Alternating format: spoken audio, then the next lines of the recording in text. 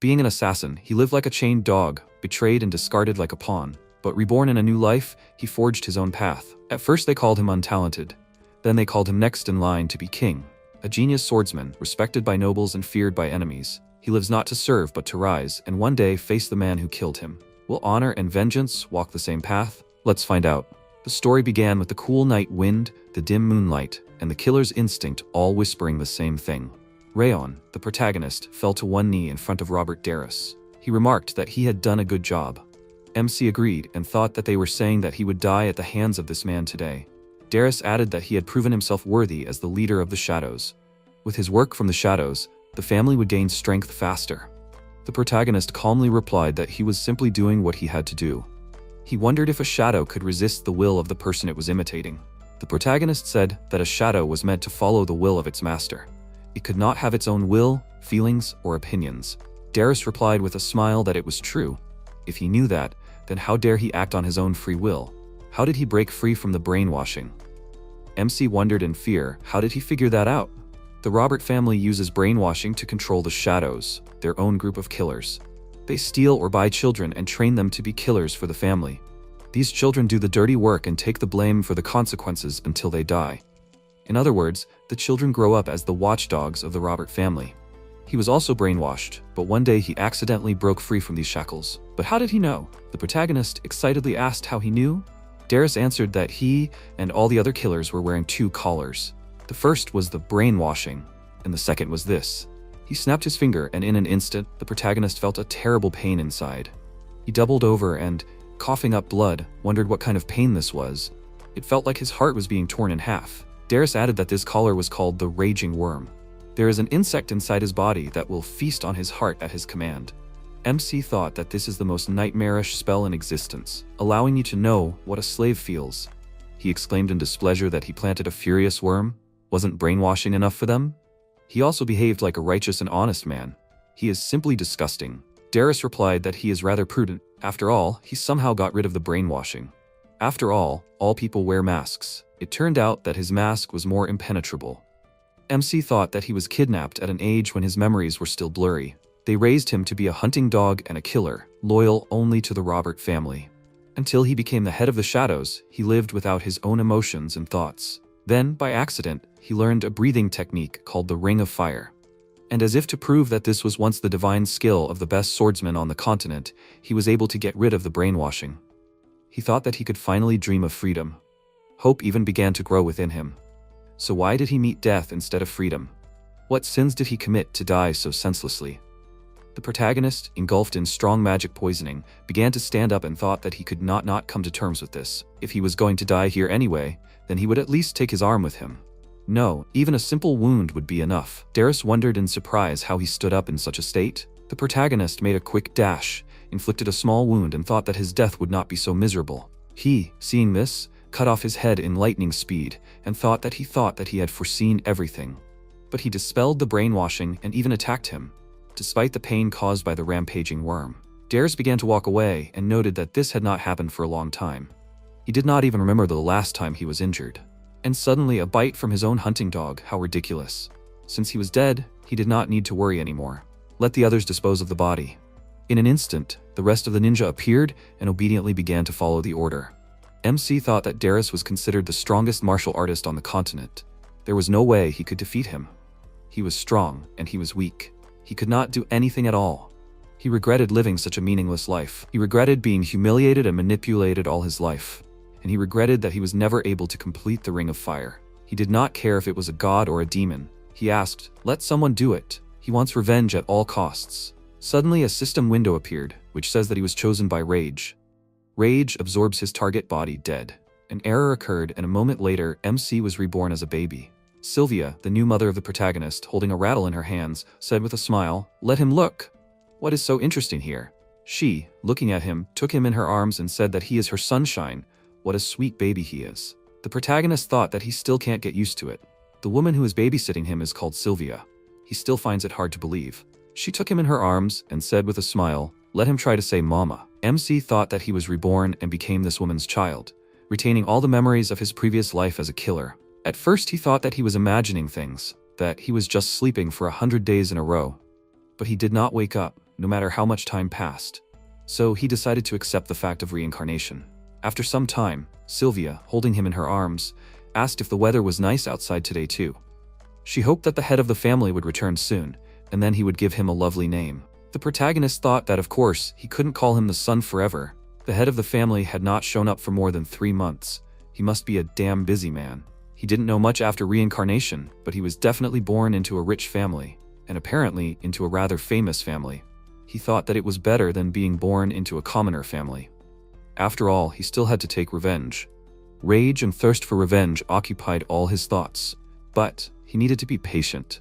Since he did not leave this room, he did not really know where he was. He also did not fully understand the status of his family, and he was already silent about the situation he found himself in. Besides, in his past life, he couldn't complete the Ring of Fire, so he needs to be even more patient. He was called the greatest killer in the history of the Robert family. In order to achieve revenge, he can suppress his own emotions as long as it takes. By the way, he wonders, this is such a huge and luxurious mansion. They are hardly just a famous family. Suddenly, a maid ran into the room and excitedly shouted that the head of the family will be here soon. Sylvia excitedly asked, "Is it really father coming?" MC, hearing all this, thought, "Father? Does this mean that the head of this family is his grandfather?" The woman excitedly said that she needs to get ready. The maid came to her and replied that it was too late. He was already here. They froze, waiting for the appearance of the head of the family. The protagonist fearfully wondered what kind of tension in the air. 3 silhouettes appeared at the end of the corridor, and the guards shouted that the head of the family was here. The protagonist thought that his presence alone created a very heavy atmosphere. If he understood correctly, then he was sure. Golden blonde hair, blazing red eyes, and that chilling aura. This is the strongest man on the continent, the head of the Zegart family, the northern king of destruction, Glenn Zegart. Apparently, he was reborn into the most powerful family on the entire continent. He looked at the protagonist and asked with a serious face, "Is this the same child?" Sylvia excitedly asked if he would like to hold him. Glenn picked him up and said that from this day on, he will be called Rayon. As the true bearer of this name, let him live like a shadow, as if he is here, but at the same time not. MC wondered in surprise that even in this life, he received the name Raon. Sometime later at night, the protagonist, lying in bed, wondered, have they fallen asleep yet? After 100 unbearable days, he finally had the opportunity. Before, he always wanted to sleep, and when he woke up, Sylvia was always next to him. He simply had no way to use mana or do anything. But now, he sleeps in a separate bed, and that's good. Okay, isn't it time to start? The protagonist sat up and, starting to use the Ring of Fire, thought that the classic form of training is when he breathes and simultaneously absorbs natural mana, concentrating the aura inside his energy core. However, the Ring of Fire he accidentally mastered is a little different. Like mages who use mana circulation, he creates a special circle of energy circulation inside himself, allowing him to increase his endurance, become stronger, smarter, and more sensitive to mana. Therefore, it is the best training technique with ideal conditions for becoming a martial artist. It gives an advantage over such strong opponents as Darius, who do not know anything about the Ring of Fire. So using this ability, one can strengthen the mind and body. And if he can master the Zegart family's sword technique, Darius's revenge will no longer be just a dream. And also, it seems to him that there is an energy flowing inside this body that has a connection with the ice attribute. That is why his body is constantly freezing, even though he sleeps most of the time. The number of blocked points is about 9. This is bad. At this rate, he will die because of the points blocked by the cold. He needs to break it with the Ring of Fire. But at the same time, getting rid of the purest ice energy like this is a bit wasteful. What if he combines it with the flame flow and spreads it throughout the body? After a while, MC thought that it will come off, albeit slowly but surely. Suddenly, he fell on his side and wondered if he was already tired from such a short training. Damn it, he can't. In an instant, he fell asleep, and at that moment, Glenn came to check on him. In the morning, the protagonist began to crawl on the floor. Sylvia, watching this, happily said that he was good. Let him crawl a little more. The protagonist thought irritably how tired he was of playing with her. He was an adult, and pretending to be a child made him want to howl like a wolf. The woman picked him up with a smile and said that he was smart. Was there anything he couldn't do? He thought discontentedly that even constant freezing was better than this. Suddenly, the ragged saint entered the room and called out to her, asking if she was there. Sylvia, seeing him, happily called him His Holiness. He asked with a smile, what was she talking about? Let her just call him Sir. MC wondered, was this really the ragged saint in front of him?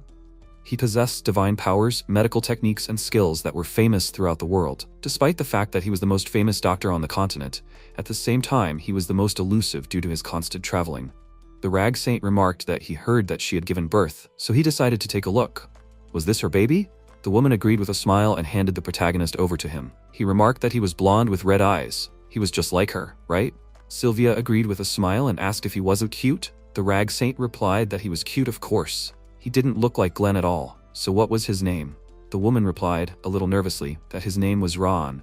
He asked with displeasure, did he hope that it wasn't named after a shadow? Naming a child after a shadow? What was Glenn thinking? MC wondered if he was calling the head of the family by his first name. It was rather informal. He had heard rumors that the Northern King of Destruction and the Rag Saint were best friends. The old man said with a smile, let him take a look at him. He put his hand on the protagonist's stomach and thought with a serious face that he was in bad shape. Sylvia asked excitedly, is there some kind of problem? The Ragged Saint explained that the child was under a frost curse. His mana cycle was blocked by ice energy. In the future, things could get even worse. He needed to be treated, and then everything would be fine. But if he was left to his own devices, he wouldn't live long. The woman asked in horror if he was joking. The old man said that he would write her a prescription. Suddenly, a maid entered the room and warned him that the head of the family was looking for him. She would escort him to him. The old man in rags replied that he would finish here now and come. She excitedly explained that the head insisted on an immediate meeting. The Ragged Saint noted with displeasure that he was always with his immediately. Okay, he got it. Let her lead him. MC wondered if he was under a frost curse. Now he understood, but knowing the essence of the problem wouldn't help at all. And since he was busy forming a ring of fire, it wouldn't be a problem. Suddenly, he felt his mother's tears on his face. Sylvia hysterically said that this couldn't be. She couldn't just lose him like that. What was that? That he wouldn't live long. It was simply impossible. She would do everything in her power to make him get better. Mom was ready to do anything. He couldn't die, and he shouldn't get sick. The protagonist wondered what this feeling in his chest was. His heart was breaking. How much it hurt. His whole body was aching. It was terribly painful. It was excruciating for him to watch it. Suddenly, the protagonist stretched out his small hands and tried to wipe the tears from her face, and then awkwardly uttered the word, Mom. Suddenly, Sylvia rushed into the hall to the head of the family. He, hearing extraneous sounds coming from the corridor, asked in bewilderment what was going on. What was all the noise about? The woman, despite the maid's reproaches, burst into the hall. Glenn asked discontentedly, what kind of behavior was this? Where were her manners? She fell to her knees and bowing her head said, let them save Ryan. He should know about his condition. This child is her everything. She asks him to save him. The head of the family, holding a cup in his hands, noted that this was an excellent example of the thorny path of a martial artist. Why should he help someone who himself is not able to contribute to the family? Sylvia noted that he was his grandson. Glenn asked what kind of grandson she had gotten by running away from the family. All he was willing to give him was the surname Sieghart. Let her say thank you at least for this, and let her not dare ask for more. He has nothing more to say. Let the guards take her away from here. Sylvia screamed hysterically. Let him save Rayon. After the woman was taken out of the room, the Ragged Saint sighed and remarked that he was a stubborn idiot. Was it so hard to be honest? Why was he acting like this after he had called him to look at his grandson's condition? Glenn took a sip of his drink and told him to shut up and spill the beans. He said that as he had said, the 9 streams of mana in his body were blocked by ice energy. And as he aged, his condition would continue to worsen. Because his aura suppressed the cold, he would be fine for a while, but his grandson would hardly be able to become a martial artist. Glenn took another sip and remarked that, as long as he was alive, everything was fine. The Ragged Saint said that he had sung differently just recently. Let him admit that he thought his grandson was cute, but why did he give him the name Raon? There were so many good names in the world, so why call him a shadow? The head of the family replied that the name itself did not mean shadow. Thousands of years ago, this name had a completely different meaning. After some time, Sylvia, holding the protagonist and a spoon with the mixture in her hands, noted that here is the medicine that the saint in rags gave them. It will be bitter, but let him endure it for a while. She fed it to him and expected to hear discontent, but the protagonist calmly stretched out his hands and began to mumble. The woman called out to the maid Helen and happily noted that he was enduring and eating. She admiringly said that it was amazing. Usually children do not like bitter. He seemed to understand her intentions. Sylvia shed a few tears and hugged him. MC thought that it was slightly bitter, but now he needed exactly this medicine with the fire attribute. After all, the fire attribute can overcome the frost curse. The woman asked if he really understood her feelings. The protagonist remained silent and thought that he would just let them stuff him with medicine. After some time, the protagonist thought that 2 years had passed since the beginning of his training and taking the medicine. Thanks to them, the creation of the Ring of Fire is in full swing. After reaching the first stage of this technique, He spent 2 years in constant training, interrupted only by silly games with Helen and Sylvia. There is no more diligent child on the entire continent than him. He trained after lights out while everyone was sleeping. Time continued to fly, and now he is 5 years old. A system window appeared in front of him, which said that the second stage of the Ring of Fire is available to him. The effect increased fortitude, susceptibility to mana, willpower, and the amount of his energy. MC smiled and noted that he finally did it. He thought that he reached the second stage of the Ring of Fire technique. At the second stage, cross-shaped energy circulation opens, and he also began to feel mana better. Will they tell him about this in messages? Suddenly, Helen entered the room and noted with a smile that he woke up so early today. Could she take his laundry to wash? The protagonist agreed and thought that she seemed to not see the information window. The message windows had been appearing since he reached the first stage of the Ring of Fire.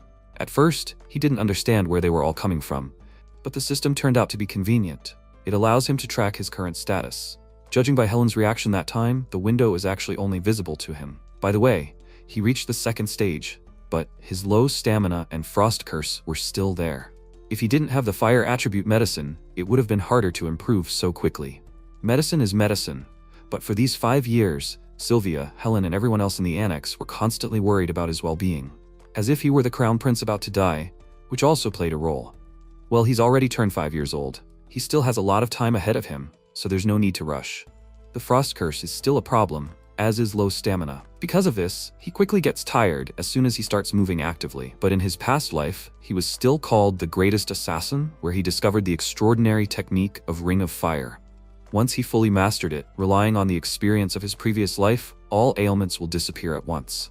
And once he learned the skill of the Zeekhart sword, he would be able to cut off Darius's head. But he cannot rush, because he is one of the strongest masters on the continent.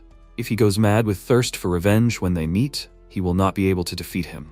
He can count on the fingers of his hand the number of people who are even capable of killing him.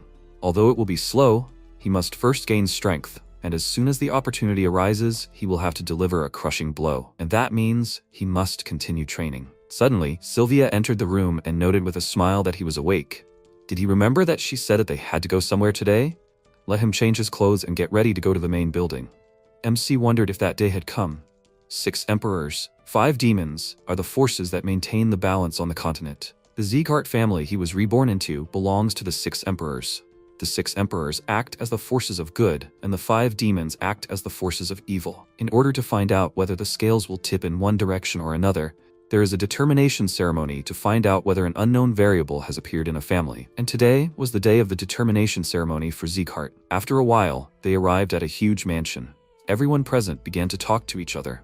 One of them asked that this was his first time here since the ceremony last year. Was that right? Another mockingly replied that he had been busy on missions. He heard that today they were going to check the children of the branch house. The guy said that he heard that Lord Karun's 4th son would be participating. The other agreed and added that according to rumors, it was Sylvia's son. He asked again, confused, what did he mean? Wasn't that the outcast? The main character and his mother entered the hall, and everyone present began to look at them sideways. They began to discuss the fact that this child was her son. He was so tiny, it seemed that the rumors about his illness were true. He inherited the blood of a loser. Nothing could be done about it. Or, more accurately, an outcast? Just think, now all sorts of scum are allowed into the hall of the sacred ceremony. Why was the son of an outcast even allowed to participate in the determination ceremony? This is how standards are falling. MC, listening to this, thought that only members of the main branch of the family were throwing insults at them. Had they conspired or something? Well, he didn't care about what they said about him, but he did care about the rumors about his mother. Sylvia called out to him and said with a smile that everything was fine. Let him only look at her. Suddenly a man's voice was heard. Let everyone greet the head of the Zeekhart family. Glenn entered the hall and sat on the throne. The protagonist thought that he hadn't seen him for a long time. It had been 5 years, right? The head of the family noted with a serious face that everyone seemed to have gathered. In an instant, the Sword of Justice appeared in the center of the hall and said that they were starting the determination ceremony. MC was surprised to think that it seemed to be the Sword of Justice. If you touch this weapon, it instantly calculates the predisposition to mana. The assistant announced that it was time to begin. The first one will be Buren Zeekhart. He responded and, approaching the sword, touched it. The protagonist thought that starting from the age of 4, the mana channel in the child's skull, open towards the heavens, begins to close. After that, the mana level does not change significantly. Therefore, children are brought to the determination ceremony also to find out their potential. In fact, the assessment is taking place here and now. When Burin touched the sword, a powerful wind appeared. The people present joyfully noted that, judging by the light emanating from the sword, it was an attribute of high purity, as expected of a Karun child. "He is such a talented boy." Glenn said with a serious face that it was a suitable attribute for a swordmaster. Let him focus on cultivating the wind in the future. The assistant announced that the next one would be Luna Slyon from the vassal family.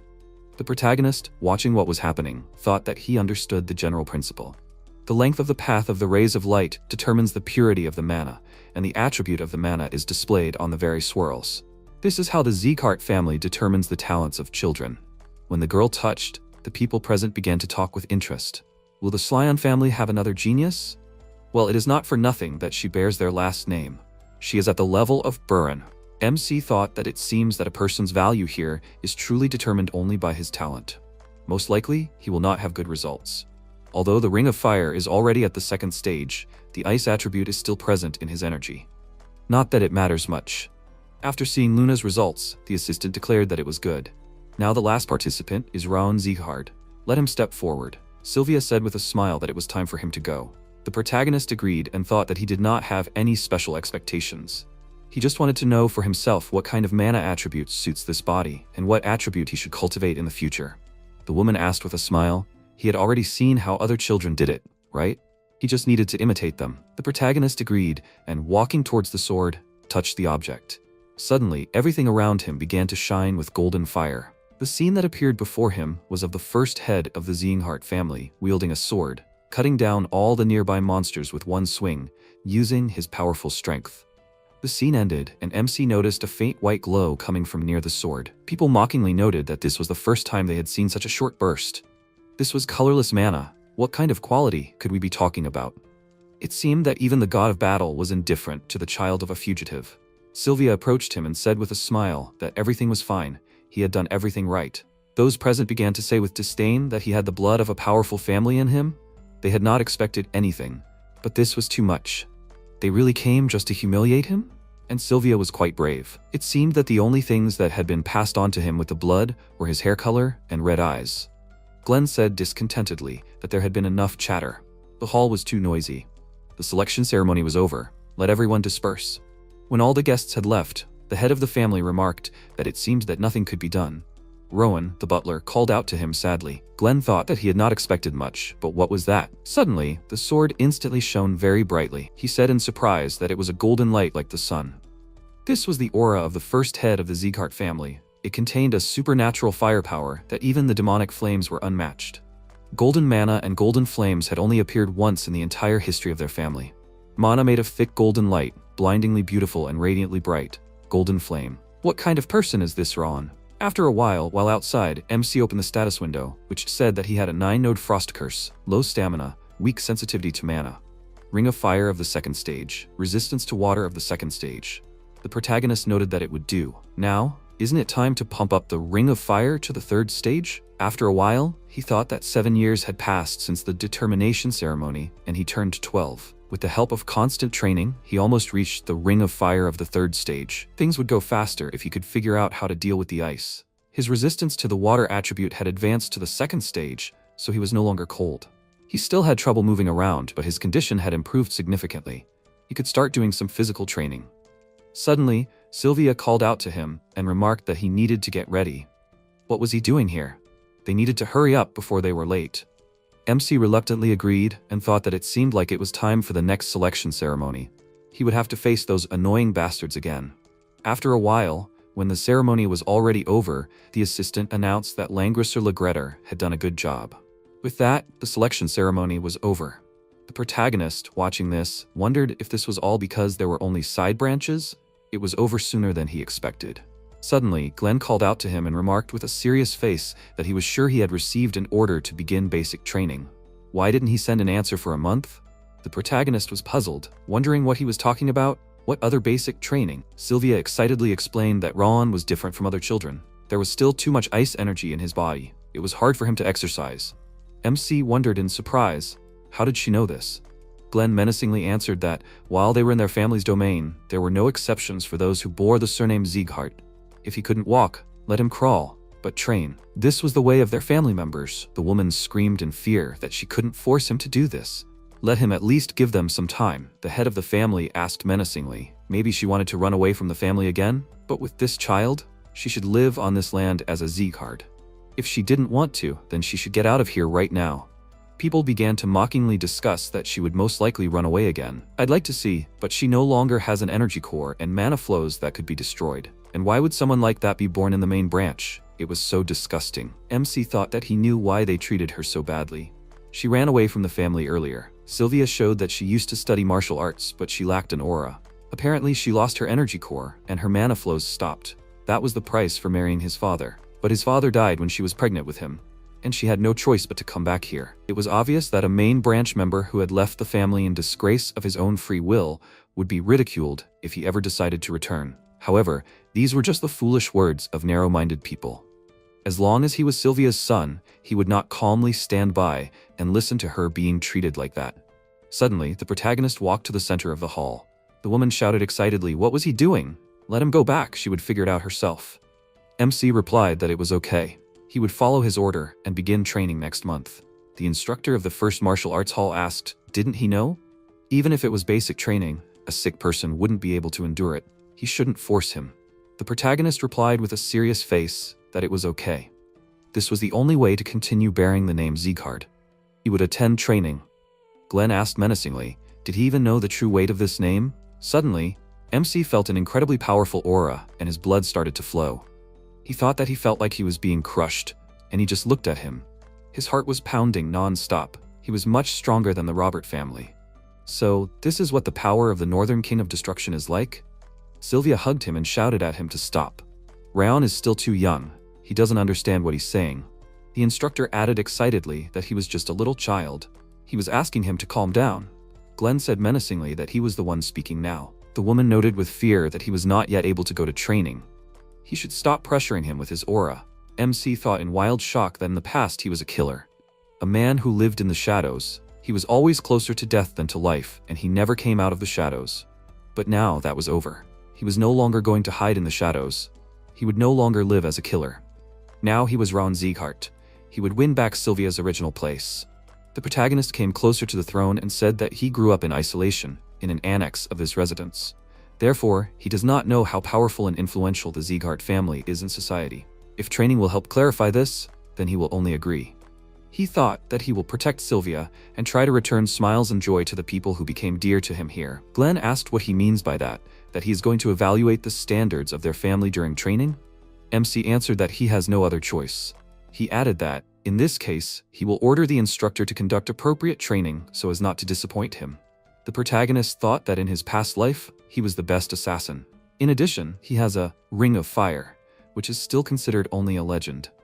If he combines his skills, he can earn his place in this family. He will show them how strong he can become. Sometime later, during training, the instructor of the second martial arts hall, Caron Zieghardt, asked the assistant if he hadn't said that the protagonist was too weak to even move around. He excitedly agreed and added that this was what the maids said when they heard the conversation between the ragged saint and the head. He was actually suffering from a serious illness. The instructor thought with a serious face that the child's body was in bad shape today, as always. How could he endure his father's aura? Karun pointed out that, come to think of it, Sylvia was more talented than most. Let him send a maid to their building, and let him do it as soon as possible. And let the maid report everything that happens there. Sometime later, in the 5th training hall, Zieghardt, everyone greeted the head of the family. He walked to the sofa and called out to Rimmer Dias, the instructor, telling him to stop pretending to be a rag and get up. He stood up and noted that he was on top form as always. Only his disguise as a sleeping person didn't work for him. All the instructors were working hard, and he, the so-called head of the instructors, they just followed his orders. While he was working with his head, they were working with their hands, so everything was fair. Glenn noted with a serious face that he was already 50 years old. He should grow up. Rimmer replied with a smile.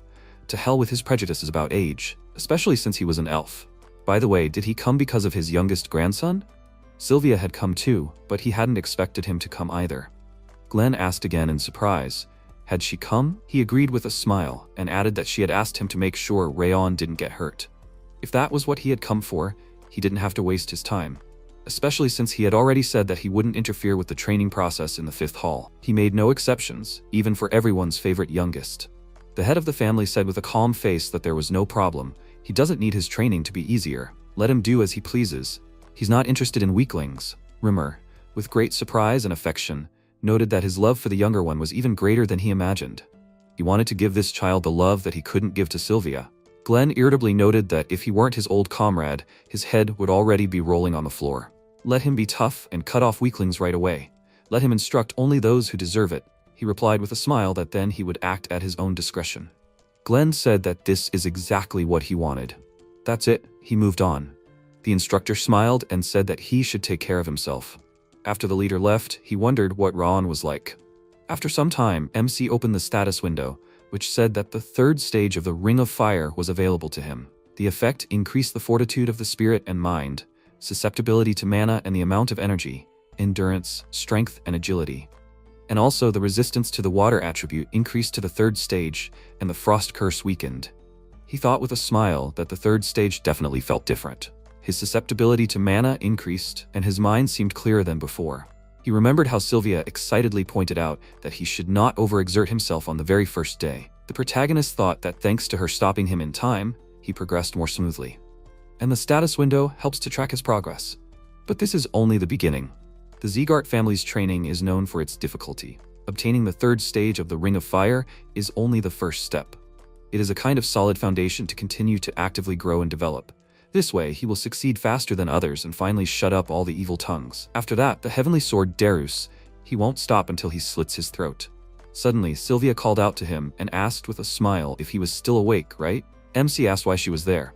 It was already quite late. She sat down next to him and told him that he was going to the training hall for training tomorrow. She wanted to talk about it. Did he really need it? Honestly, she wanted to stop him. He never complained, even when it hurt. What if he got hurt badly there? Not that she was against it at all, but at least for another year. Maybe they should postpone it for at least 1 year? The protagonist replied that there was no need for that. He was not going to tolerate every time someone from the main or side branches decided to speak out. He was tired of their disdain for her and the workers of their annex. He could not put up with it. He believed that if he did well in training, they would stop treating them like that. Sylvia said that she was not surprised that he was disappointed with the fact that they lived separately and that people said bad things about them. She fell in love with his father by chance during one of the missions, but they couldn't be together because he was just a knight, so she gave up her own energy core and mana and then left home. He actually had an older sister. She was 2 years older. Her name was Shia. The 3 of them lived quietly together until the Eden mercenaries attacked them. His father wasn't very strong, and she was pregnant with him, so they couldn't do anything against them. Luckily, her father secretly assigned guards to them, but they were hiding in the distance, so they didn't come to help right away. By that time, his father and sister were already dead. She didn't know what to do, so she returned home. Here, she is treated like a sinner, but she really deserves it. MC thought that Sylvia was selfish. She had abandoned her duties for love, but had come crawling back as soon as she lost it. He understood why people treated her so coldly, and yet she was the woman who had given him life and motherly love. Even if she was selfish for someone else, for him she would always be the only mother, in 2 lives at once. He wondered if she regretted it. Did she want to go back to those days before she ran away from her family? Sylvia answered with a smile that she did not regret anything. She was like an invisible person in her family. Only after leaving them did she finally feel alive and loved, and that was enough for her. She was so happy then, so she did not regret anything now. Let him forgive his terrible mother. MC answered that then everything was fine. He was fine, so she should not worry about him. He thought with a smile that even if others called her names, she was his only mother. He had no other. He would take revenge on Darus after he restored her position in the family. Sylvia, hearing his words, burst into tears. The protagonist excitedly asked why she was crying. After a while, he left the room and noted that it was hard to calm her down. He needed to practice the Ring of Fire and try to sleep. There was little time left before training. The protagonist went into his room and, sitting in a pose, thought that it was good that the Ring of Fire circulated faster after reaching the 3rd stage. I wonder what it would be like at the maximum level? Suddenly, when using the skill, everything caught fire with blue flames and the second demon lord appeared.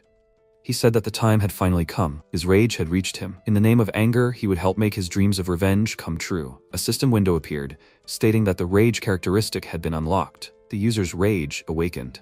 The spirit said, "Let him sacrifice his soul and body to him." Wait, why is there a child here? The protagonist asked in confusion. What is he? The spirit replied that he wanted to ask. The rage that had reached him could not belong to a child like him. No, it was definitely him. There really was an all-consuming dark rage lurking inside him. Okay, let him give him his soul and body, and then he would help him take the revenge he so desired. MC wondered, was it because of the rage he felt towards Darius before his death? But somehow this thing appeared a little late. He did not want to use someone else's help. He answered with a serious face that he did not need his help. He could take revenge himself. He would defeat Darius with his own hands. The spirit noted that he had misunderstood something.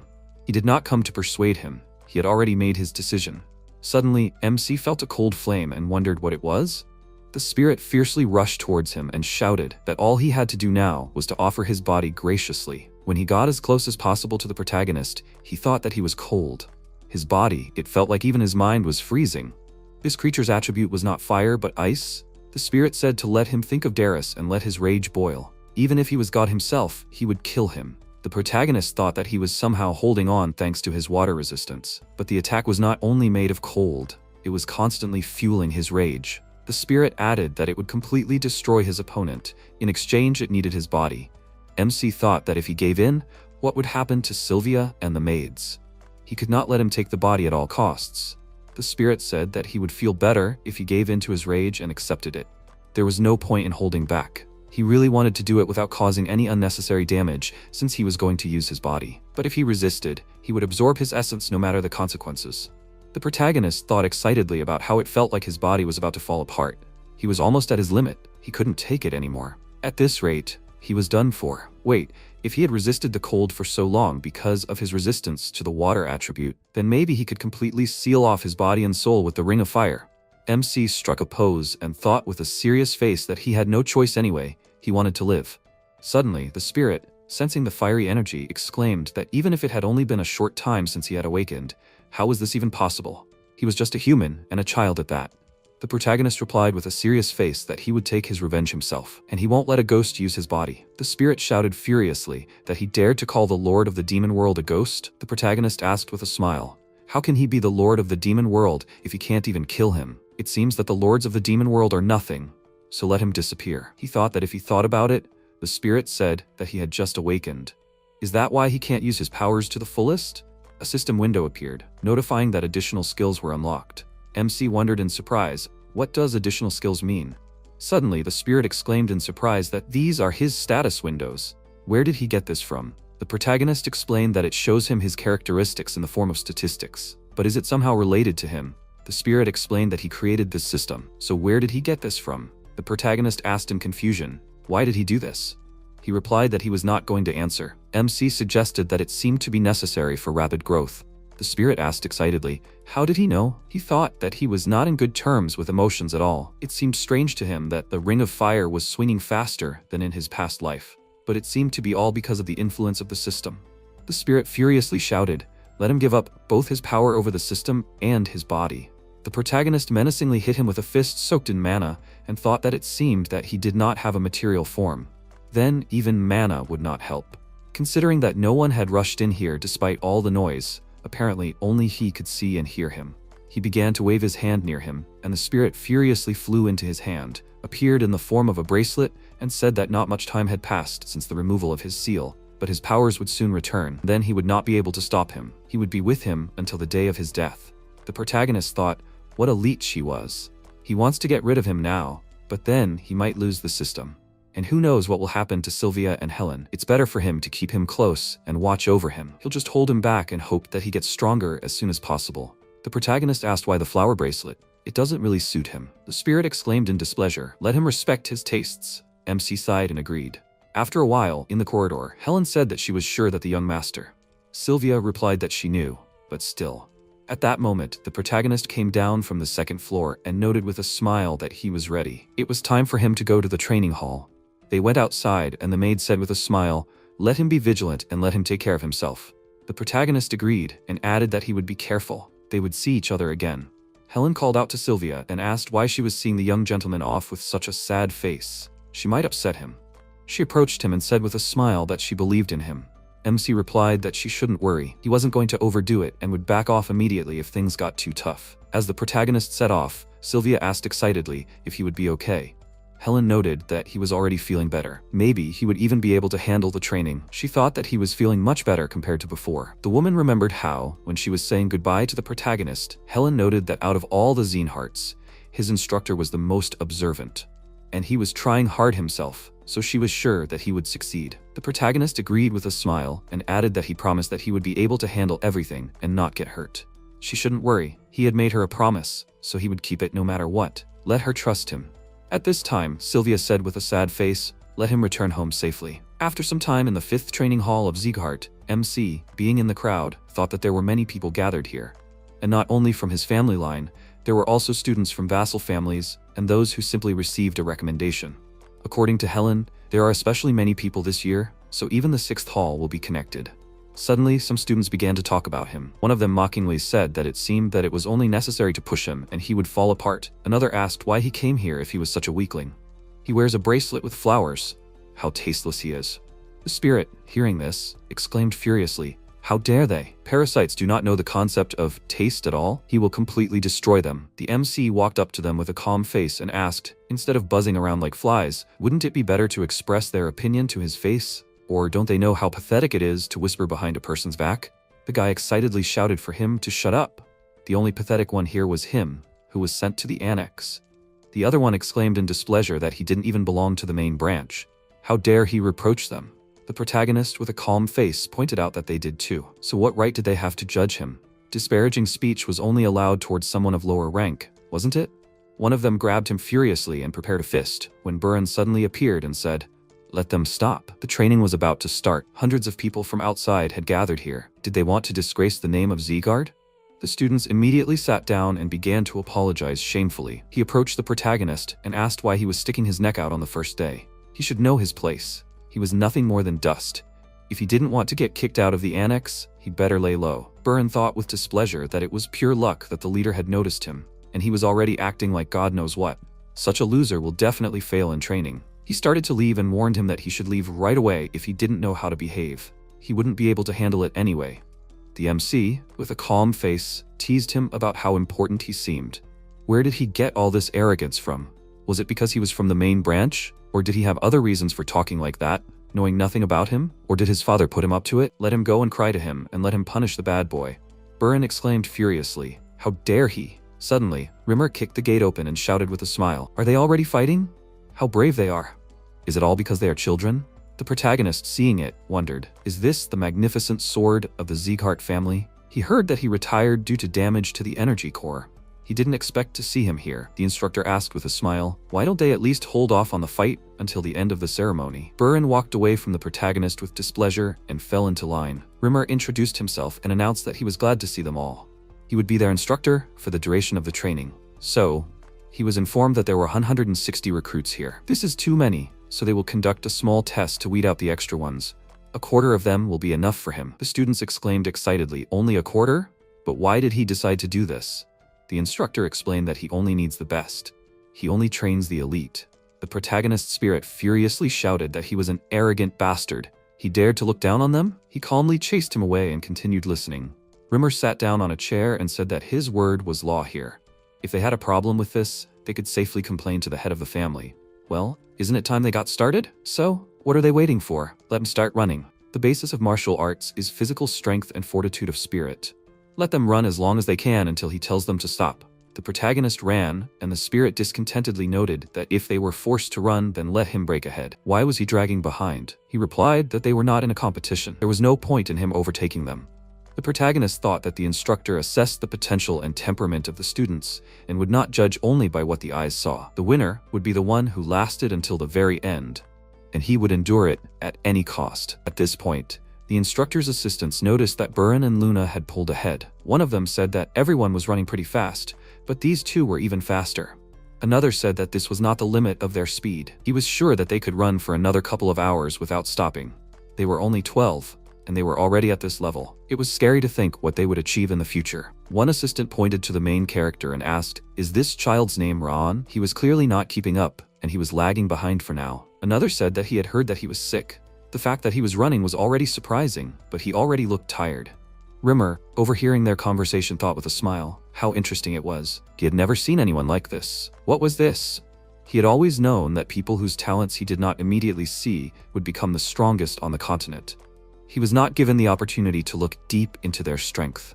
He can see the fate of most children perfectly well, but this boy Ron did not reveal anything to him. He is clearly stronger than him, and therefore he is beyond his vision. It is quite an amusing sight. At this time, the students began to mock the protagonist, saying that he was showing off so much, but he himself was dragging along at the end.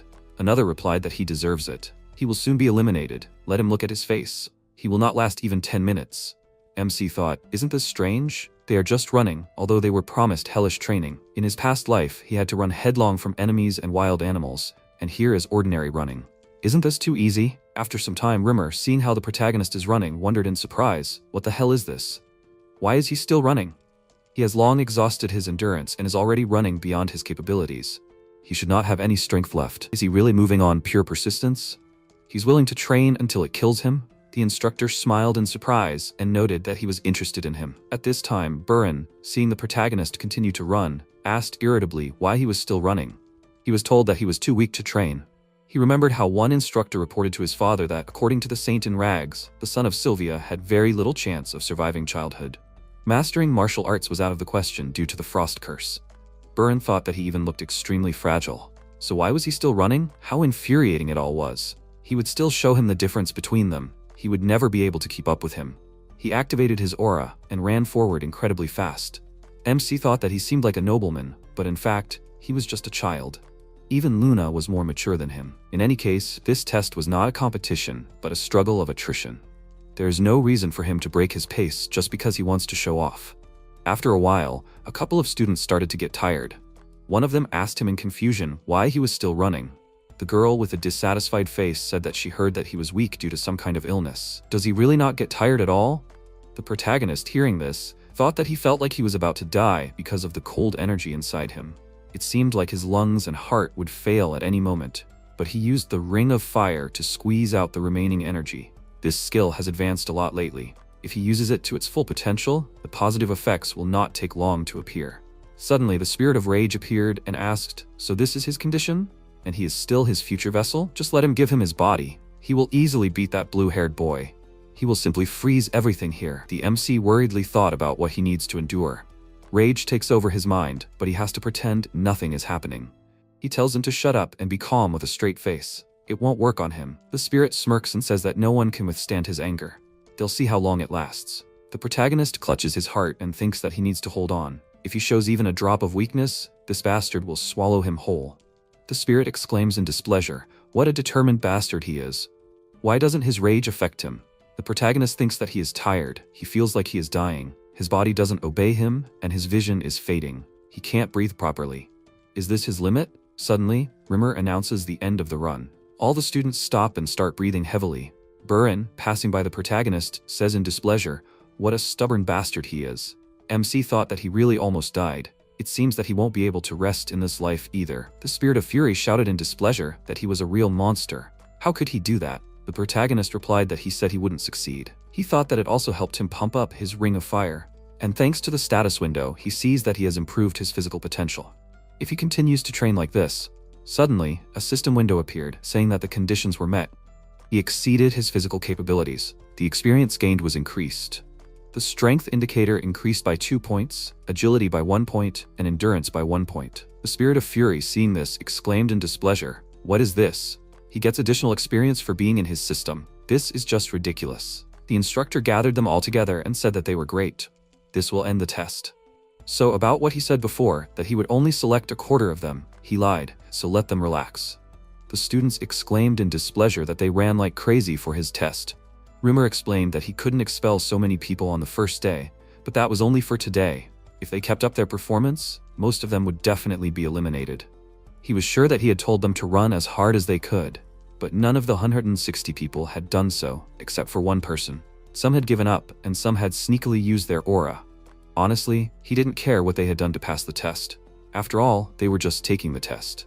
But from now on, they should try to do as he said, and then they wouldn't fail. They shouldn't think that it would be that easy.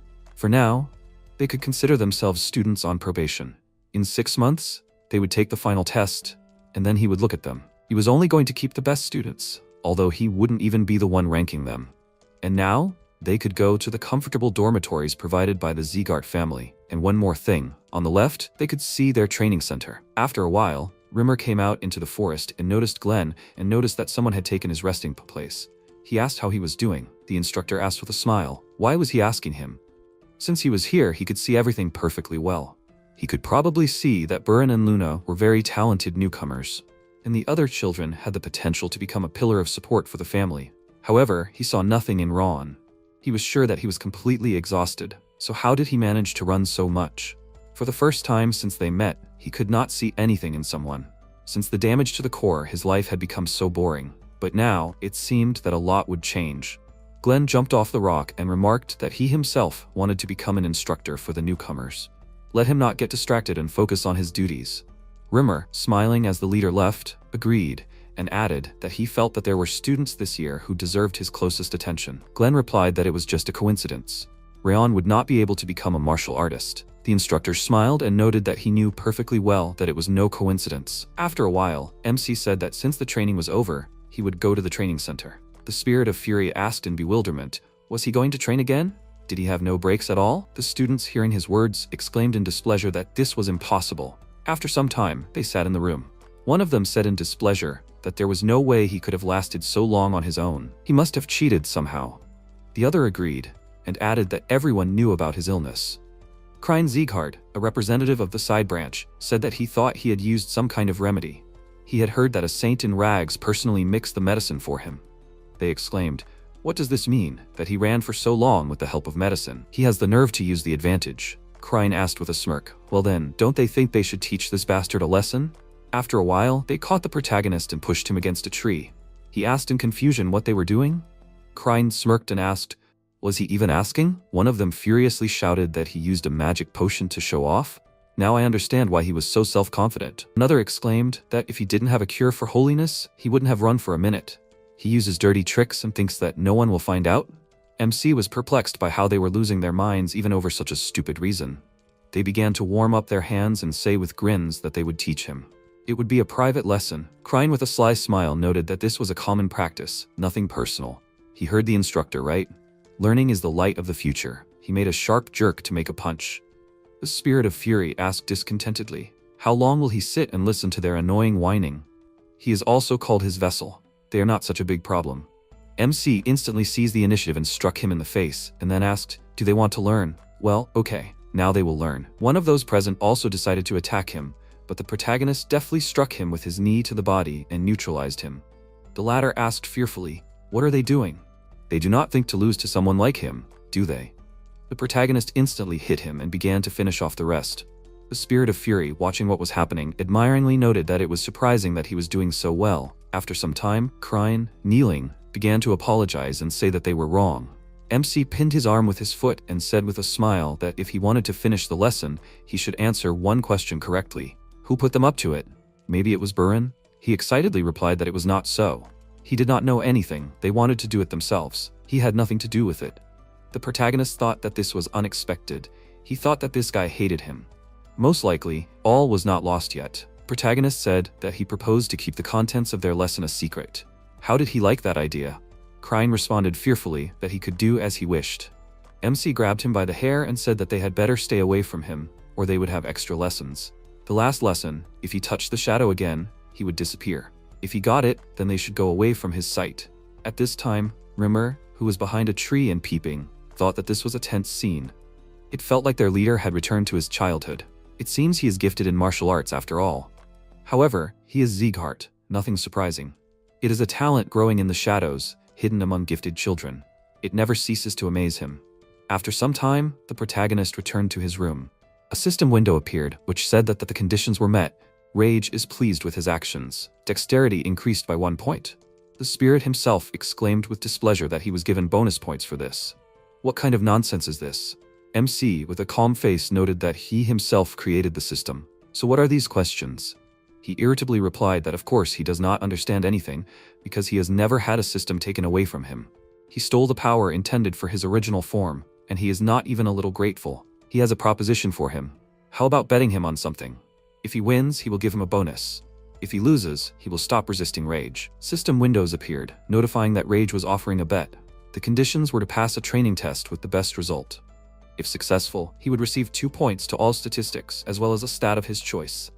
If defeated, he would receive a 10-day rage penalty. MC asked what he meant by the test that Rimmer had mentioned. The spirit agreed and added that he had said that he would choose the best students. The protagonist asked what the stat of his choice meant. He explained that he would receive one of the stats he had. Naturally, his level would be reduced because he was ignorant. The protagonist asked what the rage penalty meant. The spirit replied that he would succumb to the emotion of rage and would be a little more in its power. It was just a little, but it would be enough for him. He would no longer be able to control himself so well. MC wondered, so that was what he was trying to achieve. Considering his usual behavior, he didn't think he was lying. He had always answered all his questions honestly. Besides, the bonuses for winning were much more attractive. It was like being tempted by a poisoned apple. It would be hard to get into the top list if he were just a sick kid, but he was reincarnated. The protagonist remarked that it didn't sound bad. Okay, he accepted his challenge. The spirit said with a sly grin that it was a wise choice. A system window appeared, saying that he had accepted the conditions of rage. The protagonist thought that he wouldn't lose if he used his past life experience. Sometime later, after another training session, all the students fell to the ground to catch their breath. A little earlier, Rimmer announced that he was asking them all to take a horse-riding pose. It sounds stupid, but in reality, it's different. This is the basis of their martial arts course. They all need to learn to endure it. Let them stand in this stance until he allows them to relax, and he will take a nap for now. Naturally, he is not forcing anyone. As he said, they should take the test, not him. At this moment, one of the students furiously shouted that he can't stand it anymore. When will he teach them how to fight with swords? The girl noted that all they did was run around and stand in silly poses. Burin asked with a calm face, what was there to complain about? They could practice with swords themselves. If they only spent time on the basics, they would lose what they had learned. The spirit of fury, watching this, said that they were leaving. They were going to practice their sword skills themselves. And wasn't he coming? MC replied that there was no need for that. Why learn combat techniques if he hasn't properly strengthened his body with basic training? He thought that he didn't need a sword at all right now. He needed to develop basic physical strength and endurance. His body was weaker than others due to the frost curse. The basics were most important, both for growth and for training. For now, he had no hurry, so he would focus on training his body. The protagonist entered the gym and began doing various exercises.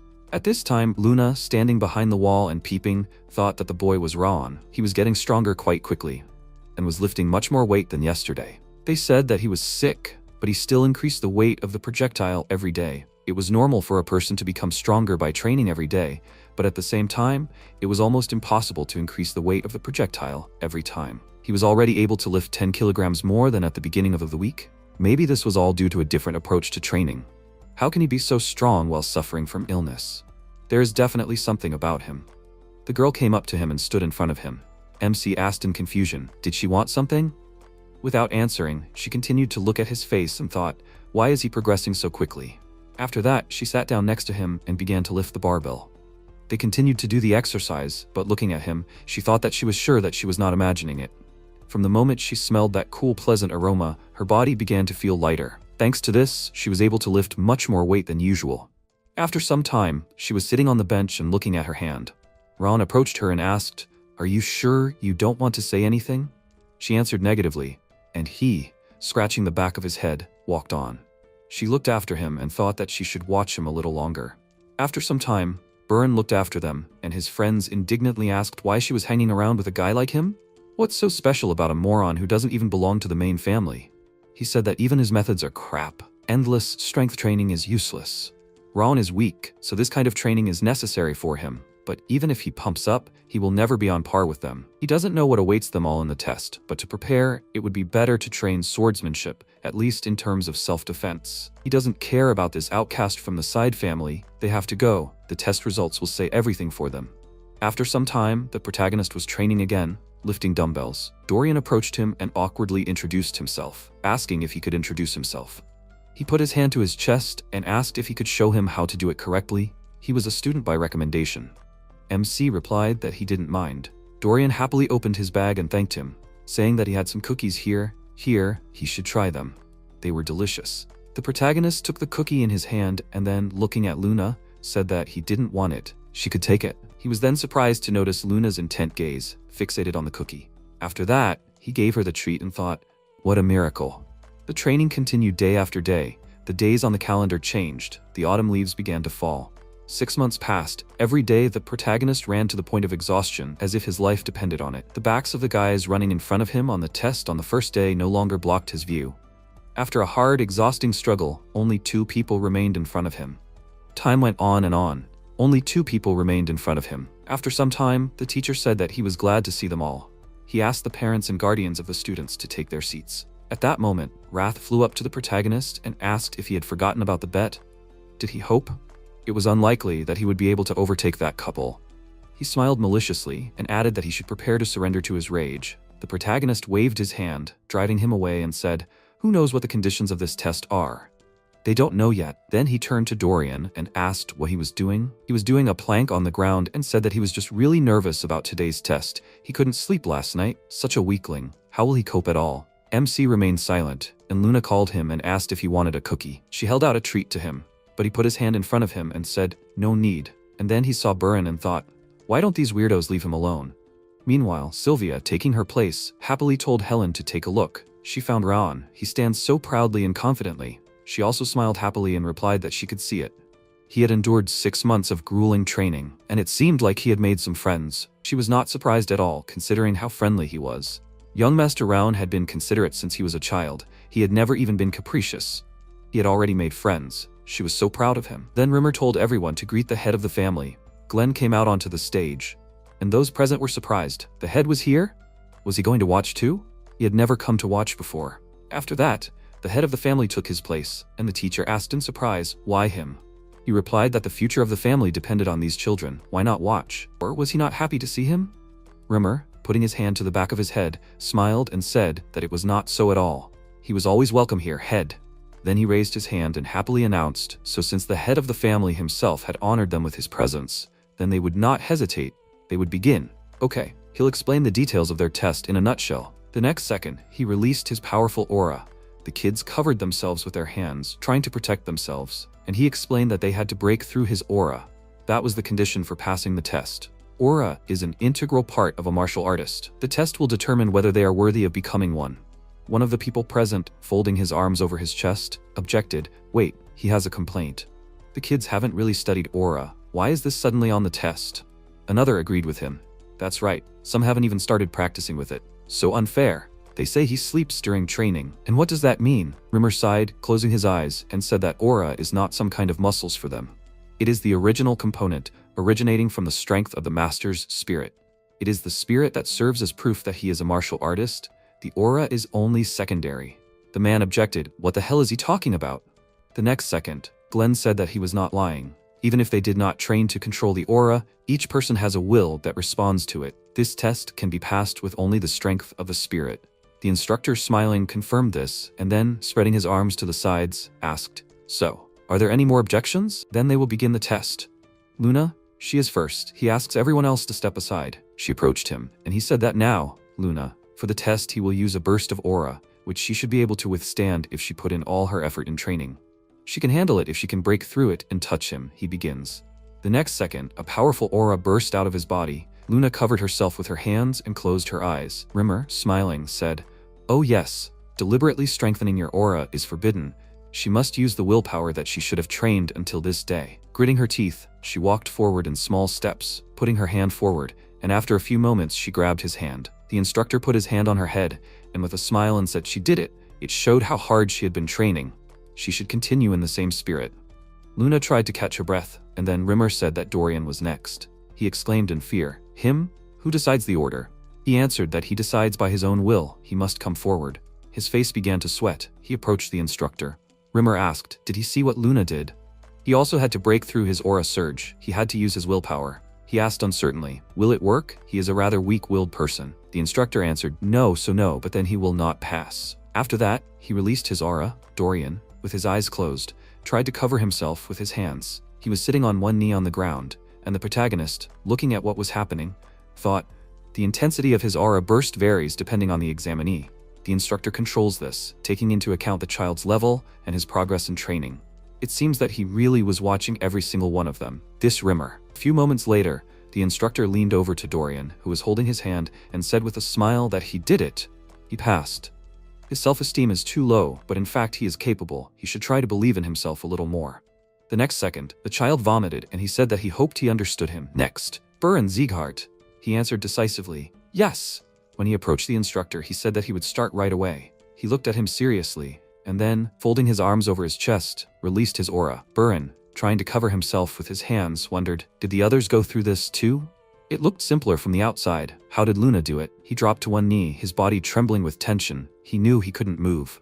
Rimmer said his talent was special. He was more gifted than the others, and out of 160 students, only a couple could compete with him. But both he and his henchmen, they had wasted their time. What was the point of training in fencing if he couldn't control the willpower process? He should have strengthened his physical and mental components instead of playing with a sword. Every time he got hard, he used aura, but that wouldn't work here. The child knew he couldn't fail. His father's gaze on his brother on the day of his expulsion was too fresh in his memory, a cruel and cold gaze. If he couldn't withstand even that, he would be abandoned too. He brought his arm forward and pushed off decisively, grabbing the instructor by the leg, and he put his hands in his pockets and said that he passed. He is only 12, he should stop acting like an adult and should practice what was said. If he keeps looking up, he will definitely trip. He should remember his words. Then he looked to the side and said, okay, and the last Raon. Raon agreed and stepped forward. The instructor, smiling, said, he is the last. Is he ready? He answered, of course. Rimmer said that in that case they will begin. He released his aura, but this time more powerful than before. Even those present in the stands watched this happening in fear. His mother called him anxiously and shouted, what is this incredible surge of aura? MC, without even covering himself with his hands, asked, is this his test? Rimmer smiled and asked, so what? He is no worse than Buren and Luna, he should try to hold out. The protagonist covered his face with his hands and thought that it was the strength of spirit that was important here, not the body. And his spirit was formed not only by Raon Sieghart, but also by Raon the killer. He moved forward little by little, and the instructor, perplexed, thought, did he hold out? The head of the family also tensed up, watching what was happening, and Rimmer said in shock, how is he? He thought, how is this possible? This should not have happened. The next second, the protagonist touched his stomach with his hand. Those present froze in surprise, and the protagonist asked, he passed, right? The children discussed in bewilderment. He was able to pass through such an aura? This is some kind of nonsense. He really did it? How could a sick child who does not even know how to use an aura do it? The instructor frowned, looked at him and asked, who is he? He replied that they have known him for 6 months. He is Raon. Rimmer raised his voice. He asks, because what he did is impossible. He created an aura explosion that should be beyond his level. He just wanted to make fun of him. With his level, there is no way he could overcome it. Raon calmly shrugged his shoulders, and then Rimmer sighed in surprise, then scratched the back of his head, laughed and said, something carried away. He apologizes. Raon was the last test subject for today. The test is over. Now he will announce the best newcomer. The best student of the 5th training hall is Raon. Sylvia said happily with tears in her eyes, their Raon is the best student. The maid, turning to her, happily exclaimed, young Master Raon did it. The others were chatting among themselves. What? Raon became the best in the test results. But he just broke through the aura explosion. How could he be ranked higher than young Master Buren? The next second, Buren shouted, he protests. This can't be. Unfair, the instructor asked. Why would it be unfair? He replied, Raon's stamina, strength, and intelligence were clearly inferior to his. He couldn't admit that someone like that was the top student. He pressed his hand to his chest and shouted that he was sure he had cheated somehow. The others present began to mutter among themselves. It sounded plausible. How could he do that if he was under the frost curse? He heard that he didn't even have an aura. Could it be that he and the instructor were just cheating them? Considering the rumors surrounding him, it sounded plausible. Buren pointed his finger at the protagonist and said that they were the martial arts masters of the Sieghart family. He believed that the best student should be determined through a duel, not a stupid test. Rimmer smiled, looked at him, and said, so his test results weren't satisfactory? He wanted to be the best? He exclaimed embarrassedly that it wasn't like that. The instructor then looked at the head of the family and said that the exam was already over. Head, what do you think? What should we do? He replied, Raon, it seems like the others are unhappy with his result. Does he want to fight Buren for the title of the best? MC firmly replied that he refuses and thanked him. The test is over, the results are obvious. Why should he get into a fight if it costs nothing? After that, he looked at Buren and added, he always talked about the honor of the main branch. You also need to be able to accept defeat with honor. He shouted indignantly, what an idiot. Glenn said, then they will do this. There will be a reward for the place of the best student. He will give a bronze emblem to the winner. The protagonist was surprised. A bronze emblem. Gold, silver, and bronze emblems are given to those who are able to achieve something. The rewards that can be obtained depend on the material of the emblem. Although this is bronze, it is from the head of the family himself. He is sure that he will be able to get valuable things for this. It seems that no one here is satisfied with the fact that he took first place in the ranking. After that, he said, okay. The head of the family leaned his face on his fist and said, okay, then they will begin immediately. Now, the real top student will be determined. It will be decided in one round. If they use aura or weapons, they will be disqualified immediately. They must only use their own strength. Rimmer raised his hand and said, then they will begin. With that, he waved his hand. Buren, swinging his fist, quickly ran forward and hit, but the protagonist dodged to the side. After that, his opponent swung his leg trying to hit, but the protagonist put out his hand, blocking his attack with his foot. Buren concentrated energy in his fist and shouted that he must bite off the fist of the righteous tiger, his father's technique. It is not forbidden to use fist-fighting techniques, which means he is not cheating. After that, he punched Ron in the stomach. Those watching the battle shouted, Lord Buren, as expected. This Ron can't answer him back. Buren gritted his teeth and kept punching, thinking that he was just a mutt and a side character. He was weaker than him. He thought that he would just give up his place as the best student. He remembered his father telling him that there was no point in worrying about him. He didn't need such weaklings in the family. He couldn't disappoint him. Buren thought that his father was watching him. He needed to prove himself. He wouldn't let someone like him get ahead of him. He punched again and again, and the protagonist kept dodging. At one point, he thought that he could see his fist, the trajectory of his swing. He could clearly see all his attacks. Buren concentrated his energy in his fist again, and shouted that he should give up. Round, he resolutely ran forward to attack and shouted that he was finished. He pushed off the ground, jumped up, and MC, turning his gaze to him, asked, really? He concentrated his energy into his fist, and their hands met during the strike.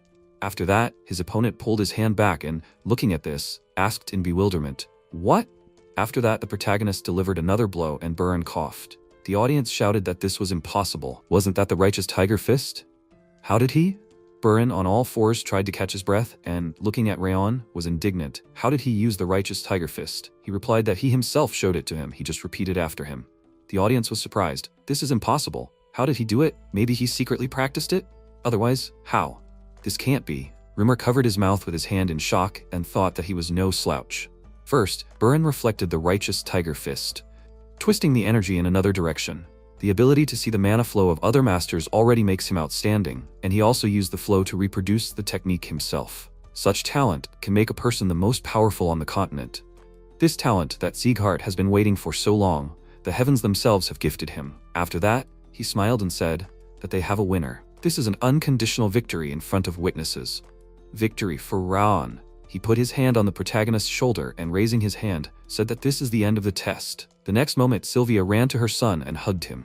Wrath appeared behind her and said that he was hungry, they should go home. And the parents also ran to their children, congratulating them on passing the test. Rowan put his hands on Buren's shoulders, seeing him off. In the crowd, he noticed his displeased father. After a while, he was standing in his father's office, looking down at his desk. His father called him, and he cried out in surprise, right? He asked if he remembered what he told him. He replied that he told him to become the best student and not to lose to anyone. Karun turned around and confirmed it. He hadn't asked for much, in his opinion, just to defeat the idiot from Slyon and take the place of the best student, and he lost to the son of a bug who had lost her right to be a member of the main branch. He decided to trample their honor right in front of everyone. He wanted to end up like his brother. He tried to answer awkwardly, but his father said that he had already missed the first opportunity. But he was lucky that the best student would be chosen again at the end of the first semester. He should definitely become it, and now he had to leave. With these words, he turned around, and his son agreed with him. As he walked down the street, he repeated his father's words in his head. He couldn't let this last chance slip away. If he wanted to be considered a member of the Sieghart main branch, he had no choice. He punched the wall in anger and shouted, "Damn it! It's all because of that damn idiot." He was in complete despair because of that idiot Rayon. Damn it, but why? He tried so hard to be the best. He covered his face with his hands, and then looked at the building as he walked forward, and wondered how he ended up here. He thought that his feet had brought him here out of habit. After that, he entered the building, looking around, and wondered if it was because the test ended today that it was so empty. He took the dumbbells in his hands and then looked to the side, looking at the lockers. He walked up to the locker with Ron's name and opened it. Looking inside, he said that he was just gonna look, right? He wasn't stealing, he was just looking. Then his eyes widened in surprise and he asked in confusion, "Where did all these shoes come from?" He picked up one shoe and thought there were at least 10 pairs. Did he wear them all out in 6 months? He had barely changed his own shoes twice. After that, he turned around and imagined the protagonist sweating his brows and working out. He thought that he had been working out all the time. While he was acting tough, swinging his sword, and ignoring basic training, while he was relaxing in the bedroom, this is the true path of strength for Zcard. He realized that he had lost his way. After that, he turned his attention back to the dumbbells on the floor. He put his shoes back in the locker, and then walked out of the building. Meanwhile, MC was looking at the system window, and Wrath was flying next to him and said that he just can't believe it. He has been living in this world for hundreds of years, but he has never seen anything like this. What is he really? The protagonist replied that he does not know. He can make it up if he wants to. It seems that he should not. He owes him a stat. He looked at the system window, which said that he won the bet with Wrath. He has rewards available, plus 2 points to all stats. A stat of his choice. One of Wrath's stats will be transferred to him. He received a random stat legendary sense of the first stage. Wrath said, legendary sense. What a great characteristic. He doesn't even deserve it. It expands the range of his feelings. True, while it is at the first stage, it will improve his sense by about 10%, but before he could increase his sense by about 10 times. The protagonist asked, really? Not bad. But why is it called legendary sense? Wrath replied that he just called it that. Doesn't it sound cool? He replied that he has some kind of lousy taste. Wrath was indignant. What? He has no sense of beauty at all, okay? After some time, MC was standing in the yard and Roan approached him and said that the head of the family was calling the young master. Sylvia, putting her hand to her chest, was surprised. Calling him? Did he do something wrong? Roan put his hand to his chest and, smiling, told her not to worry. The head just wants to personally hand him the bronze emblem. After a while, the protagonist bowed and said that he greeted the head of the family. Glenn sat on his throne and said, although he did not want to, but he must keep his word. Roan agreed with him, holding an emblem on a tray. He walked up to Rayon and said that he was handing him the promised emblem. He could exchange it for any item equal in value. He said, then he would like something right now. Sylvia Zcard. What should he do to return her to her former position? The head of the family said that he believed he meant her belonging to the main branch. The protagonist confirmed this and thought, why did it seem like his energy had become softer? He answered, achievements. If he had enough achievements, his wish would come true, but it was not as easy as it sounded. Gaining recognition in this family was as difficult as picking a star from the sky. That is, almost impossible, especially for a child like him. The protagonist smiled and looked at him and said, but it is still possible. After that, he extended his hand to the emblem and said, okay. He thanked the head for the answer. After that, he headed for the exit, and Glenn told him to wait. Ron turned around and he said that he did not ask for a reward. He asked a question. He would have answered him even without the emblem. He thought in surprise, what? He did not think that the Northern King of Destruction would say something like that. Glenn said he should say what kind of reward he wants. He clenched his fist and thought. Then he just has something in mind. The thing that he needs the most at the moment. He said that he wants a growth technique. The head of the family replied that the instructors in the basic course will teach him this. He put his hand to his chest and said that he needs a more powerful aura technique than the one in the basic course, worthy of the bronze emblem. He thought the shadow growth technique he used in his previous life is not enough to return Sylvia's family title and kill Darius. He needs the most powerful technique. The head of the family said, growth technique, huh. After that, he snapped his fingers, and the doors leading to a library with very tall bookshelves opened in front of the protagonist. He looked around in surprise. Glenn, looking at him from behind the door, said, some books belonging to Zcard. He just needs to stretch his palm to the center, and he will receive the book he needs most now. He said, okay. He raised his hand up and thought, he just needs something more powerful for aura development. He hopes that there is something good here. The next second, one of the books moved out of the row and flew towards the protagonist in an unfolded form. He wondered in surprise, what kind of old book was this? The head of the family looked at this in bewilderment. Roan was also shocked. They shouted in surprise, what? Why this book? The protagonist noticed the title, The Thousand Lights Technique? He asked, what kind of technique is this? He touched one of the pages. The next second, a bright flash of light illuminated the space. The pages flew around and the book fell to the floor, after which it was covered in fire. At that moment, Glenn remembered how the servant, kneeling on one knee, asked, did he really think that the family had turned away from Sylvia? He replied that he did not care. Right now, his priority is the prosperity of the family. He must take care of everything else. The servant asked, Sylvia ran away because of some man? He replied that he should stop bothering him with small things. In the distant past, when he believed that emotions were useless, and his only concern was the power of the family, he reached the heights of martial skill. He won the family's position in society, but he missed something important. He was informed that his daughter and son-in-law were ambushed. Eden noticed Lady Sylvia and took action. She is fine, but the other two were killed, and if he understood correctly, the ambush was too sudden.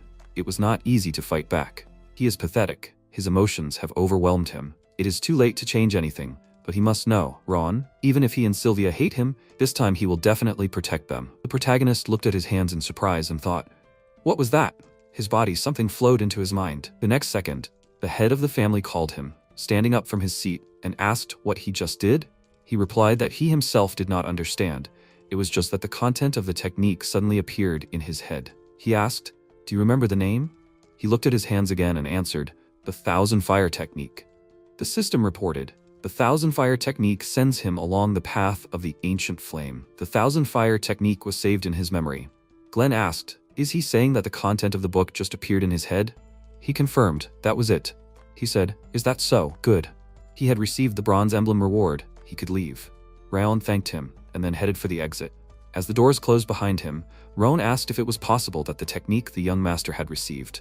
Before he could finish speaking, the head of the family confirmed it.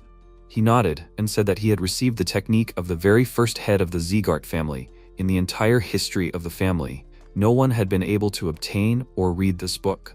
To think that it had chosen him. Roan said that if the information leaked out, both he and Miss Sylvia might be in danger. The head of the family said that he shouldn't worry. No one knew about the Thousand Lights technique. He asked what to do about the fact that the book was now gone. He replied that it was fine, someone carried the knowledge. He said that no one else had been given it anyway. If it weren't for that child, he was sure that the book would have continued to slowly rot on the shelf.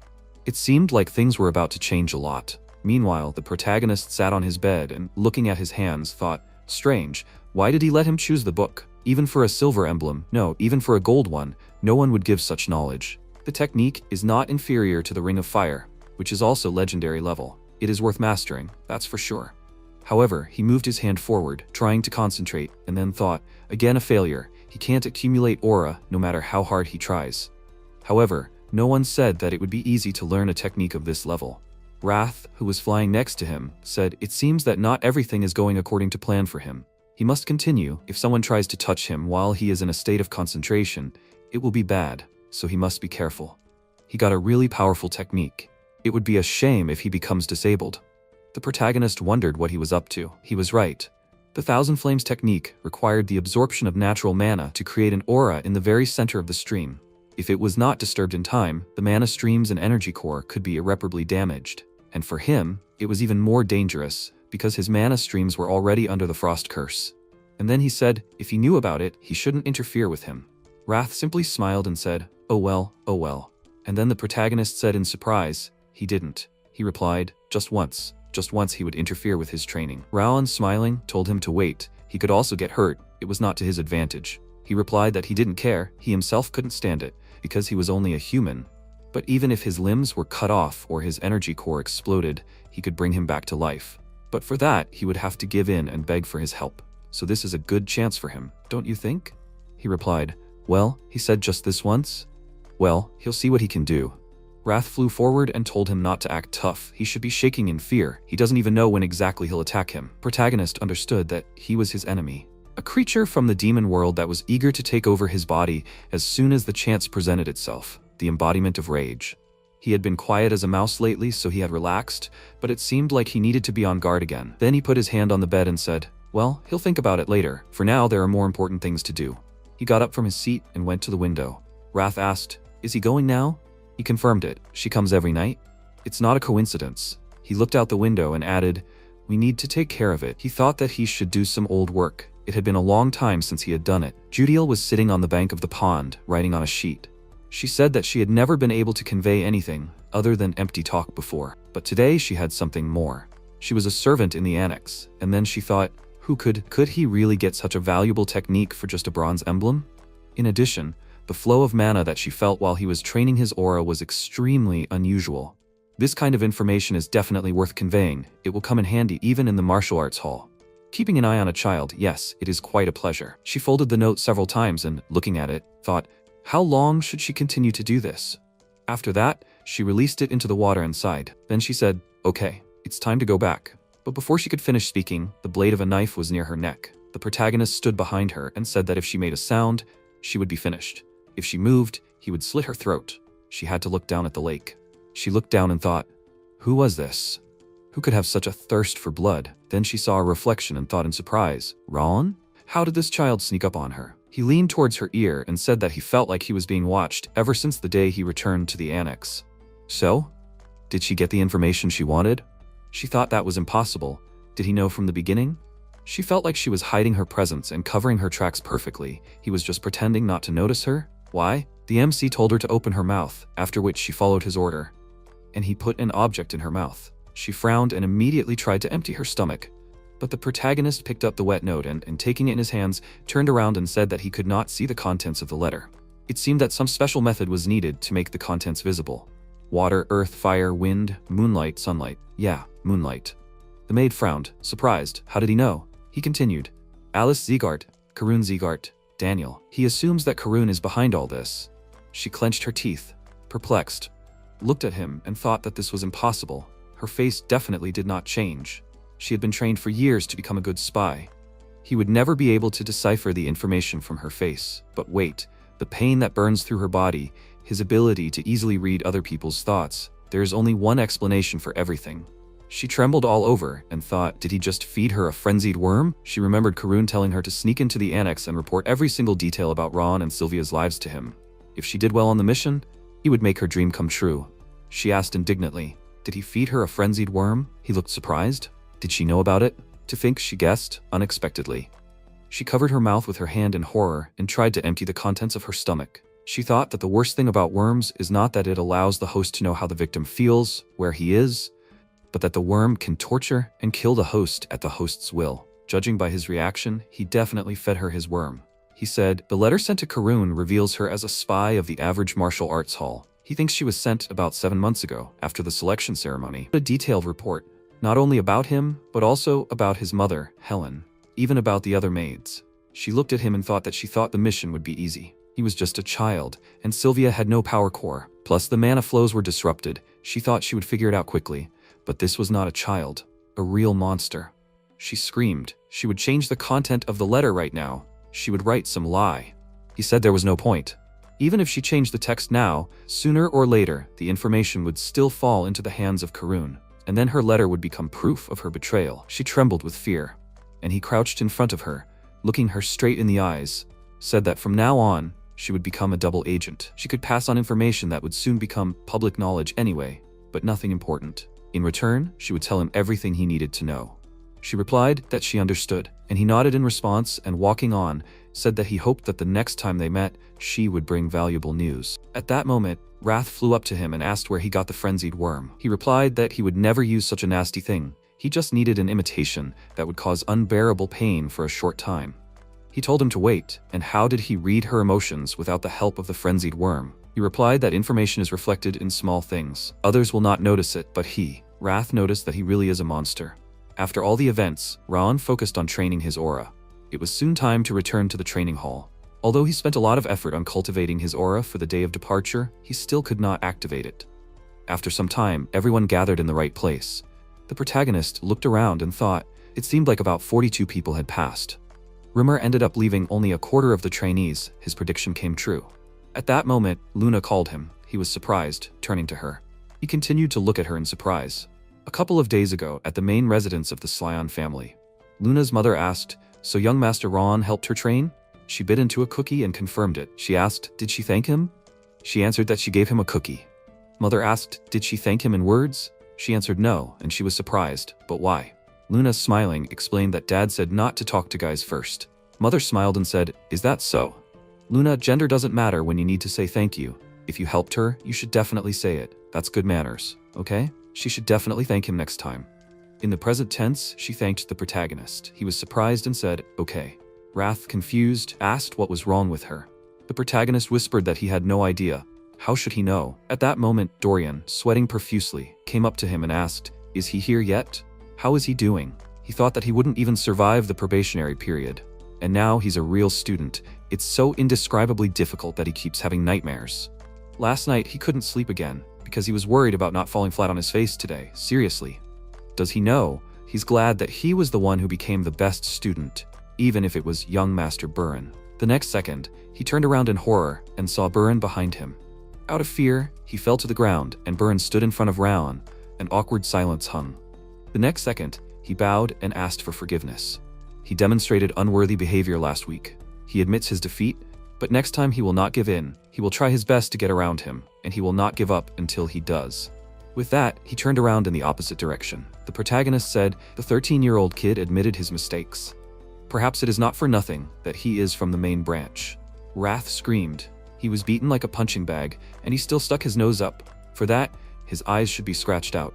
The protagonist grabbed him by the tail and said that it was normal. He was a child. He should calm down. In response, he shouted that he didn't care. There was no need to show off so much pathos. At that moment, Rimmer approached the children and awkwardly scratched the back of his head and apologized for being a little late. He drank a little last night, so he slept for a long time. Well, how did they rest? By the way, he congratulates them on officially gaining the status of his students. Today, they begin training for real. Some of the exercises will remain the same, but new ones will appear too. They will begin training damage. The next second, the gates opened, and Martha entered the site. She sighed indignantly and shouted, "Damn doors everywhere. It's so annoying." Dorian shouted in fear. This girl, the instructor folded his arms over his chest and smiled and said, "Here is the one lagging behind. She will train with them because she failed the course with another instructor. From now on, she is their classmate. They should say hello, Martha Zegard, representative of the main branch." He added that they should not look at the appearance. Inside, she is very kind. Before he could finish speaking, she waved her hand and said, "Enough. Who is the best student here?" They should agree. Is it annoying when some weakling outranks them? So she wants to see the strongest with her own eyes. "Come on, we need to fight." Brown asked what was wrong with his luck. Why was he always dragged into various squabbles? Then he introduced himself and explained that he was the best student. She looked at him with interest and leaned over, said that he did not look like him. They should start quickly. At that moment, Burin stood behind her and, folding his arms over his chest, said that she was behaving unworthily. She turned around and asked who was yapping around her. She approached him and said, "Hey, Burin. He must remember to watch his mouth, otherwise he will end up in the gutter. He must think about who he is yapping at." He replied. Raon proved himself worthy of the title of the best in front of the head and instructors. Who was she to dispute that? She was indignant. Well, he disputed it, but who was he? Would he say it or not? He answered, "That is why he speaks. He does not want anyone to repeat his mistakes and behave disgustingly." The protagonist thought that he really had changed. At that moment, Luna came between them and, spreading her arms out to the sides, told Martha to leave him alone. She grinned. Wow, what a strong love between classmates. They protect their own, like faithful dogs. Then she walked in the opposite direction and scratched her head and said, "It looks like she'll be the same barking dog if she keeps pushing. Okay, let her live, but they should know that she hates cowards who hide behind other people's backs even more than worthless upstarts." With these words, she turned around abruptly and jumped towards the protagonist. The others turned around abruptly, surprised despite this. Martha swung her fist and shouted that he should get it, but the protagonist grabbed her hand and threw her down. She managed to slow down and looked in surprise at his fist approaching her. Then they jumped in different directions. Burin, perplexed, shouted, "What?" She stopped and, sighing, asked, "What the hell?" "Hey, he's not coming home today." She swung her hand again, but the instructor grabbed her hand and said, "Enough." She thought, when did he have time? He said that she had completely forgotten about his presence. He could see it. Even if he wasn't scary, it was still a shame that he was being ignored. Ron hadn't even awakened his aura yet. It wouldn't be a completely fair victory. Didn't she think so? He wasn't against sparring, but only when he learned how to do it. She waved her hand and said that she was already leaving. Then the instructor approached the protagonist and told him to go back to his place as well. He agreed with him, and Wrath shouted, "What is he doing now? Doesn't he want to let this fool get away with it? She's asking for it." In his place, he would have pulled out her limbs and thrown her carcass out to freeze in a glacier. Raon replied that he had hit her once. Wrath shouted that it wasn't enough. He had to finish her off. He replied that it wasn't time yet. He thought that if he was going to fight her for the best spot, it would be much more profitable to make a bet and take something from her. He said, "Patience, his friend. He will avenge him a little later." After a while, everyone started training. The instructor announced a 10-minute break. Burin took a sip of water, and then, looking at his hand, thought, not easy. Up to level 2 it was not so difficult, because he already knew it, but after level 3 it becomes difficult because of the added variation of exercises. Then he turned his gaze to the side and thought. But on the other hand, Ron, he started from scratch and learned it in less than a month. And it took him a month just to learn the 7-form fist. At this rate, he will move on to sword training at the same time as him. Well, at least he is not the only one who is impatient. Then he looked at Martha, who was swinging her sword at speed, and asked, "Is she in the race too?" She stopped and breathing heavily said, "Damn it." She thought, Ron, he should have been learning fist techniques for the first time. How is he getting better so quickly? And he hadn't studied it before, like Burin or Luna. His body was probably out of order because of the frost curse, so how could he train for days on end? She said she couldn't fall behind. A bright talent, that's what they all said. Ever since she was adopted by Zeegard, she had always been single-minded. She had surpassed all the children, both in the direct and secondary line, who were arrogant, thinking themselves geniuses. She laughed at their despair. She was a genius here. She would do better. That was who she was. That was her place. But right now, she was falling behind, and she couldn't bear it. Sometime later, she was walking down the street and a subordinate bowed and said that she had done a good job today. She agreed and walked on, and he looked after her and said there was no point in driving yourself like that. She turned around and asked what he was talking about. He answered, as he had said, young Master Raon could surpass many, but they would never be able to surpass her. She asked, he will never be able to surpass her? Why? He answered, the young master has a weakness that he will never be able to overcome. Not long before, MC continued training. He was already out of breath. One of the observers asked, can I ask about this stance? Could he watch like last time? His friend said that it was better not to ask him now. He answered, but he really is a great swordsman. Martha clapped her hands and said, great, amazing. She did not think that he would train at her level so soon. He even surpasses a genius. He learns so quickly. However, given his poor sensitivity to mana, his efforts are useless. What a pity that his talent will not play any role, although he will make an excellent instructor for young swordsmen. The audience silently watched what was happening. She, turning around, noticed that everyone was silent, quite expectedly. She was sure that no one had expected that this was a flaw, and that he would not be able to master the aura even in 4 months. In the present, the subordinate said that young Master Raon would not be able to master the aura. Martha was surprised. What? He replied that it seemed that she did not know since she was accepted into the family not long ago. But at the ceremony to determine the sensitivity to mana, young Master Raon's indicator was at the maximum possible bottom. The only person in the 5th training hall who still has not mastered the aura is none other than young Master Raon. Even if he received the growth technique for the bronze emblem, it is hardly above the average. It may be better than the Linden technique that everyone starts with, but considering that, he still has not mastered the aura. He is sure that the results of the ceremony were fair. He can become the most talented swordsman and fighter, but he cannot master the aura. That means he will not be able to become a martial artist. After a while, Martha, tossing her hair, thought that she was still mad about lagging behind this idiot, but she could already get him out of her head. Then she looked at Luna, who was standing next to her, in surprise and asked if she had anything to tell her. She said that she had to leave. She chuckled. Something else? Luna repeated she had to leave. She answered, no problem. She was leaving. She headed in the opposite direction and, waving her hand, added that she just had to go to the advanced level classes, which were only for the main branch. After a while, the protagonist sat on the bench, sighing heavily, holding a towel in his hand, and said that that was more than enough for today. He looked at his hand and thought that it was fun. On the battlefield, he used more survival tactics and quick elimination methods rather than martial arts. The only thing that was pumped up was his assassin skill. He couldn't even dream that he would be able to study something else. He didn't think it would be so much fun to learn martial arts for himself. At that moment, Wrath flew next to him and shouted, did he finally understand everything? He can't believe that he did nothing when that girl pestered him. Idiot. He was surprised? A girl? He replied, that black-haired girl. She keeps talking nonsense about him. The protagonist asked, right? He didn't hear. He was too focused. Wrath shouted that he should pay more attention. If she said something like that about him, he would have already turned her into an icicle. Raon said that he already told her it was no good for him to fight her now. Even without the Thousand Lights technique, he could easily defeat someone like her. He opened the door and stopped in surprise, looking at Luna. He asked why she came. She opened the box she was holding in her hands and handed him a dessert, telling him to eat it. He took it in his hand and thought that it was cold to the touch. What was it? She repeated that he should eat it. He agreed, then thought that the main rule of the killer is not to eat what others give him, but he does not think that she would give him something bad.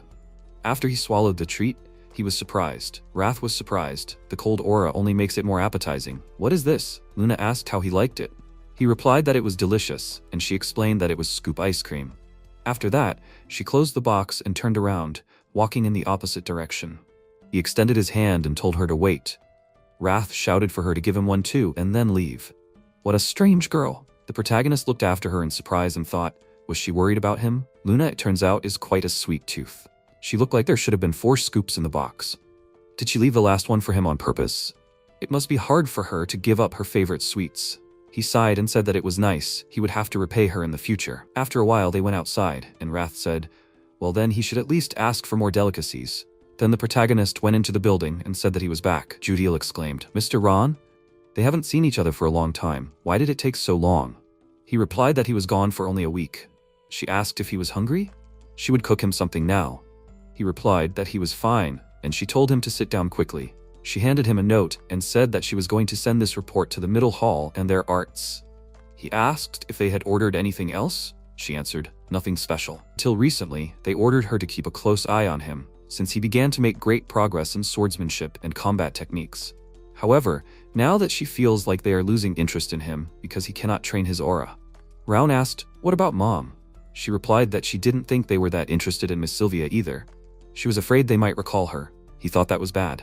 She was quite useful, and then she said, maybe he wasn't showing off his aura skills on purpose?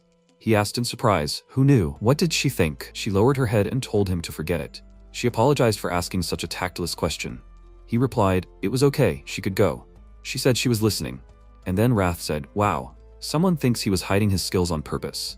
The protagonist replied, well, using the situation to his advantage is pretty logical.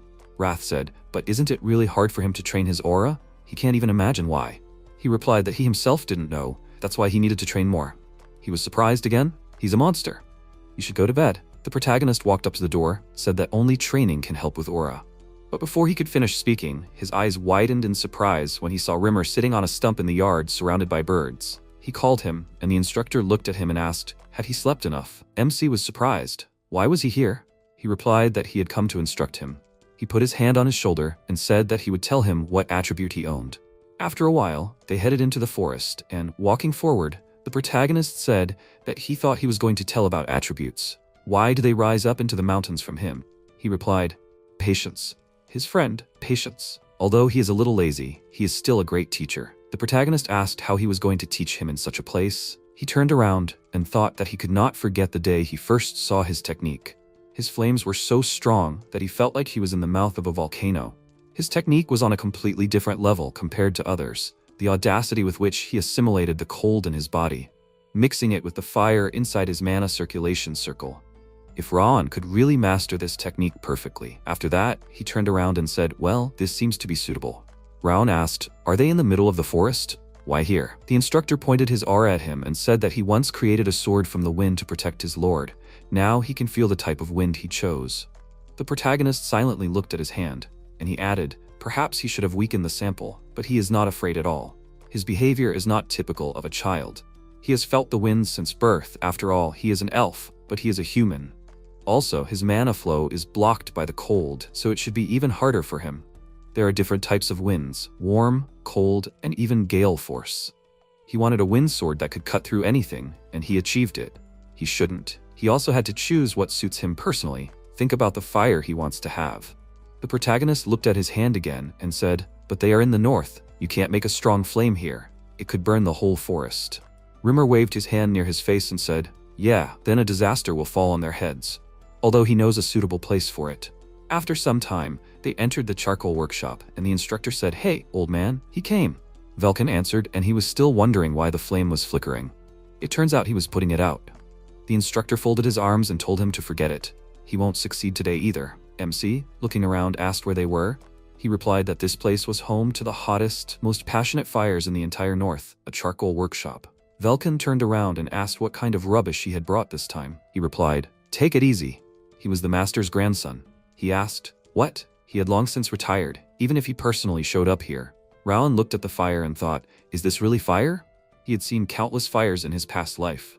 Fires and fires that he had made himself, as well as magical flames created by wizards. But this was fire. The heat of it, the look, the flashes, this was truly the image of the fire he wanted to possess. He pointed his hand at the fire, then clenched his fist and turned around to notice that he had turned down the flame. Then the master introduced himself and said that if he expected him to bow and scrape, then he was in the wrong place. The protagonist thought in surprise. The craftsman who was famous all over the world for his work, was it really him in front of him? The man who, according to rumors, created the Sword of True Paradise Glen. But he seemed to have disappeared 30 years ago. To think that he had been here all this time. After that, he bowed and said that he liked the acquaintance, after which he introduced himself. The master, turning to the instructor, asked if he had told him anything about him. He shook his head negatively and replied that this was not true at all. Then he looked at the protagonist and said that this old man was the craftsman Sieghart. Velkin shouted, "Retired!" The instructor confirmed. He had retired. For more than 10 years, he had only been doing what he did, stoking the furnace here. All he does is make a fire here all year round.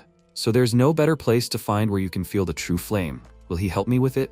The craftsman asked why he did not go to the forges. He replied that there were too many eyes. He didn't think anyone should see the technique before he mastered it. He wondered what he was talking about. He replied, simply, Ron is Sylvia's son. The craftsman turned around, and MC stated that he wouldn't bother him, but he swears.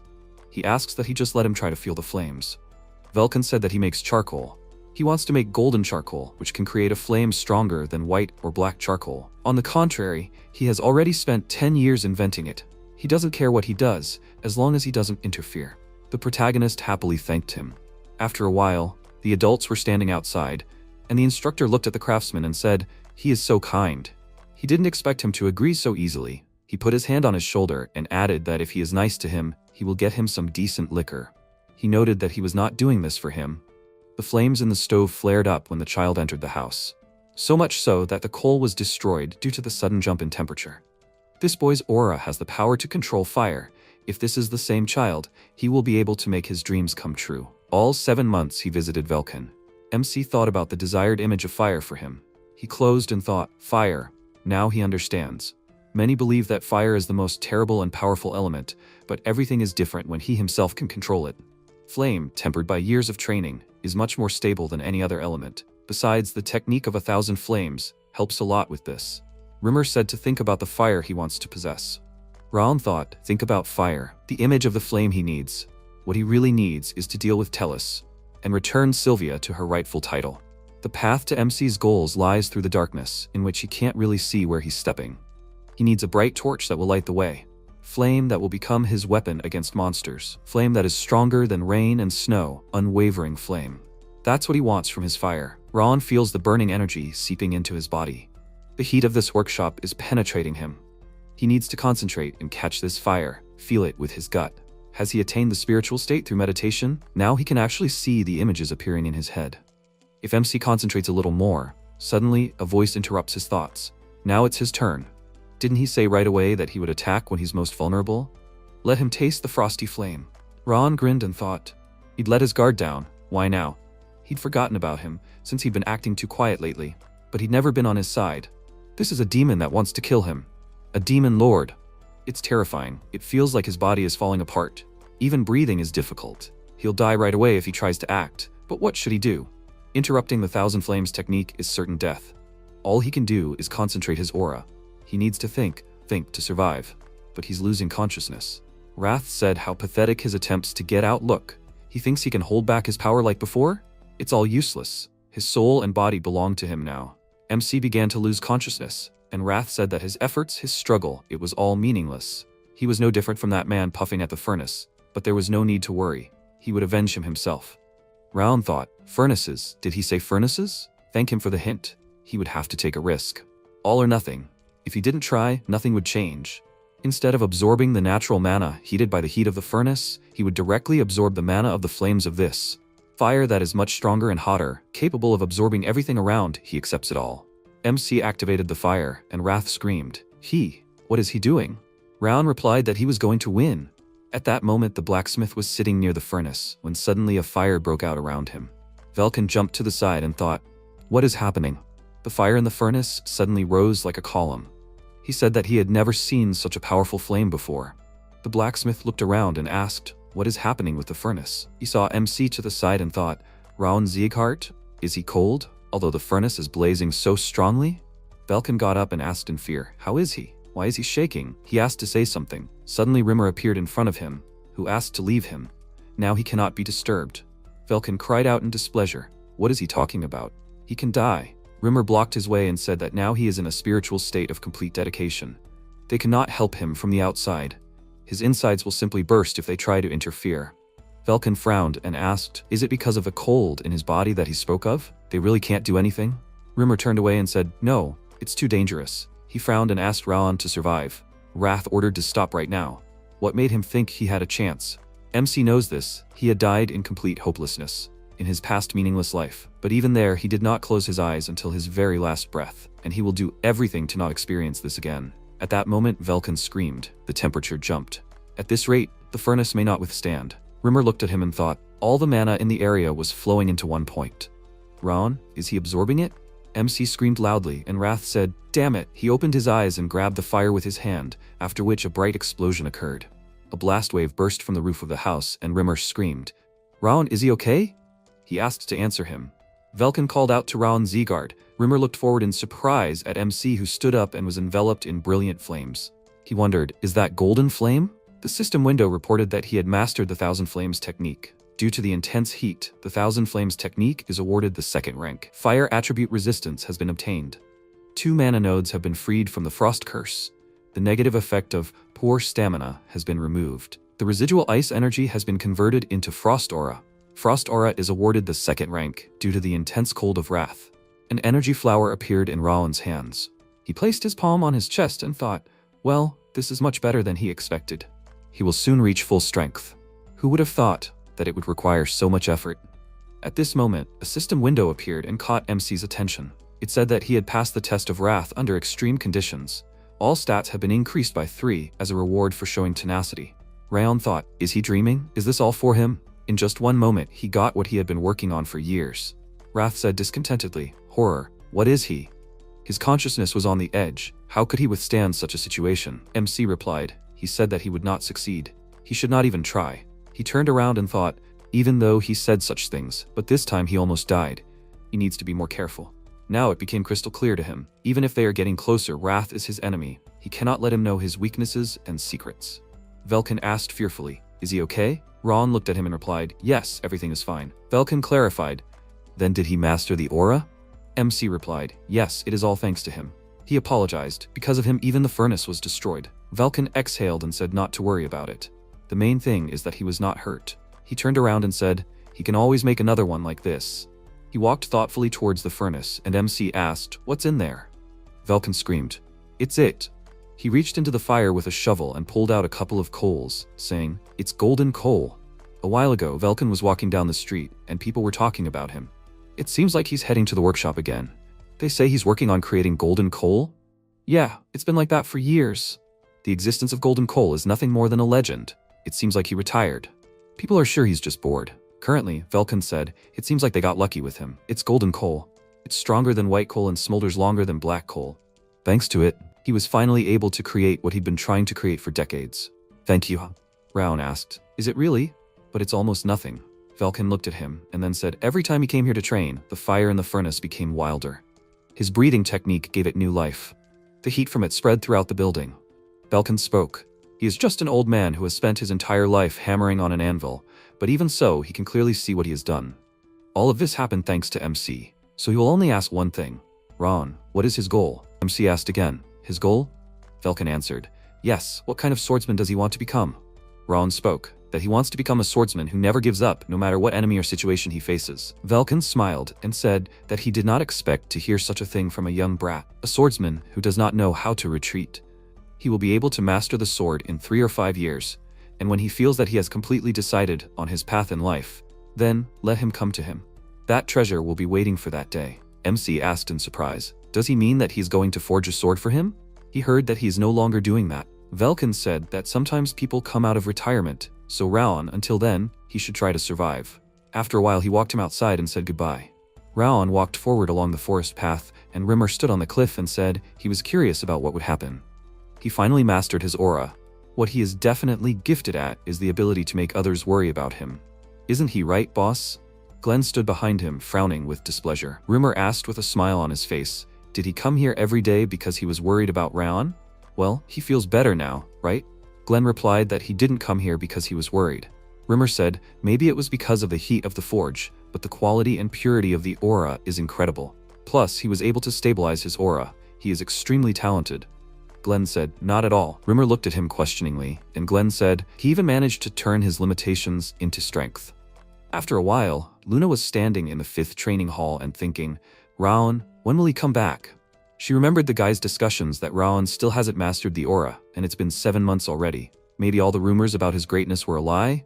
His place will long belong to young Master Bowen or young Lady Martha. In the end, he turned out to be an empty shell. Luna looked at the box and thought that she wanted to help him. Mom says that you need to repay kindness with kindness. Suddenly she looked up and saw Raon in the doorway. He turned around and said, "Nothing will happen to him. He said it himself." Wrath discontentedly ordered him to stop showing off. One day MC replied, "Yes, good luck to him." He looked ahead in surprise and asked, "Luna?" She opened the box containing the sweets and told him to cheer up. Raon took it and said happily, "This is the same ice cream as last time, thank you." Luna looked at it in surprise and thought, did the cool air and aroma around him become even stronger and more pleasant? MC said, "Then thank her." Wrath said in surprise, This is as good as the first time. He needs to eat the other two now." Raon whispered, "He can't take all of her treats, she's just sharing." He ordered him to stop acting like a child. He needed to calm down. He closed the box and thanked her. It was delicious. Luna asked, "Does he want more?" MC replied that one is enough for him. Luna asked, "Well, did it get better?" Raon looked at her in surprise, and then sighed and said, "Yeah, it did." Luna smiled and said, "Okay." She turned around and started to walk away, not removing the smile from her face. MC looked after her and said, "He doesn't understand this girl."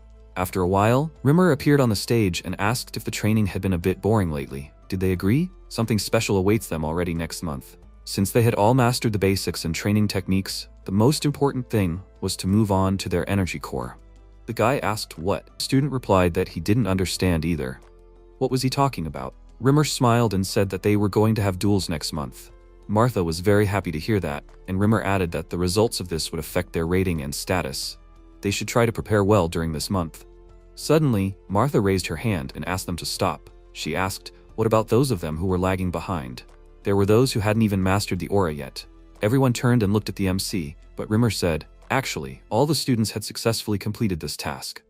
Martha widened her eyes in surprise and asked, when is that? She turned around and Rimmer said, yesterday or today, he doesn't remember. Martha said happily, finally, an opportunity has come. She nearly died of boredom while he was there mastering the basics. She went towards MC and said, does he remember? She said that she despises children who are weaker than her. She has put up with it long enough, and it would be better for him to give up his place if he can't handle it. She will show him how it is done. Suddenly, Buren's hand appeared in front of her, ordering Martha to leave him alone. He had only just mastered aura. The duels are promised in a month anyway. She has no honor as a swordsman at all? Martha put her hand on his shoulder and said, their young master Buren, he thinks too much about honor because that is all he has. She is sure that he knows better than anyone that those who are able to stand up for themselves deserve it. Buren frowned and said, Martha? She pointed her thumb at the guys behind her and said that those simpletons mastered the aura in a month and their best student barely managed it in 6 months? Even advanced techniques take less time. This means that this idiot is not talented, and he knows it because they went through the determination ceremony together. Buren remained silent in response and thought, a swordsman without an aura can never be famous. Even if he is gifted in fencing, without an aura he is nothing. Martha turned around and asked, besides, the instructor also offers duels for a reason. He intends to update the rankings, is she right? Rimmer spread his arms in different directions and asked, why? Not even thinking about it. Martha turned to Ron and said that he is undeservedly at the top. It is time to end this. He needs to make room for a worthy one, to do a favor. Martha suggested that he do as she suggested. They will hold a duel, the prize for which will be the top position in the rankings. Ron replied, no way. What kind of prize is that if he already has it? If she wants to play in his place as the best student, then she should offer something equivalent. Martha smiled and asked, she sees he doesn't get the gist of the situation at all? He's an idiot, right? No one here considers him worthy. MC asked, was she scared or something? Martha widened her eyes in surprise and looked at Ron's satisfied face. She asked, is this what he's telling her? She started laughing out loud, clutching her stomach. She screamed, no strength, how hilarious. Martha answered mockingly, and okay, she doesn't mind. He doesn't want to play without a bet, right? This is the elemental sphere, a special medicine that his father gave him. It strengthens the body and spirit. If he wins the duel, then she will give it to him. How does he like it? Not bad, huh? MC whispered. Wrath, he remembers how he said that with Martha, it was important to pick the right moment? Wrath asked, what was he talking about? Rowan replied that it was now to his advantage. He said that this was their chance. A month later, Martha walked up to the calendar and said it had already been a month since the bet. She would finally make him pay. The same age had never been able to defeat her in a fight. For the first time, someone dared to hit her. 8 months later, she had a chance to get revenge on him for humiliating her. This idiot had only mastered aura a month ago, and she already had 3 years of experience. Starting a fight with him was pointless, as well as waiting for such a talentless person, but what can you do? She needs to hurry and get stronger, because there is a person she wants to save. Martha frowned and said, "Round Ziegart, he is finished." After a while, Rimmer shouted, "Guys, pay attention." Watching the fight from the sidelines is just as useful as participating in the sparring itself. They should carefully observe the fights of other students and think about how they would act themselves. There is no need to be nervous, but to show everything they are capable of. The first match will be between Buren and Dorian. Buren said yes. Dorian raised his hand and asked fearfully, "Instructor?" Rimmer asked what is wrong. Dorian told him that he wanted to surrender. Buren turned around and widened his eyes in surprise, and Rimmer said, but in fact they hadn't even started yet. Dorian grabbed his stomach and said, "He doesn't feel well, he's shivering, and his whole body feels so heavy." He started coughing and said that he couldn't sleep last night. "It's true, instructor." Wrath looked at him with displeasure and said that if he were his subordinate, he would behead him right away. MC said that was expected. Rimmer said, "Dorian, he should at least try to fight him. It will do him good even if he loses." Dorian looked at him and said, "Ah, he gets it." A moment later, he was lying on the ground and saying that he gives up. Rimmer went up to Buren and said that he needed to learn to control his emotions. In all fairness, he should have won in 5 hits. Buren said that he was just a little annoyed by his behavior. He miscalculated. Rimmer asked, "Dorian, why does he keep running away? He can do it, he knows." He said to fight back, he could have held out much longer.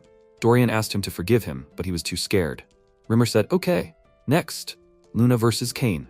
They need to get going." Kane swung his sword and cried out loudly, and Luna stood still. She quickly grabbed the sword and parried his blow.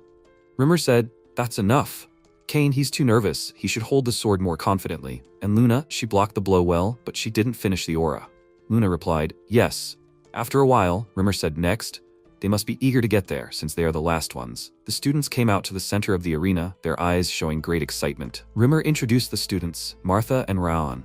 Martha swung her sword, and Raon frowned and blocked the blow. He pushed her away and struck, which greatly surprised Martha. She smirked and jumped back. She said that she didn't expect him to block all her attacks. She had to admit he has talent, but his talents are limited to just wielding a sword. A talentless person like him, in controlling aura, will never shine. She raised her sword above herself and rushed towards Raon. MC blocked the blow and cried out slightly. Martha asked in surprise, "He was able to block? But how much longer can he hold on?" Talent is incredibly important when it comes to aura, even more important than swordsmanship. His aura is so tiny that even in 7 months, it has grown no bigger than a pea. There is no way he can become a swordmaster with that. Martha frowned and said that if he didn't give up now, the next time she would attack, he would break his bones. Raon swung his sword and said, "Talent, talent." She says that every time. How it irritates him that everyone in this house is so obsessed with talent. Martha smirked and said, "Well, of course, a clumsy person like him gets irritated by someone else's talent, but she only enjoys it to show what real talent is capable of, so that people like him would understand the already obvious truth." MC replied, "In that case he would prove her wrong, that talent is not the most important thing." Martha looked at him in surprise and asked, "What?" Raon activated the 1,000 Flames technique. The first flame. Martha froze in surprise and asked, "What kind of fire is this?" She thought, "It's dangerous. It's definitely not a simple flame. So small and calm, but there's something behind it. It's so mesmerizing that she has goosebumps. What kind of flame is this?" Martha remained silent and then grabbed the hilt of the sword and said, "Perhaps the games are over." She used the hardstone pose. Single point. MC looked at her carefully and thought, "Single point, it's a special technique that involves gathering aura into one point. That Martha can use it at her age. Surely she's very talented. Her next hit will be critical." Martha spoke. She admits he's strong. However, he won't be able to withstand this hit with his aura. Martha pushed off the ground and rushed towards Raon, who swung his sword and dispelled the fire right in front of her. The students screamed in fear. The ground itself split. Who will win? The entire arena was covered in smoke, which began to dissolve little by little. Martha was lying on the ground with a broken sword in her hand. The students screamed. Raon won? This is impossible. Even Lady Martha lost to him? What's up with his aura anyway? MC stretched his arms and remained silent. He spoke. Her fist was still clenched, even though she was passed out. This quality is even better than her skills or talent. She has an amazing willpower, Martha Ziegart. After a while, Glenn asked, "So Raon defeated Martha?" Rimmer spread his arms out to the sides and answered, "Yes, he won hands down." Despite the fact that Martha had been working on her aura for over 4 years. It was just incredible. Glenn looked down and said, "The lights he saw that day were amazing, that's for sure. It was like he was looking at a flower made of flames. And Solo was incomparable to their size too. He's sure the whole family knows about it now. He needs to guide him so he doesn't get too cocky. Rimmer smiled and said, yes, of course. Glenn asked a question, but how is Martha doing? Rimmer replied that her injuries are not serious, but she doesn't leave the room. Most likely, she has a psychological shock. Glenn hopes that she can handle it. After a while, MC was planting a flower, and Wrath was screaming loudly, can he work normally? He'll damage the flower so much. He needs to dig diligently or he'll freeze him to death. Round turned around and said, oh no, he's done acting tough. Wrath screamed, he should thank his terrible elemental resistance. MC said, he's glad he knows. He might as well not even try now. The night after he defeated Martha, the miracle potion he received as a reward for the bet greatly increased his stats.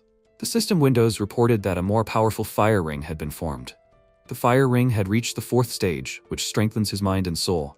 With the effects of the 4th stage fire ring, strength, agility, and endurance had all been increased. The low endurance effect had dissipated. MC thought, or rather, all the effort he'd put in up until now had finally taken effect because of this medicine. Many things had improved, but the 4th stage water resistance was especially worth mentioning. Thanks to this, he no longer has to be afraid of outbursts of rage. Today is the last day of rest, so he went out to work in the garden. Wrath shouted, what a fool he is. He needs to dig the roots deeper. He clicked his tongue in displeasure and said, his hands are growing wrong. What is he doing? Rayon squeezed the handle of a small shovel and thought, but why does he have to listen to his lectures, even when he is just digging the beds? Wrath said to dig with his hands, only this way he will not damage the roots. MC thought, by the way, why is he so good at gardening? Wrath answered, in the demon world, does he know, he was in charge of the ice flower gardens, and all the demons who saw them revered him. Raon asked, is that so? At that moment, Martha appeared behind him, who looked at him carefully and said nothing. MC asked, he would assume that she did not come to fight. What does she want then? Martha stood there silently and MC wondered what she was thinking. He thought she was not a child anymore, and yet she was acting like one. It didn't matter though. Martha said, Raon Sieghard. She wanted to challenge him again. MC turned away and said, well, he knew. It was time she learned to lose gracefully. Martha screamed. She didn't say she didn't admit defeat. She just didn't understand how she could lose, so she came to find out. Raon asked, what did he get out of it? Martha screamed loudly, what? MC looked at her and asked, did she know there was a custom where the loser had to bring the winner a gift if she wanted to challenge him again? Martha screamed in irritation, what kind of nonsense was he talking about? And why did he always need payment for fighting anyway? Raon replied, it was a matter of principle, that's all? Martha clenched her jaw and thought, I don't think he's going to just fight. What should she do? She looked at the roses and wondered if she should stomp on the flowers for him. She said, he seemed to like flowers. What a surprise. MC replied, not really. She asked, puzzled, what? Raon patted the dirt next to the flower and said, he didn't like flowers. He didn't even understand why people liked them. He only worked in the garden for his mother. Martha clicked her tongue in displeasure and put her foot next to the flower. She turned around and said, oh my, okay, she's leaving. At that moment, Sylvia appeared in the garden and said, Raon, there he is. MC asked, surprised, Mom? Sylvia smiled and asked, she was wondering, where is he? And who is that girl next to him? Did he make new friends while training? Martha turned around and thought, this woman, is this Sylvia Sieghard? A woman who left her family for a man and came back to save her child. A person who gave up everything for her own child. Sylvia said, black hair and black eyes, she must be Martha. She is glad to meet you. Raon grabbed his mother's hand and said, she is not his friend, just a classmate. He will send her away right now. Sylvia asked, why? She just wants to talk to her son's friend. She went up to Martha and taking her hand asked, did she hear that she had a duel with Raon? Is she hurt? Martha answered that she is okay. Sylvia asked again, are you sure? Because she is worried. She touched her cheek and said, she knew that Daniel brought a talented child but not that much, and she is also cute. She is lucky she is both cute and talented. But what brought her to them? Martha shyly replied that she just had something to say to Raon. She was already finished, so she was going. Sylvia asked, did she want to have lunch with them? Martha asked, puzzled. What? Sylvia replied, she couldn't send Raon's friend home on an empty stomach. Martha said, scared that. After a while, Raon and Martha were sitting at the table opposite each other. He looked at his mother and thought, what the hell? Why is she so hospitable? Sylvia put the dish in front of Martha and said, she knows Raon likes meat stew. That's why she always tries to cook something like that for him. Sylvia asked, she's a year older than Raon, right? Martha answered, yes, she's 15. Sylvia smiled and asked, does she have any difficulties during training? Martha answered, not really. Sylvia continued to say that they have very good cooks, but the meat here is a little lower quality than in the main residence, so it might be a little harder to chew. She touched Martha's shoulder and told her to chew well. Otherwise she'll get indigestion. God forbid. Martha remembered her mother telling her the same thing. She lowered her sad gaze and began to chew the meat. After a while, Martha thanked her and said that it was delicious. Sylvia waved her hand and said that she was glad. She hoped that she and Ron would continue to be friends. MC stood behind and whispered, "What's wrong with her? Did she come here to fight? Did she eat too much henbane?" Wrath replied, "Who knows?" Martha went outside and thought, Ron probably thinks she's crazy. But those eyes, they are so similar to her mother's. Because of that, she couldn't refuse her. Her face, hair color, and voice are all so different, but in that moment she felt like she was next to her mother. After her mother was kidnapped by the white blood cult idiots and adopted by Daniel, she decided that she would never lose until she found her mother again. And she kept that vow until the very end. But that day she lost to Raon. Zeegard accepted her because of her talent, but she might get kicked out if she keeps disappointing them like this. Father, he is a gentle man. But what if he is just pretending to search? Then she will lose all hope of seeing her mother. She was never supposed to lose. She walked into the room where the servant was waiting for her. He said, "Young Lady Martha, she is back." "She's a little late today." Martha asked in surprise. Was he waiting for her? The servant answered, "Yes, he was waiting for her to give her a letter from Mr. Daniel." Martha looked closely at the envelope and asked, "Did her father write her a letter?" The servant answered, "Yes, he thought it was written after the duel." She opened the letter and it said, "Martha, let her allow him to congratulate her on her first defeat. One defeat does not make her a loser, so she should not dwell on it. She should just take into account the reasons why she lost. It will help her grow." He wished he could console her in person, but his mission would take longer than he expected. At the end of the letter was a request for forgiveness for not being able to be there for her. He was still looking for her mother. He would never give up, so she should not even think about it. Martha went forward and asked him to tell her father that she understood, and that she was very, very grateful to him. The servant bowed and said that he obeyed the young lady. Martha went to the door and thought that she had lost, and in such a shameful way. And not because she had been inattentive, she had simply lost. She walked into the room, picked up the blade, and thought that what she needed to do now was to admit her defeat and move on. She could not disgrace her father. If she simply pretended that nothing had happened, then she would learn nothing, and then she would be too ashamed to look her father in the eye. Martha cut off her long shoulder-length hair, and then thought that she needed to start over. She would strive forward, she would let go of the foolish and pathetic past. She looked at herself in the mirror and thought that she would become stronger. The next day the students were puzzled, asking, "What does all this mean? Is Lady Martha crazy or something?" Martha approached MC and said, "Raon Zeegard. She is not going to make a sincere apology for everything she did, however she will keep her word." Raon asked again, "Her word?" Martha answered it was about their agreement that the loser would retreat, realizing his place. That's all she wanted to say. She leaves. Raon thought, unexpectedly. He did not think that she would be such a good girl, even considering that agreement. Apparently, Martha has changed in this short period of time. What a great start, and she is still young. Martha hit Dorian and screamed, "Why is he hanging around in the road? Let him go." Dorian asked for forgiveness in fear. MC looked at her and thought, although it seemed that the changes affected only the attitude towards him. A new school year began. Although little by little, many things were changing. Despite everyone's expectations, Martha calmly followed his instructions as a senior student in the new school year. Buren became calmer, which had a positive effect on his leadership skills, and Luna's sword became even sharper than before. But her emotional spectrum did not undergo any changes. As for Ron, training on the verge of death became routine for him.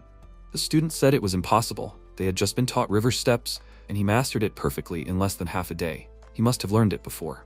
It is impossible to master them so quickly. To remain motionless for so long with his eyes closed, his posture is already better than their instructors. After a while, Rimmer said, "This is incredible." He tells him he definitely advanced so quickly thanks to meditation. He is a monster. A real monster. Glenn turned around and asked, "Is he Raon's personal butler or what? Every time they meet, he only talks about him."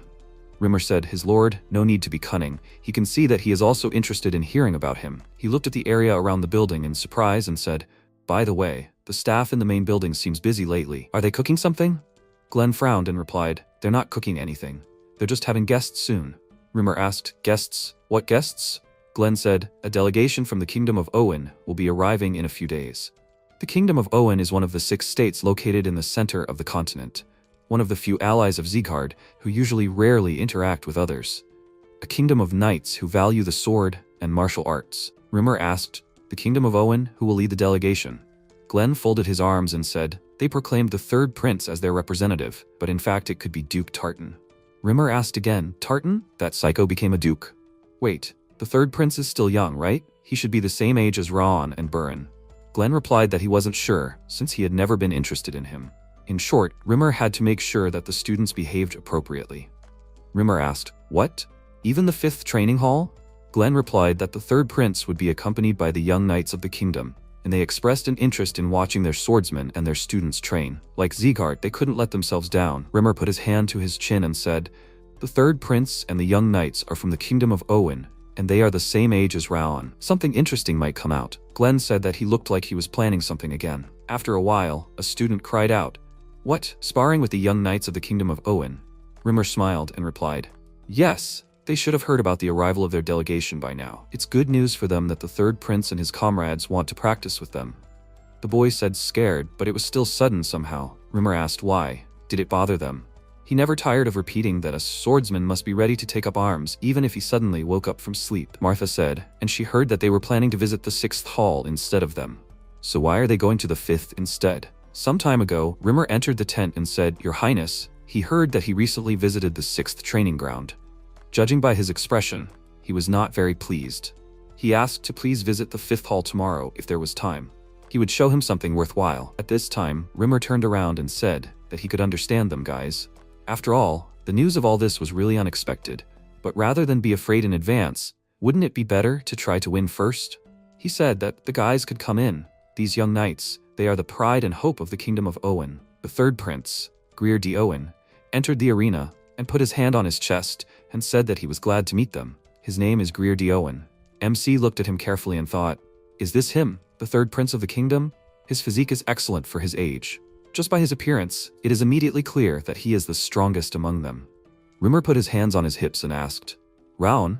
What about him? Does he not want to fight them either? Raon thought, this prince, he would be a good opponent to practice the recently learned combination of river steps and the sword connecting the stars. He answered, no. On the contrary, he would like to take part in a sparring match. Rimmer said, well, since the best student wants to train with the guests, he will take it as a general agreement. They will start the competition. He will only need 20 participants. Their best student will choose them himself, so they need to follow his orders. Rimmer said thoughtfully. He forgot to mention something important. He has bet a month's salary on them, so they need to win no matter what it takes. If they lose, he will kill them. The boys asked in confusion, what? After a while, the MC said that he had chosen the participants. Before they began, he would ask them to take a closer look at their future opponents. They needed to take a close look at their hands. The students looked and asked in surprise, what? They were shaking. Raon said, they may look confident in their glorious armor, but they were no different from them. They were the same students their age, who could not hide their anxiety about the upcoming sparring. He was sure that they trained no worse than the 6 kings, or even the 5 demons. Their sweat and blood would definitely pay off today. So stop being nervous, they need to go and give it their all. They will show them how good they are. The students shouted back. Check, the MC said that he would decide the order now.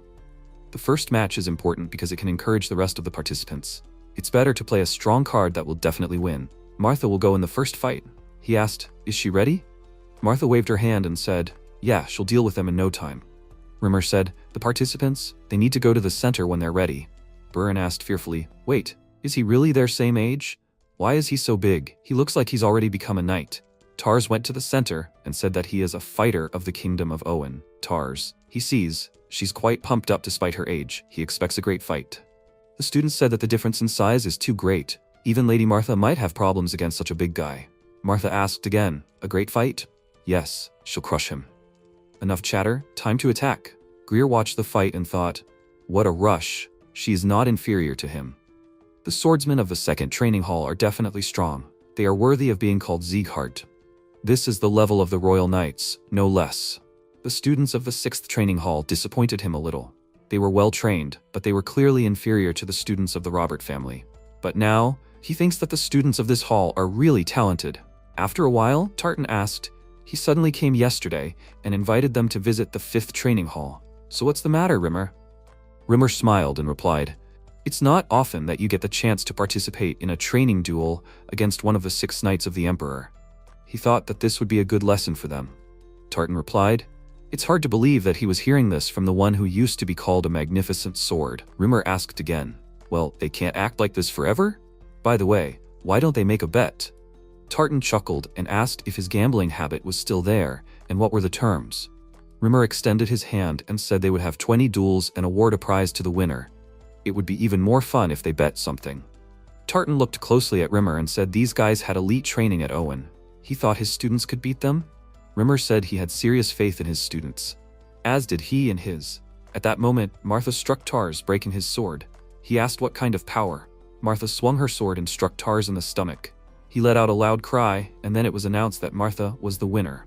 MC watched their fight closely and thought he was impressed. He thought she would attack more softly after her recent match with him, but she seemed to have even increased her speed and strength.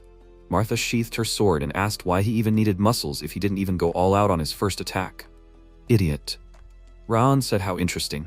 Wrath said with displeasure, interesting? It was like a fight between bugs in a sandbox. He was bored. MC said those bugs were just young. Wrath said if he wanted to know in the demon world, even the youngest of the demons could fight more fun. Rayon squeezed it and said he was having fun so he should shut up. Rimmer said next, the 18th match, Luna versus Idelia. MC looked at her and said, Luna, her turn. She nodded her head and said, yeah. She stepped forward and Idelia asked, she said her name was Luna? Well, why is she looking at her so weird? Idelia's body was covered in fire, and Luna said she just didn't like fire. She grabbed the hilt of her sword and was covered in cold mana. The girls' swords clashed, causing an explosion and smoke to spread across the area. Luna approached Idelia from behind, causing her to quickly turn around and think, is it an illusion? Luna placed her sword on her shoulder, and Rimmer announced that the winner of the 18th match was Luna. Idelia thoughtfully said, she lost. Thank her for the battle. Luna ignored her, and then walked up to MC and asked, did he see how she fought? Rayon replied, her moves were good, she did well. Luna sat down on the ground and said, yeah. Rimmer smiled and said, wow, 9 wins and 9 losses. It's getting hotter and hotter, so here they go, round 19. Burin and Saloon, get ready. Saloon Castle introduced himself and said that he had recently become a knight. Burin also introduced himself and said that he was a local student. MC looked at them carefully and thought, this Saloon, he is quite strong. He is the strongest of the disciples, except for the third prince. Rimmer ordered to begin. Burin swung his sword and rushed towards Saloon. He frowned and thought that their skills were on the same level. If he lets down his defense even for a second, it will be over. He supposes that he thinks the same. The guys screamed loudly, and after a while they froze. The disciple said in surprise, both of their swords broke. Then, Rimmer cried out, the 12th round ends in a draw. Rayon folded his arms and said, well done, Burin. That young knight was the strongest among them. Burin frowned and asked, does it matter? If he went out there to fight, putting the name of Zekard on the line, then he had to win at all costs. MC put his hand on his shoulder and said that there was no need to worry. He would win the last round and defend the honor of Zekard. The guys walked to the center and Greer thought, so he was the one chosen as his opponent? He didn't look like much of a martial artist. He asked, was he from the main branch of the Zekard family? MC replied, no, he was from a side branch. Greer clicked his tongue in displeasure and thought that he didn't expect to be forced into a fight with such an obvious outcome. He would rather fight one of those 3. He turned around and said, Instructor Rimmer, he has a suggestion. Rimmer asked, what is it? Greer pointed at Luna and Martha and said, he doesn't think those 2 are exhausted after their duels. Maybe he could fight them after he wins this one? Rimmer replied that he wouldn't mind. If he wins, of course. Greer said, then let him tell them to get ready for now. He feels like he'll be finished pretty quickly. He thought about it. He won't even use his aura against him. He'll save his strength. Tartan looked at Rimmer and asked what kind of monster it was. He almost missed it because its presence was too subtle. Rimmer replied, he was not that blind. Then, why didn't he warn the third prince if he knew? Tartan replied that the third prince thought Ra'an was a bungler. He would one day be the pillar of the Owen Kingdom's nation, but he had not yet tasted defeat. He just thought it would be a good lesson for him to learn. However, the third prince was no slouch himself. Even his genius swordsman would not be able to defeat him so easily. Rimmer folded his arms and said that he did not think so. How about another bet? Tartan asked with displeasure again. He liked gambling after all. Rimmer replied, it was simple. They would bet drinks. Tartan asked, okay, who was he betting on? Rimmer smiled and said that Ron would defeat his prince in 5 attacks. MC grabbed his sword at that moment and rushed towards Greer, directing his fire stream. Greer looked at him in fear, and Tartan asked, what? MC struck his side, causing Greer to scream and fall to his knees. Rayon said, looks like it's over. Rimmer said happily, oh my, it didn't even take 5 attacks. Greer thought he had jumped to conclusions. There was a reason they left him for last. He's just a monster. Tartan asked, is he really just an apprentice? His movements and swordsmanship are top-notch. Rimmer replied, that's why he immediately said Raon would win. He will book a fancy place. Greer ordered Raon to stop and said that he can still fight. Tartan told him, Your Highness, the duel is all ready. Greer screamed, he hasn't shown what he's really capable of yet. If only he had used his power from the start. Suddenly Martha stepped forward and said, stop howling like a beaten dog. If he's called a prince, he should be able to admit defeat, such a whiner, just like one of her friends. Buran frowned in displeasure at these words, and Luna glanced at him out of the corner of her eye. Greer asked, she what? Martha folded her arms and replied, a prince. She was really trying to talk to him nicely. He just needed to get out of here. He lost. At this point, Idalia entered the conversation and ordered her to watch her language. She's talking to royalty, Martha said mockingly. Well, he's royal and she's got the blood of the main branch of Sieghard. It's all fair? Why yell? Rimmer clapped his hands and said, that's enough. They should hear Raon's opinion. Raon, he is free to do as he wishes. Raon replied that he had no reason to fight. The duel was over. He is not ready to fight for someone's ego. Greer screamed. He admits that he lost, but he failed to properly assess his strength. He underestimated him before the fight even started. He is so embarrassed and ashamed that he can't even look up. He put his sword on the floor and said, he asks to fight him again. If he leaves things like this, he will regret it forever. Please, Raon Sieghard. MC looked at him in surprise and thought he didn't expect him to apologize, much less lower his sword, and he thought that this was just another upstart. Raon replied, okay, but this is their last fight. Greer replied, of course. He reached for his sword, and Greer looked at his pendant, thought that he was arrogant, so he failed to recognize that there was talent in front of him. That's why he lost. So this time, he will give it his all. He activated his mana, surprising everyone around. Tartan shouted, third prince, this technique. Greer said that now is not the time to hide your strength. He wants to fight him at full power. Wrath smiled and said, what a fool he is, he doesn't even hide his power. MC replied that he can defeat him again. Wrath happily said that his aura is much bigger than him, he is actually stronger. Raon asked, does he want to bet? Wrath said, idiot, of course. The system window reported that Wrath is offering a bet. The conditions are to defeat the third prince of the Owen Kingdom. If successful, plus 4 points to all stats. If defeated, he will receive a 10-point Wrath penalty. MC took a stance and Greer said, then he will begin. He pushed off the ground and rushed towards Raon, who blocked his blow. Everyone looked ahead in confusion, and the boys continued to fight. Greer thought, he gave it his all. But it is not hard for him at all? Raon Sieghard, is he a genius? Although, the word monster suits him much better. Okay, now he will definitely show his best. Raon looked at him carefully and thought, it seems to be the Perez sword technique, which is passed down from generation to generation only among the heirs of the Owen Kingdom. Considering the energy he emits, he seems to be going to put everything into the next attack. He said, okay, let him attack. Greer replied, this is all he has. Here he goes, Raon Sieghard. MC thought that he had already memorized all the techniques that the third prince used. He used the Thousand Flames technique, the first flame, Cyclotorzia. Greer looked at him puzzled and thought, the Golden Flame aura? No, you can't give up early. He still has that technique in reserve. Greer shouted loudly and rushed towards Raon, who sent fire mana towards him. Their energies clashed, and Greer frowned and thought that he had repelled his aura. He can do it! MC was able to stand firm, which surprised Greer. He thought, his aura. Raon activated his mana and thought, can he repel this too? Greer fell to his knees for the second time, and Rimmer announced that Raon Sieghard was the winner. Greer looked at his broken sword and thought, he definitely had the advantage in speed and strength, but he just went and pierced his aura? He said, the world is really that big. He extended his hand and thanked MC. He had learned a lot from this duel. He admitted his unconditional defeat. Raon smiled and said that he had learned a lot too. Greer apologized for underestimating him. He lacked insight, he had to admit. MC said that it was okay.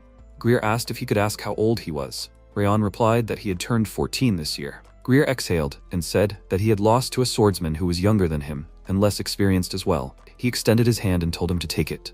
MC asked in surprise, what was this? Greer opened his palm and replied, this was proof that the third prince of Owen, Greer D. Owen, swears to fulfill any request he might have. Raon asked why he was giving him something so valuable. Greer smiled and replied, he had lost the duel, but in reality, it was like an eye-opener for him. It feels like he's reached enlightenment. He thinks he's really lucky to lose to someone like him. He starts to walk away and says he's sure they'll meet again. He hopes he'll still be better than him by then. He thinks it'll be fun trying to keep up with him. Greer says, Instructor Rimmer, they've lost. He wins the bet. Rimmer says, well done. He goes up to Duke Tartan and says it's time for them to go back. Tartan says, yes, your highness. Greer says he just decided he had something urgent to do. MC starts to walk down and thinks, In his past life, they were always told that there's no price to pay for fulfilling one's true destiny. Is this what it feels like to finally get the reward for winning? It's such a strange feeling. This life keeps giving him surprises. Sometime later at the palace, Glenn asks, "So that's the lesson he learned from that duel?" Greer replied, "Yes." He naively thought that he was the best, but MC helped him rethink a lot of things, and he was also like an accomplished swordmaster. He participated in so many duels throughout the Six Kingdoms, but it was the first time he met a swordsman like Rayon. He was younger than him, but he had a lot to learn from him. Glenn replied, "I understand." Greer said that was why he wanted to return as soon as possible after this meeting, and he was extremely motivated to train and teach his body what he had learned from watching Raon. Glenn replied, "Okay." Then he needed to convey his gratitude to his king from him. Greer thanked him for everything. After a while, the squad set out on horseback. Tartan said, "Your Highness?" Greer asked, "What is it, Duke? Does he want to say something?" Tartan said that he revealed all his trump cards, even used the Paris sword technique during the fight with Raon. Doesn't he think that was too much? Hiding your strength is important. Greer replied he knew he had overdone it a bit. Glenn said, giving him that medal was also a good thing. Greer interrupted him and said, "No, Duke. Rayon Zeegard had actually shown true mercy back then. He could have been angry that he had seriously underestimated him, but he had still given in to his self-centered request, so he had given him the same. Besides, Rayon had shown him his secret technique too." Tartan said that was true, but Greer interrupted him again and said that the tablet was an enclosure. Tartan asked what he meant by that. Greer replied he had such outstanding skills, character, and wisdom at such a young age. He was sure that he would become a significant figure one day, despite coming from a collateral branch of the family. Building relationships with him could be of great use to him, didn't he? Tartan replied he had thought it all through well in advance. Ron smiled and said that he grew up in a royal family. If he can't even think through such moments, what is he good for? He thought, Roan Zeegard, he wondered how far he would have progressed by the time they met again. At that moment, Roan asked, he must be proud that his grandson was recognized by the prince of the neighboring country himself? Glenn asked again. What was he talking about? Roan said that he was just thinking out loud, but he hadn't seen such a wide smile on his face for a long time. Glenn touched his face with his hand and asked, "Smiling?" Roan answered, yes, he had been smiling ever since the third prince mentioned Lord Raon's name. Glenn replied, Roan, he must just be getting old. That's why he sees things. Roan said, by the way, the leader, he is still worried about the words of the Duke of Tartan.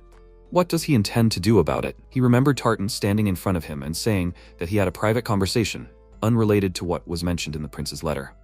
It was a message from the ruler of the kingdom of Owen, Lecros Albercian de Owen II. The 5 demons began to act again.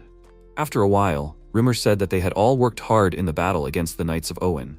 It seemed that they were ready to move on, so he was going to give them a special training next week. The guy asked again, a special training? Dorian asked fearfully, what kind of special training? Rimmer answered, well, perhaps training was not the most appropriate name. They were going to a real battle. They had better be prepared, because there would be bloodshed. Just south of the lands of Zeeghard, hordes of various tribute collectors had settled. In addition to the well-known mountain bandits who call themselves the Claws of the Snow Tiger, there were a lot of different rabble there, profiting from permission to pass along the mountain path. Apparently, their cruelty has been on the rise lately. They've started attacking merchants, killing people. The student asked, so their mission is to scare them? Rimmer said, well yeah, that was it at first. The guy asked, why in the past tense? Have the goals changed? Why not just raid them?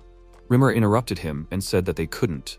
Recently, these bandits laid siege to a village south of the mountains and killed all the inhabitants. Then they set everything on fire and fled. The students screamed in fear, and Rimmer said, so their mission is to completely eradicate them.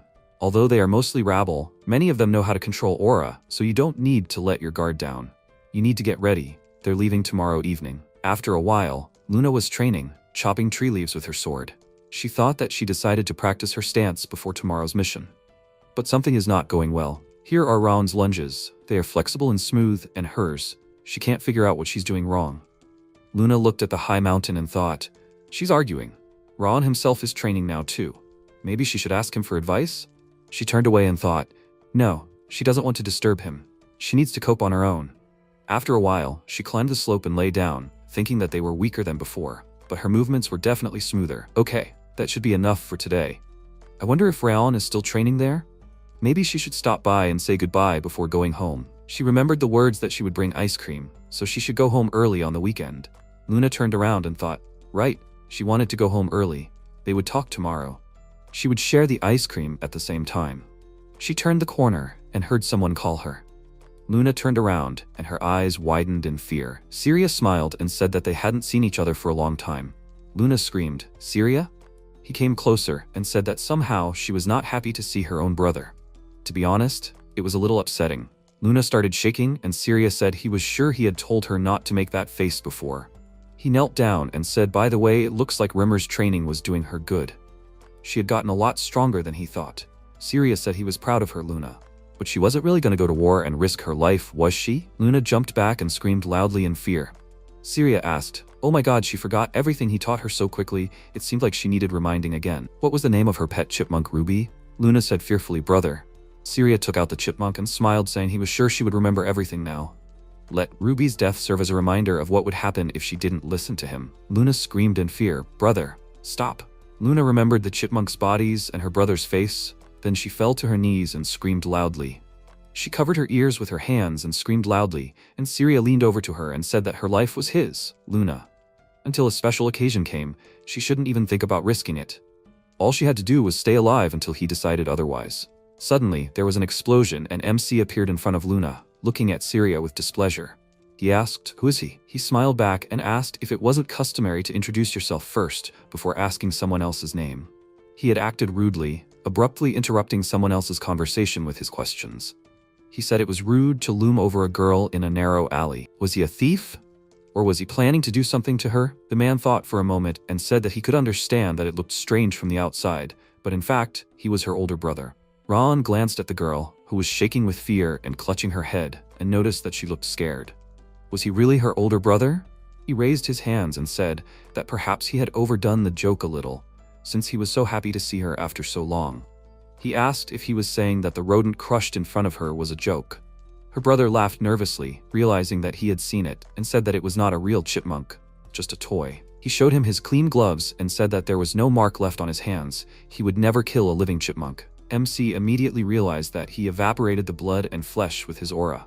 After which the man placed a small box on the ground and said that he just came to give his sister some goodies, since he was leaving soon for a long mission. He looked at Luna and said that she really had a wonderful friend. They better continue to be good friends. He waved goodbye and apologized if his joke went too far, and then left. Ryan knew this guy. He's a genius swordsman of the Slyan house and one of the 12 monsters who can very well become the emperors of the next generation of the continent. The Azure Sword, Syria Slyan. He only heard of it once before his reincarnation, and this is the first time he has seen it. He is a psycho who only pretends to be a merciful hero. He gives off the same disgusting smell as Darius. After that, he offered his hand to Luna and offered to see her off. They reached the carriage and the girl thanked him for coming to say goodbye, and he advised her to go to bed early, since they were leaving tomorrow. She silently got into the carriage and set off, thinking about what had happened, and these thoughts did not leave her even at home. She opened the box that her brother brought and thought that he had appeared again, but he had not changed at all since then. As a child, she came to him with scratches on her arms from her pet and tried to convince her brother that everything was fine. Ruby was just nervous because she was pregnant. But he did it because it was not right for his beloved sister to be wounded by some beast or to do anything at all except breathe. And in general, to do anything except breathe. He even threatened her that if she told her parents about this, he would kill them. He doesn't even need a house. He'll destroy everything and burn everyone except her.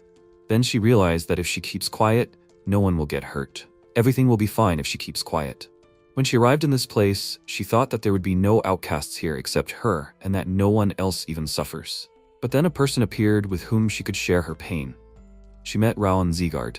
She learned what a kind guy he was, how much effort he put in, and how much suffering he had to endure. After she saw how he changed through perseverance, how he inspired respect in other people, she thought that she could change too.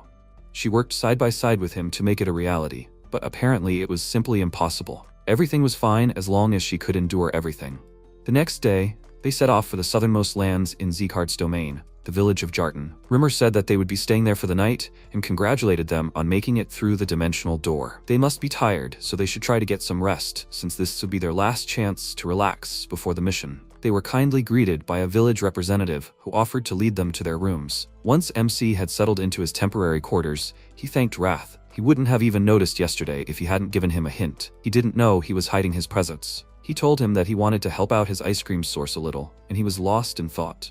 That guy definitely wouldn't be back for a while since he was going on a long mission, but Luna was clearly uneasy with him. Wrath told him to give him his body and he would go kill that dumb idiot and come back in no time. A true warrior demands twice as much and takes vengeance tenfold. That girl had opened up a world called Scoop Ice Cream to him, and he would do anything for her. Thinking he was joking, Ron refused, and Wrath pointed out that he was actually completely serious. He said that even if he was telling the truth, he still objected. He had clearly traumatized Luna deeply. Even if he killed him, it wouldn't change what she had already been through. He thought that Luna was the first child he had ever had to take care of, in his past or this life. If anything happened to her, he would kill whoever harmed her himself. A few days after leaving the lands of Sieghart, they arrived at a village that had been destroyed by snow tiger claws. As soon as they set foot on the village, some of them were overcome with nausea from the horrible sight. There were destroyed houses and burnt bodies piled up all around. Burin looked at the body they were passing, slightly nervously, and MC thought it was so cruel. He looked at Martha, and judging by her reaction, she didn't care. She must have seen a lot of bodies in the past, or killed a lot. Noticing that one of the group members was missing, he stopped and looked around. Where was Luna? She had meanwhile approached a house and was looking at a burned man who had apparently tried to escape from the house before he died. She was horrified and felt sick to her stomach. After that, rumor gathered everyone together and said that the Snow Tiger Claws gang was to blame for all this disgrace they were witnessing. Let them remember this scene and never forget it. He showed them a silent whistle and said that it would not make a noise even if they blew into it. Only people who were trained in a special way could hear it. If something dangerous happens, let them use it. They will come to their aid. He gave everyone a whistle and reminded them that their opponent's swords know no mercy. But before they resort to the whistle, let them first try to do everything in their power. They must learn to fight without outside help. If the chance comes, let them kill them without hesitation. Luna shuddered, and the others answered in chorus that they understood everything. After which the man asked them to divide into groups under the command of the best students. Martha will be in Group A, Burin in Group B. Let them take 3 or 4 people. Luna, meanwhile, looked at her sword and remembered her brother's words. He told her to remember that she is his. She must not do anything that can harm her. And if she gets hurt, he will kill those responsible for it. Round pulled her out of unpleasant memories. He suggested that she join a group. She hesitated at first, but then she agreed. They went out together to search for the enemy. He looked at the top of Mount Rutan and thought that from above it would be easier to assess the situation from below, and also easier to hide and run, since the enemy would be at a disadvantage. It was the perfect place for cover, and since it was the perfect place, they would not hide there. They would never choose such an obvious solution when they knew that they were being hunted. They probably should have taken into account that they would predict this outcome. This meant that that hill was their only choice. The hill looked quite open, but there might be space underneath it. He told Luna that they would go there to check everything out and leave the forest to the other squads. She agreed and headed towards the hill, and he looked after her sadly, and Wrath noted that he was very worried about her condition. Maybe he should talk to her? He told him that he did not even know what he should tell her. Besides, it was a family matter. He followed her and thought that even he didn't understand his own feelings for Sylvia, so he was a mediocre family advisor. But he knew what Syria had done to Luna. As soon as he had a chance, he had to solve this problem. They approached the edge of the cliff, and he looked down and found that everything was as he thought. There was a thicket here that wasn't visible from the outside. It was quite extensive, and it also looked like human tracks had been carefully swept away.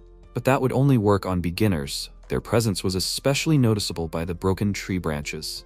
He crouched down and looked at the snow, thinking that it was impossible to become the best assassin by simply killing each of his targets. Tracking, investigating, and gathering information, you had to be a professional in all of these areas. These guys could fool an ordinary hunter, but such tricks were useless against him. He stood up and shared his thoughts with the girl that the bandits' hideout was somewhere nearby. Let her follow him, so that even her breathing could not be heard. They carefully moved forward and began to look around.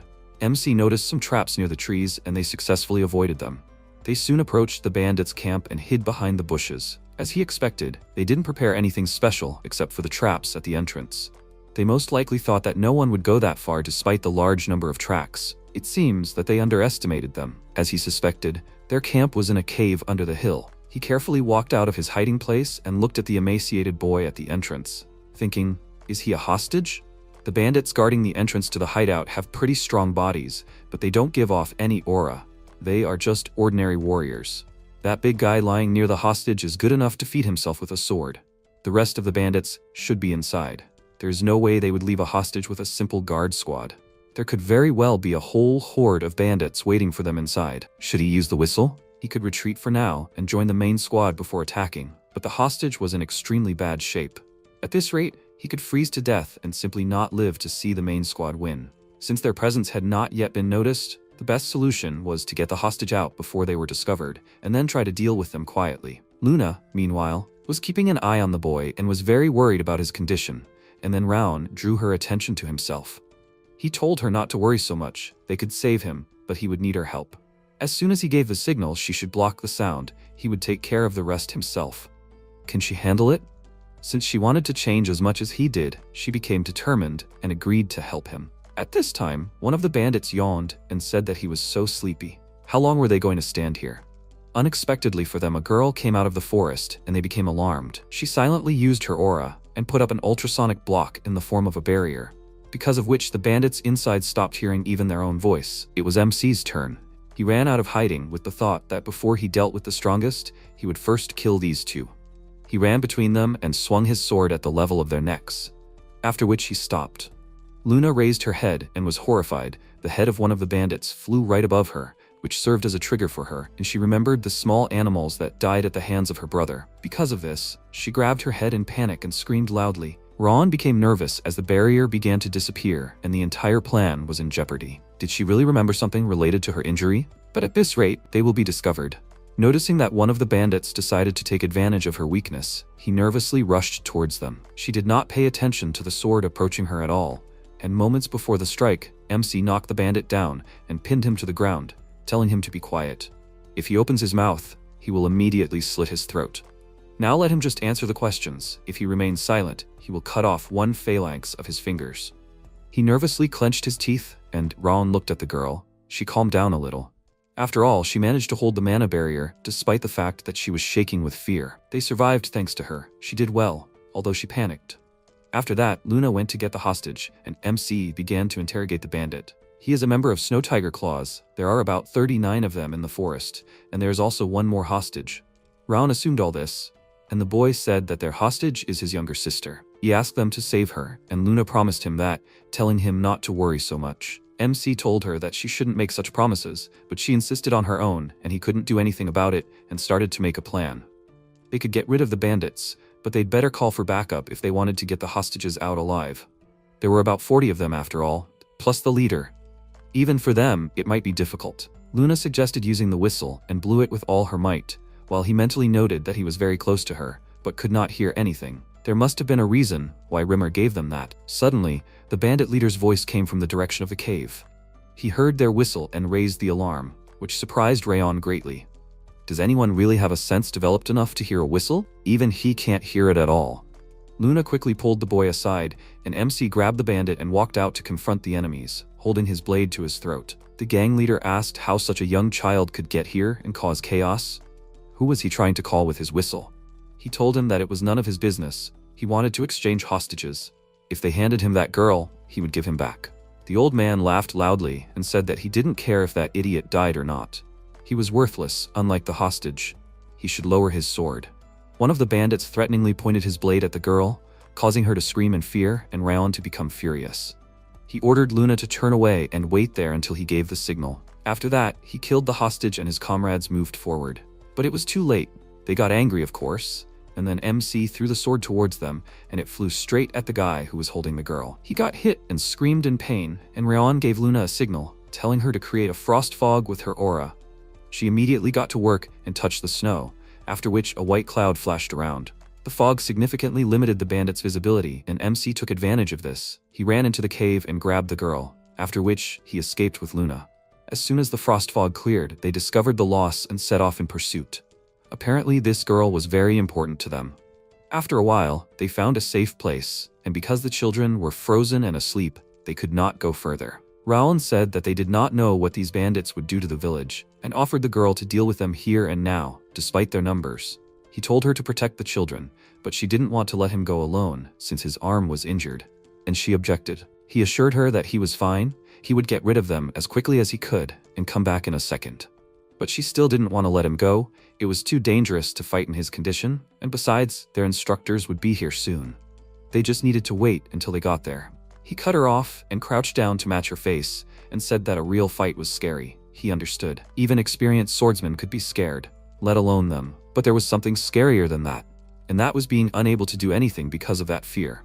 They had done terrible, unforgivable things. He was sure that among the dead, there were those who were simply trying to protect the village, and there were those who fought until the very end to protect the ones they loved. They couldn't let their deaths be in vain. They are the swordsmen of House Seagard, and they must fulfill their duty until the very end. For the sake of those who sacrifice themselves and to protect those who remain. He does not know what her brother did to her, but the more afraid she is, the more his shadow looms over her. The fear will suck her deeper and deeper. She must not let it drag her down. Only she can protect herself and the people dear to her. He took something from under his clothes and put it in her hand, saying that their next steps depend on her decision. After that, he took the sword and headed towards the bandit camp, telling her to stop standing in his shadow.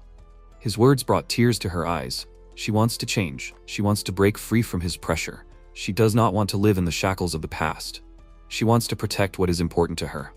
She looked at the wooden chipmunk figurine and thought that she no longer wants to live in the dark shadows. She wants to step forward into the bright light. Meanwhile, MC was mercilessly chopping up the bandits, which made the others uneasy. They couldn't stop him even though he was just a little kid. The bandit leader didn't understand why they couldn't defeat him. And then one of the bandits pounced on Ryan from above and attacked, but he quickly jumped aside and avoided the blow. The bandit leader took advantage of this and attacked him from behind, but when he struck, he felt that something was wrong. He looked ahead in surprise. The boy was nowhere to be found. MC was behind him. He asked, is he going to continue waiting for the right moment like a coward for much longer? He finished him off without delay and headed towards the others. They were shocked and began to call him a monster, not understanding how such strength can be at such a young age. Raon ordered them to surrender since their leader was already dead, and then something sharp flew at him, but he managed to deflect it with his sword. The real leader of the bandits named Vukan appeared. He let out a chuckle and said that this was so ridiculous. How do they even manage to die at the hands of this boy? If they tried to join the North and South Alliance after this, they would only be laughed at. In any case, he looked rich. He must be from a wealthy family. That would be even better. He pounced on him and exclaimed that he was worried that their gifts might not be enough. But it turns out the heavens had not abandoned him. He threw a punch and shouted that they would make great hostages. His punch pushed Raon against the wall, and he was convinced that this man was indeed the leader of Snow Tiger Claws. He was hardly a rookie, but rather a swordmaster. A bandit's voice was heard from the entrance, telling his boss that they had found them, the girl and the hostages here. MC turned his gaze towards them. Luna was currently barely holding back her opponent's sword. He was worried for her and thought that she was most likely not ready to fight yet, but he needed to help her. His opponent threw a punch and asked, did he dare to be distracted when he was right in front of him? Is he worried about them? But he will dance with him for now. Raon cursed in his mind as he continued to block his attacks, and the bandit walked away from Luna and exclaimed that she was using some strange skills. It seemed like she had never killed before. He rushed towards her and ordered her to quickly hand over all the hostages, and she looked at the children and thought that she must protect them at all costs. But in order to do this, she would have to kill the opponent in front of her. Luckily, he was not the most powerful opponent. She pointed her blade at him and tried to convince herself that she could kill him. She needed to remember what Raon said, but she couldn't overcome her fear so easily, and her brother's silhouette appeared in front of her. He was holding her sword. As soon as she saw him, her vision immediately dimmed, and she thought that she was seeing him again. She needed to throw him out of her mind. But she couldn't throw away this fear. Can she even protect anything like Raon? She can't even swing her sword properly in this situation, and she's really scared. She couldn't protect anything until this very moment. What should she do? At that moment, MC's voice rang out. He pulled her out of her anxious thoughts and made her turn around. Noticing her gaze, he said with a smile that everything was fine. She could do anything. Because of this, she started crying. He pulled her out of the pitch darkness and led her along, helping her overcome her fear. She realized that she would have to thank him for giving her courage and for helping her move forward, for believing in her. She gripped the sword tighter and swung it, dissolving her brother's silhouette, and rushed towards the bandit. She froze his legs and dealt a fatal blow, after which she resolutely looked at Raon. Meanwhile, the leader of the bandits sighed in displeasure, asking, are they still losing to these kids? How useless they are. MC said that they are not just children. That girl overcame her dark past on her own. Her heart is kinder and stronger than anyone he knows. She is a swordswoman who breaks barriers. While he was saying all this, his sword burst into flames. It turns out that he used the Thousand Flames technique. The first flame is the fall of a flower. Lunging forward, he struck, and the flames took the form of petals and swirled around his opponent. So just after the bandits were finished, he decided to check if there were any more traps left before the instructors got here. After that, he found a two-colored bud in the chest. a rather rare medicinal plant. Did they really kill an entire village just for this? Someone's voice was heard from behind them. The leader of the Eternal Bandits of the North and South Alliance appeared. He was slightly disappointed that it was already over, and noticed the bud in the boy's hands, noting that it was the same two-colored flower that Vukan had. Did they kill them all? Raon wondered what he would do even if that was true, and the boy remarked that he was quite bold, and also quite good at assessing the situation. He guessed that he was so confident because of his skills. MC asked if he was from the North-South Alliance. He confirmed it, and told him to call him Rictor, which made Ra unwary since he had heard that name before. He was a genius swordsman who was able to join the North-South Alliance with only a single sword. He became the leader of a huge group of mountain bandits in 10 years, so the Snow Tiger Claws bandits were no match for him. He was a fighter with outstanding combat skills. Rictor realized that he was from a noble family, and clarified, was he from the main branch of Sieghart? Considering the lack of engraving on the sword, they must be just apprentices. But what should he do? Should he finish them off? After his words, MC was immediately hit by a cold wind. He didn't even hide his intention to kill them. For him, a professional assassin in his past life, this is nothing. He reached for his sword and Rictor asked with a smile, "Can he withstand this? He's not that simple, right?" Raon remained silent and thought that he could kill him if he attacked from behind. In his current form, attacking head-on might be a problem. But for some reason, he doesn't want to retreat. He took out his sword from its sheath and ordered him to draw his weapon and attack. Rictor reached for the sword and said with a little surprise that he would die then. He told him that if he was weak, then so be it, and then the guy chuckled and said that children shouldn't throw around such words. He chatted with him and he wanted to fight even less. It would be a shame to kill him here and now. MC confidently told him that a warrior does not choose where he dies, and the bandit asked, "Is he really a child? Where did he hear such phrases?" He does not want to kill him for another reason. The fierce wind has been watching them for some time. MC did not understand who he was talking about, and he jumped on the rock and said that if he were part of the alliance of the North and South, it would be good. At last he asked his name, and when he said it, he broke into a smile and left, saying that he hoped to hear more about him beyond the Terukun Mountains and the Rabul River. Raon lingered his gaze on the rock and then told the girl that it was time for them to leave too. She agreed and asked, "Did she do well?" He was slightly surprised by her question, and then with a smile told her that she was incredible. She smiled, and then they took the children and headed to the others. Thus, the short, but at the same time drawn-out mission came to an end. When they returned with the head of the leader of the Snow Tiger Claws bandits, Burin and Martha were annoyed that they lost to him again. Rimmer calmed down the rest of the students who had not had time to prove themselves, and seemed to give them instructions, which smoothly flowed into a boastful story about how smoothly his own first mission went.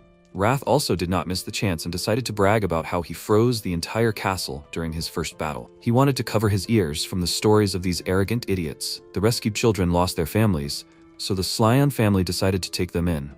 It seems that they were satisfied with this because they liked Luna. After returning from the mission, Luna and he were summoned to the head of the family. They were awarded bronze medals for their achievements. He was quite surprised by such praise from the leader, but he was even more impressed by the fact that he gave him a two-colored bud. He said that it was his prey and he was free to dispose of it himself, although the plant was an extremely rare miracle cure. When he returned home and opened the door, he was very surprised to see Dorian coming out to meet him and asked why he was there. He scratched his head with an awkward smile and said that Madam asked him to come in and tell her how the mission went. Because of this, MC tensed up and asked, "Did he tell her everything?" He wiped away the tears that were coming and said that he told her his whole touching story. Raon became very nervous and his worried mother appeared at the entrance. He understood that Sylvia would go crazy if she found out that he got into a fight against the bandits, and he already started looking for excuses. But they were not needed. She hugged him tightly and stroked his cheek, praising him, which stunned him. He clearly did not expect that. Noticing his reaction, she asked if he thought she would be angry. He responded by saying that she had always told him to be careful, and she said that the founder of the family always raised his sword in the name of protecting the weak. They say that he always extended a hand to those in need. The Sieghart family continues his work and protects the disadvantaged. She herself dreamed of becoming such a swordsman, so why would she scold him for saving the hostages? On the contrary, she was very proud of him. The maids said with smiles that they were so touched by his story. They would definitely go to the main mansion tomorrow to tell the news to everyone around. Sylvia hugged her son again, saying that he had grown up to be a wonderful person, and he thought in confusion that he could not understand her. Emotions were so complicated. He wanted to throw an angry glance at Dorian, but he disappeared. Wrath said that he didn't have to look back, That coward had long since run away. He decided not to dwell on it and thought that the evening hadn't been that bad. While Luna was getting ready for bed, she put the chipmunk on the nightstand and, remembering Ron's words, thought that she would definitely have to tell him words of gratitude next time. Meanwhile, Rimmer was resting in his hammock and recalling how he had followed the conversation between Ron and that bandit, who had then told him to draw his weapon and attack. This made him smile. It had been a long time since he had heard the founder's words exactly. It seemed that the seeds had begun to sprout. Meanwhile, in the building of the main residence of the Robert family, Darius was sitting in the study and taking some notes. Noticing something, he froze. The page of the book was stained red because of the wound on his palm. He raised his hand and thought that this wound had still not healed. How much time had passed since that day? 17 years? He continued to try various high-quality miracle cures, hired professional doctors and famous priests, but no one could cure him of the ailment. It is a wound that simply cannot be cured, which is always with him. It looks the same as the day he received it, as if it wants to serve as a reminder to him. The dead man tells him not to forget about what happened, but to his regret, he does not live in the past. There is still very little time left until the day when he will make his dreams come true. A new day has come. MC went for a walk, and the system informed him that the frost curse has been weakened. He has reached the third stage of the Thousand Flames technique, Frost Aura, Legendary Sense. He has also reached the third stage of Fire Attribute Resistance. He is now able to train at the expert level of swordsmanship. His aura control speed has increased, his swordsmanship has grown, the accuracy of his movements has improved. He looked at this with a smile and thought that he has finally reached the expert level. Although even this is just the beginning, he worked hard to achieve such progress. Wrath said irritably that even a swordmaster looks like an insect in his eyes. He is simply ridiculous. What is so special about him advancing to the expert stage? He answered him that not every 15-year-old teenager can become one. Even if you search the entire continent, you will hardly find anyone his age who is at the same level. Wrath exclaimed that only idiots think about age on the battlefield. Age is just a number. If you are weak, then you are weak in any skin. Brown agreed with him. No one would give an opponent slack in a real fight just because they are younger. Wrath called him a fool. In his current state, he would not be able to scratch his finger. He would not even be able to touch him. He admitted with a smile that he was right, and he exclaimed in annoyance, "Why is he smirking then?" He told him that he is just happy. In his past life, he did not even come close to comprehending this. Even he admits that he has grown a little. Wrath was surprised and then shouted in rage. He thinks that he would praise a person, especially one like him? MC asked why he pretends otherwise. He heard his voice waver, so he must be right. He had been around him long enough to know what he was thinking. This only made him more angry, and he exclaimed, "How can a human see his true feelings?" He felt like killing him. He screamed loudly from the excess of emotions, and Ron said that his rage was nothing to him. If he didn't get his power back, it would soon consume him, wouldn't it? Wrath's mood changed dramatically, and he said with a smile that his delirium reminded him of the good old days. MC understood where he was going with this, and shuddered, and he continued. Back then, there were enough people in the demon world who challenged him. Not wanting to listen to him anymore, Rayon decided to go to training, and he was indignant that he was ignoring him. After a while, Rimmer clapped his hands, announcing the end of today's training, and the students thanked him for the classes. But that wasn't enough for Buren. He asked the elf if he was 20 minutes late, so shouldn't they stay a little longer? He quickly ran away, telling them at the end that they could always make up for it tomorrow. And he thought he was being so irresponsible. MC suggested that everyone finish up and let the people on duty start cleaning. After that, everyone headed to their lockers, including Dorian.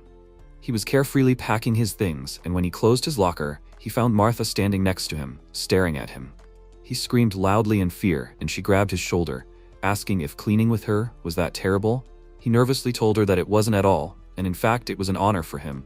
She took the mop from his hands and muttered discontentedly that she already had a tight training schedule, after which she glanced at the guys wandering around and ordered them to get out of here, since she needed to clean. They immediately ran away, and Ron thought that she was really meek, only with him. Rimmer came up to him from behind and said with a smile that she hadn't changed at all. He thought she only acted differently around him. He turned around in surprise and said that he thought he had already left, but in fact he came back because he forgot something. This made everyone present nervous. Rimmer rose higher and drew attention to himself by saying that he had one more announcement to make. It was really important. After a pause, he smiled awkwardly and announced that they had a second mission. Their faces immediately darkened, and the training hall was plunged into silence from such sudden news. The elf awkwardly laughed and apologized to them, and they were shocked, thinking how could he have forgotten something so important? MC thought that half a year had passed since the first mission, and the second one, in his opinion, was late. Compared to his previous life, the Sieghart clan has fewer responsibilities. Rumors said that the southern part of the Sieghart territory was invaded by orcs. Their mission is to destroy them because they are a threat to the safety of the villagers, and they also need to protect the people of the village. In other words, their mission is to protect the village and clear out the monsters. They were very happy. Everyone was waiting for this kind of mission because they could finally try out their sword skills. Rumor said that there was nothing to be happy about. On this mission, they would not be accompanied by instructors. They would go to the village on their own, and they would need to somehow work together on their own to complete the mission. Buran asked what if they encountered a situation they could not handle. He told him that it was their problem. If this mission was beyond their capabilities, then they themselves should decide for themselves whether to go there or not. The leader's ability to correctly assess the situation would be important here. Their leader should be able to figure out the best way to solve this problem. Dorian asked nervously, wouldn't it be bad if they ran away from the mission? The elf told him that in normal times, yes, but it all depended on the situation. If they ran into one of the 5 demons, then running away was not shameful, but even commendable. The guy was glad that nothing would happen to him for running away. And then another unexpected news was announced. They were leaving for the mission the day after tomorrow at dawn. Of course, this angered them, because they had very little time to prepare, and rumor said that compared to the liquidation mission, the monster cleansing mission required much more preparation. If they did not plan everything in advance, the village would suffer, so they should be more careful. Buran displeasedly said that he could have told them this earlier, so that they could have prepared better. Round told them not to panic so much. The instructor had already told them that they would not always know in advance about the upcoming mission. Instead of wasting time on unnecessary arguments, they needed to start preparing. The more they whine, the less chance they have. They couldn't argue with him. After all, there was no guarantee that danger would always catch them fully armed. Seeing that Rowan had taken the lead, the instructor smiled and said that orcs were much more aggressive and stronger than they thought. They couldn't compare with their previous opponents, especially in terms of size, and they always moved in groups, so they would most likely have a numerical advantage. In their current state, it would be very difficult for them to resist these monsters, so let them keep in mind that in battle they should concentrate on dodging, not blocking, and let them take as little things with them as possible. They were meeting here in 2 days at dawn. After that, they all dispersed. Time passed. MC had already managed to pack his things. He specially chose a bag with a lightweight effect. The instructor made it clear that extra weight would only hinder them. Apparently, he meant that this time, everything depends only on themselves. But he is satisfied with everything. Wrath appeared, and he immediately started the conversation with insults. Does he think that everything will be as he imagines it to be? Something unplanned can happen at any moment. He answered him that anything can happen. It also happens that demons give up their stat points without resisting at all. Wrath got angry and shared his desire to sew his mouth shut, and then there was a knock on the door. Wondering who could come at such a late hour, he opened the door and was very surprised. His displeased mother was on the threshold. She said that he should at least warn her that he was going on a mission. He became curious how she found out about this and asked if Dorian told her everything again. She told him that Rimmer had told her about it, and it made him want to rip his ears off. He apologized to his mother, and her face softened slightly, after which she took his hands and told him that being a leader on a mission requires much more than just being the best student. He has to figure out the right path and lead the others along it. It's not that easy alone. He is also responsible for choosing a formation in order to minimize damage and successfully bring everyone back home. The lives of his friends will depend on the decisions he makes. He was a little confused. He thought she would be angry, but instead she gives him advice. Sylvia told him that clearing out the monsters is only simple in words. In reality, it is quite a difficult task. They will need to make sure that they kill every single one of the creatures to ensure complete safety of the inhabitants. Let him remember that he is no longer a rookie on this mission, but a full-fledged representative of Sieghart. She wants him to show everyone that he is a swordsman who can defend the ideals of the family. He said in confusion that he thought she would scold him, and she exclaimed that of course she was angry. She was also offended and worried about him a lot. However, now was not the time to scold him. She hugged him and told him with a smile to prepare for the mission. When he returned, that was when she would scold him. She was very happy that he was shining after all his training, but she would never stop worrying about him. He hugged her back and it was time to leave. Before they set off, Rumor told them one last thing, that anything could happen there, so they should always be on guard, no matter the situation. They should retreat if something was beyond their strength. They answered him in unison that they understood everything, after which he wished them a safe journey. The usual route there takes a month. but they had already paved it for them, so they should get there in a couple of weeks. He wished everyone good luck, and Ron, as the leader of the squad, began to restore order. He ordered everyone to group into 4 squads. They will move, taking into account the formation that was discussed this morning. Looking at him, the elf smiled. He was sure that they will do well under his leadership. He is talented not only in swordsmanship and releasing aura, he also has excellent intellectual abilities. He is sure that he will easily complete this mission and return, and he is only 15. Each time his expectations grow. He watched the students leave, and one of the instructors approached him and asked if it was time for them to move out after them. With such a distance between them, they will not notice them if they leave now. He said that it was too early. One of them had too keen a sense. He yawned loudly and went to take a nap, and the instructors became nervous because it was already time for them to leave. Rimmer said that it would have been better if they had worried about the orcs so much. Time passed. Somewhere in the forest, in the middle of a pile of bones, there was a cave that served as someone's lair. Their leader was informed about a village to which a squad of students was now heading, and they decided to go there too.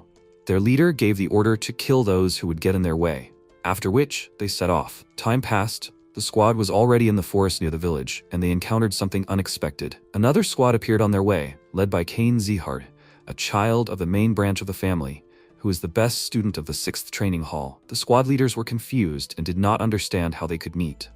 MC thought that he heard Kane joined the 6th training hall late due to some injuries, but he is apparently fine now. It seems that he is quite good with a sword. Kane told him that they had a mission related to the orc raid. What are they doing here? He told him that his group had the same mission, which confused Kane and wondered if they were assigned the same mission. He had not been told about that. The night before leaving, the instructors gathered in a nearby tavern. One of them told Rimmer that he had heard rumors that his students did an excellent job on the last mission. They were so young, but they were able to deal with those mountain bandits.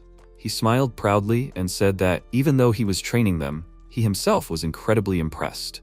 Maybe he should send them to deal with the orc raid since they were doing so well? He was sure they would deal with them quickly. Maybe the leader would at least thank him. Methan, the instructor of the 6th training hall, appeared behind him. He said that his students would take on this mission. Teamwork is more important when it comes to monster raids. Training Hall 5 is just not cut out for it. They are individualists, and Training Hall 6 is more suited for this mission. His students recently completed Hell Week training without a single failure, so they will be going on this mission. Rimmer sighed and said that he was just jealous that his children were getting a lot of attention lately. Why don't they send them on the mission together? They still need to get rid of those orcs, so they will just send 2 squads at once. The competition will make them do everything much faster and better, right? He agreed, but first they needed permission from the leader, and they were already excited about how this will all end. Currently, Buran stepped forward and said that they will have problems with communication, so they can go back, and they will take this mission on themselves. His words slightly angered Kane, and he threatened him that he will not repeat it. Wasn't the 5th training hall taking on too much? Their squad was better suited for this kind of mission, where teamwork was important. He was sure that they would do much worse, since they had little experience working as a team. Buran said that he was aware of his skill level, but he shouldn't underestimate the 5th training hall. Ron watched them and didn't interfere. He was sure that Rimmer knew perfectly well that 2 squads were sent here at once. But why didn't he tell him about this beforehand? He closed his eyes and realized that the instructor thought it was important for them to gain real-life experience. Their mission was as close to reality as possible. Teamwork and tactics were the most important skills when raiding monsters, and they were sorely lacking in that. Maybe he wanted them to start competing with the 6th training hall and work on the things they needed to improve themselves? Realizing that this was the case, he began to curse that elf. But this is a good opportunity for everyone. Besides, before leaving, his mother told him to show everyone that he is a swordsman who can become an ideal for the family. Since then, he has not stopped thinking about it. He intervened in the conversation and told them to calm down. Why waste time on a useless argument? They themselves understand that at this rate they will not come to an agreement. Maybe they should arrange a competition? Buran asked what he meant. They do not know what exactly awaits them, and he suggests wasting their efforts on some kind of competition. MC noted that they do not want to give up on this mission, and neither does he. He thinks there are enough orcs there for everyone. Since it is a raid, there will definitely be elite monsters. They will arrange a competition to decide who will be the commander of the mission. Then, they will destroy the elite orcs to sow chaos among their ranks and carry out a purge. That sounds reasonable enough. If the dominant team encounters difficulties, then it will only become an opportunity for the other. Will that suit everyone? Kane agreed since it sounded fair, and then Rayan suggested that they move to the mountains first. The competition began. A small group of Burin, Martha, and a few other students enthusiastically ran up the mountain. The conditions of the competition were quite simple. Defeat the enemy team or capture their flag, which was easier than endlessly arguing. MC suggested that they come up with a plan, but they were so confident that they refused. Especially Martha, she was very confident and was already looking forward to beating everyone. She finally found her opponents and thought that there was no need to use tactics against losers like them. She pounced on them with a smile and began the fight. Meanwhile, Ron used his legendary senses and began to observe. Thanks to his heightened senses, he does not need to see to assess the situation of the battle. They had already started fighting. Luna distracted him by asking if it was okay to let them fight without a plan. He told her that some people were just too confident. They wouldn't listen to him anyway. She wondered if they could beat their opponents, but MC was sure that they would lose, and in a rather miserable way. Meanwhile, Burin and Martha were being pushed back by their opponents. They kept attacking, but they couldn't figure out why they couldn't handle them. They were all weaklings, but there was no gap in their combined defense. Some guys shouted that they weren't the center of the universe, so they shouldn't look down on them, and Martha was very confused by this. When the sun was already starting to hide behind the mountains, they joined the main squad and looked very dejected and dissatisfied. Round asked if everything was as easy as they imagined. It seemed like they were the ones who had to retreat. It was their mistake. The world doesn't stand still while they were improving. Did they look down on them because the Owen Kingdom ignored them back then? They will definitely win because they were better than them last time. Is that what they think? So that's the result of a battle without any tactics and with no information about the enemy. Their overconfidence was their undoing. They wasted their strength, aura, and even showed them their techniques. These students also train every day. Even if they show higher results, it does not mean that they can look down on them. Luna asked, "Does that mean they lost?" He said that is not true. In fact, they had another chance. They immediately perked up, and Martha said that she will do everything to defeat these idiots, and MC noted with a smile that at least they are willing to try again. After that, he told them his plan for victory. Meanwhile, the students of the 6th training hall began to discuss their opponents. The 5th training hall is somehow weak, but he was interested in watching them fight. His friend told them not to let down their guard.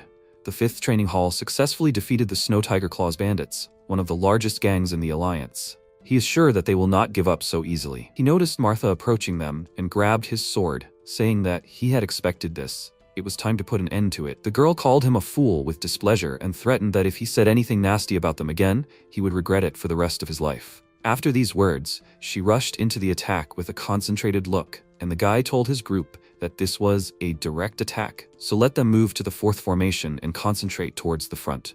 He took a step forward to parry the blows, but to his surprise, she attacked him from the side, which made him confused. Burin, meanwhile, ran into another group. Since they had already seen his initial stance, they knew how to act and rushed into battle. But contrary to their expectations, he ran past, deceiving them, and then struck several blows, disarming 2 at once. The leader of this group turned around in surprise and thought, did he change his trajectory so quickly? Their fighting style had changed. How did it happen that they started fighting differently? Martha, meanwhile, was pushing back the 3 guys on her own, and she was doing it. She smiled and thought that he was right. When he was explaining his plan, he asked them why they thought they lost if they were stronger than them individually. Burin suggested that it was all about information and tactics, and Ron confirmed it. The 6th training hall already knew each of their abilities and skills. They planned their tactics based on this information. They, on the other hand, hadn't prepared for the fight at all, thinking that they would win anyway. In the end, they failed miserably in a fight that they should have won. Dorian asked worriedly, "Does that mean they're going to lose?" Martha got angry and grabbed his clothes, telling him to shut up, and MC said that it was too early to call it a loss, but they had lost a lot of strength and aura. They are currently at a disadvantage, but they are not the only ones with information and tactics. Burin asked if he had an idea. He told them that Kane has a keen eye and a well-developed intuition, so he noticed them from afar and sent out disciples who are especially good against their abilities. Martha's strengths are power and endurance, but her attacks are rather primitive, so he sent swordsmen who can withstand her onslaught, forcing her to waste aura. Burin is fast, but his attacks are too direct, so they sent swordsmen who specialize in evasion against him. And so the easiest way to win in this situation would be to simply change the people they send, but he doesn't think they will agree to that. Martha firmly stated that she wants to defeat them herself, and Burin was of the same opinion. Rayon said that they need to fight differently then. These guys are certainly tough, but they have a greater weakness when it comes to using aura. Martha's job is to find an opening in the defense and attack there. Burin is weak against opponents who rely heavily on their instincts in combat, but they are usually powerless against feints. So he needs to abandon his usual fighting style and use more feints. Martha noted that this sounded logical, and they wondered how he figured all this out. Hadn't he been sitting there while they were fighting? He told them that Cain did have a keen eye.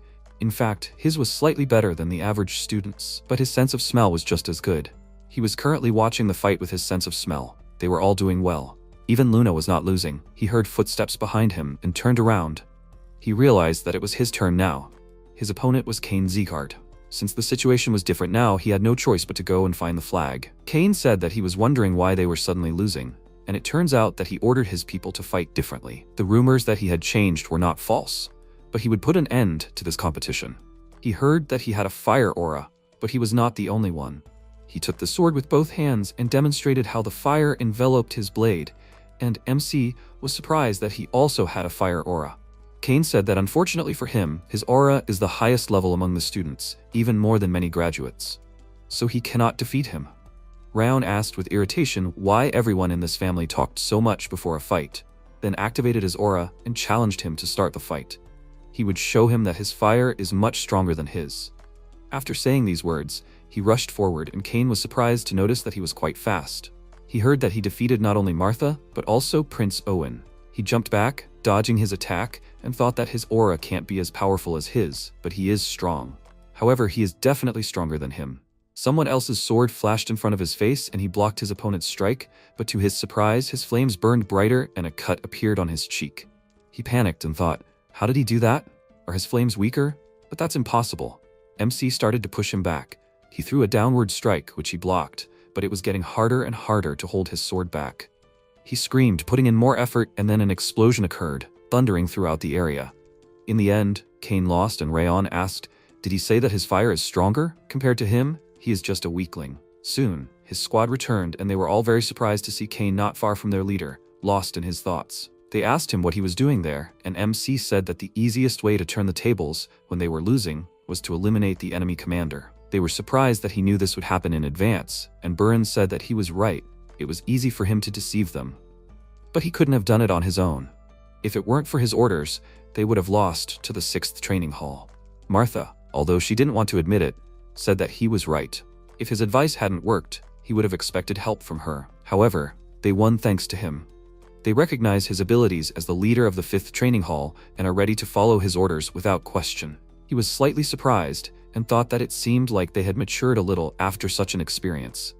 He was pleased to hear this from the students of the 5th training hall. He told everyone that they had done a good job, and he was sure that from this fight, they had learned the dangers of being overconfident and arrogant, and what could happen when they rushed into battle without tactics. If this had not been a competition but a real fight, they would have all died. May they always remember what they had learned today. As he gave instructions to his squad, Cain looked at him and thought that he had exceeded all his expectations. He had proven himself to be good at both planning and actual combat. He had thought that the 5th training hall was just a bunch of upstarts, but it seemed that he was the one who had proven himself to be like that. He walked up to Raon and extended his hand, telling him that he had learned his lesson. He had taught him that he should never let his guard down until the very end, and that he should always have a backup plan in case the main one failed. He thought that they would win one way or another. After all, they had known about them all along. But not only did they lose in the group competition, he also lost to him in a one-on-one duel. He thought he was stronger, but it turned out that he was just overconfident. It was a very important lesson for him. He is grateful to him. He is a great teacher. MC smiled and realized that he was much better than the rest of the main branch representatives, after which he shook his hand and said that it was a good experience for him too. Cain said that as they promised, they will support them in this mission. 2 weeks have passed since this competition. Passing through the snowy forest, they came to a cliff from which their destination was visible. A small village, which has no value in terms of exclusive goods or tourism. It is just a place where several farmers have settled down, who live off their farming. This mission is not something special, another clearing of the territory from monsters. However, he has a feeling that someone is watching him all this time.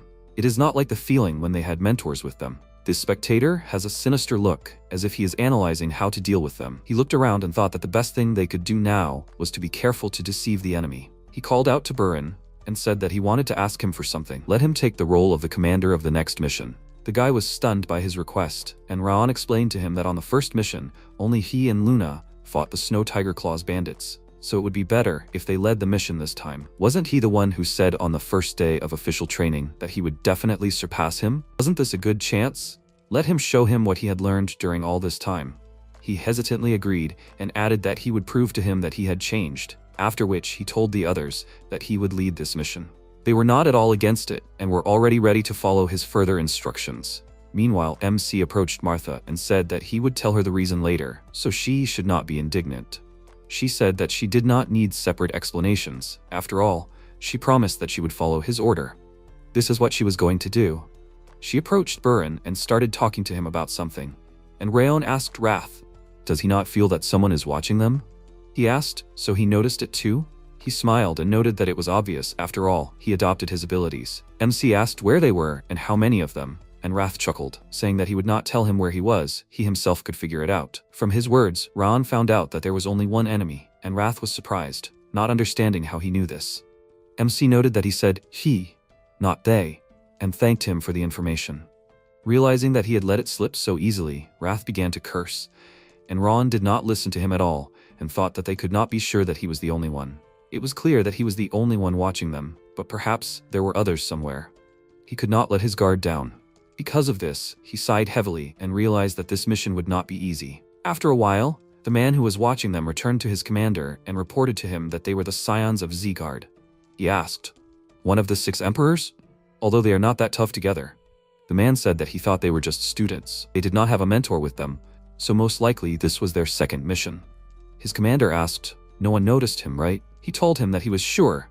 They did not even realize that he was nearby. Then the man smiled and said that he did not think that simple students could see through his disguise. His subordinate pointed out that they had taken control of the orcs, so he didn't understand why they had sent the disciples here. The commander said that he was sure that the villagers had told them everything. They weren't happy about the change and asked for help, saying that the number of orcs had increased. He thought that they would quickly find the mana stone, but it seemed that they were very wrong. His subordinate looked towards the village and said that the thing was nowhere to be found. Maybe it was in the village? Did that mean that they would start the attack now? The commander disagreed. He wanted to wait a little longer, but his subordinate countered that this was a good opportunity to deal with the children. He said that killing the disciples wasn't that difficult. The problem was that they might find out about the mana stone if they acted rashly. That would be a huge mistake. They would just let them kill a few monsters and let them think that they had done a great job of their mission. He put on his helmet, and his appearance immediately changed. His muscles grew, and his skin turned green. That's how he turned into an orc. He said that right after they left, they would attack the village and wipe it off the face of the earth. Sometime later, in one of the buildings in the village. Raun looked at Burin and thought that he was a little worried about him at first, but he is a much better leader than he expected. He does not use his title to assert himself. His mission comes first. He calmed the village chief and the villagers down first. He sees how hard he is trying, so there is no need to worry about him. He and the others will be able to take care of these monsters, even without him. He looked out the window and thought that the main problem was the person who was following them on the outskirts of the village. He is not really sure, but he felt that the surveillance disappeared when they stopped at the village. Maybe it is the Zeegard house checking on them? Maybe it is someone completely different? It seems that they will find out everything tomorrow. The next morning, Burin found tracks in the snow, looked to the side, and said that there are definitely monsters roaming around here. Earlier, the village chief said that monsters appear every year, but now there are 3 times more than usual. They themselves will not be able to cope with such a large number. To be precise, they spotted more than 100, which means the total number could be over 200. However, he felt that the number was only part of the problem. It seemed like they didn't know this forest. So they would send a man with them so they wouldn't get lost in the mountains. He was the fastest guy in their village. It seemed like he would help them a lot. Mount Cebu's guide, Kanbar, looked a little worried, thinking that he had figured out something was up when the village chief had visited them last night. However, he decided to ask him to be the guide for the Zeegard members. The protagonist noticed his worry and told him that he didn't have to be afraid. They would do everything to make sure he returned home safe and sound. Burin said loudly that they should all listen to him carefully. The most formidable opponents there were the orcs. However, the goblins and kobolds could also be troublesome. They like to use poison and other tricks. Even a small injury could be critical, so they had to be on guard. He called the 6th training hall and said that they should cordon off the area to keep an eye on the monsters that would try to escape. Kane agreed and said that they would do it. Burin started to leave with the others and said that then they would start the cleanup. They would get rid of the monsters that threatened these lands.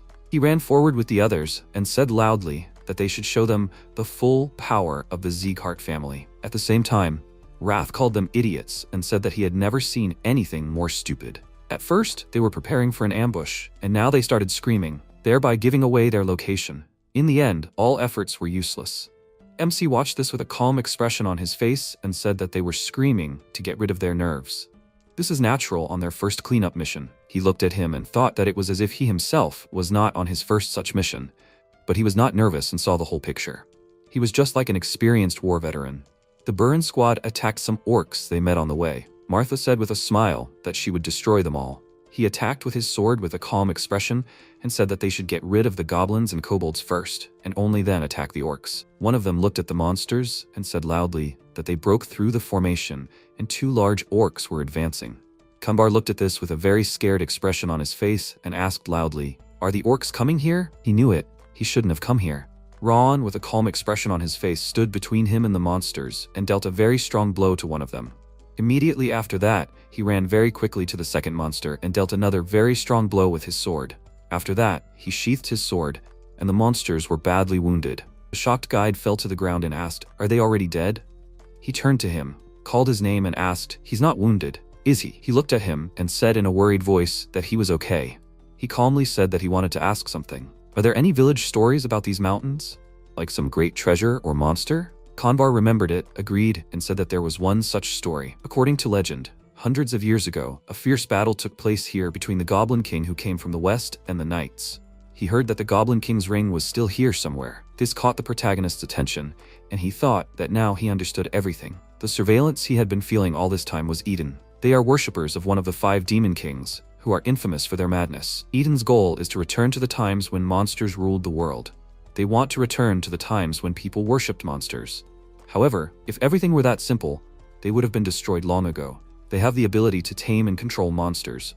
Moreover, they can use the abilities of monsters. Despite being humans, they are as strong as the Zeekart family. This strange power they possess is a secret that even the most famous families of the continent do not know.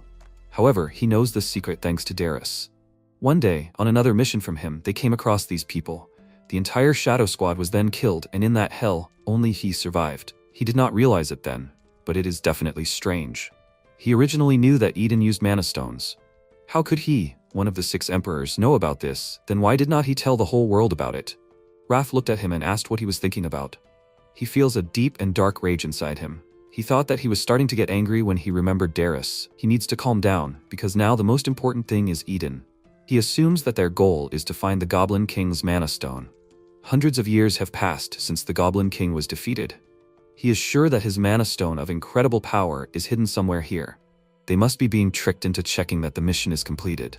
However, once they leave, they will continue searching for the stone. At the same time, Burn ran towards the monster with a sword in his hand and loudly said that this is their master. He will kill him with one decisive attack. Suddenly, something happened in front of him, causing the snow to fly up.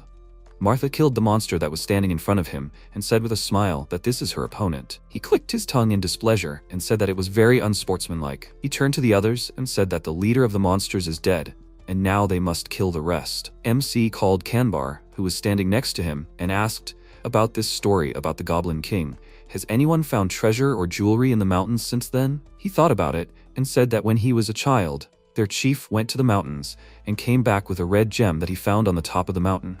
This caught his attention and asked where the gem was now. He said that most people don't know, but it was buried under the chief's house. Since then, the village has actually become warmer. He was surprised by what he heard and thought that the situation was even worse than he imagined. If Eden didn't find the mana stone in the mountains, then their target was the village. After some time, the party members said that all the orcs in the area had been destroyed.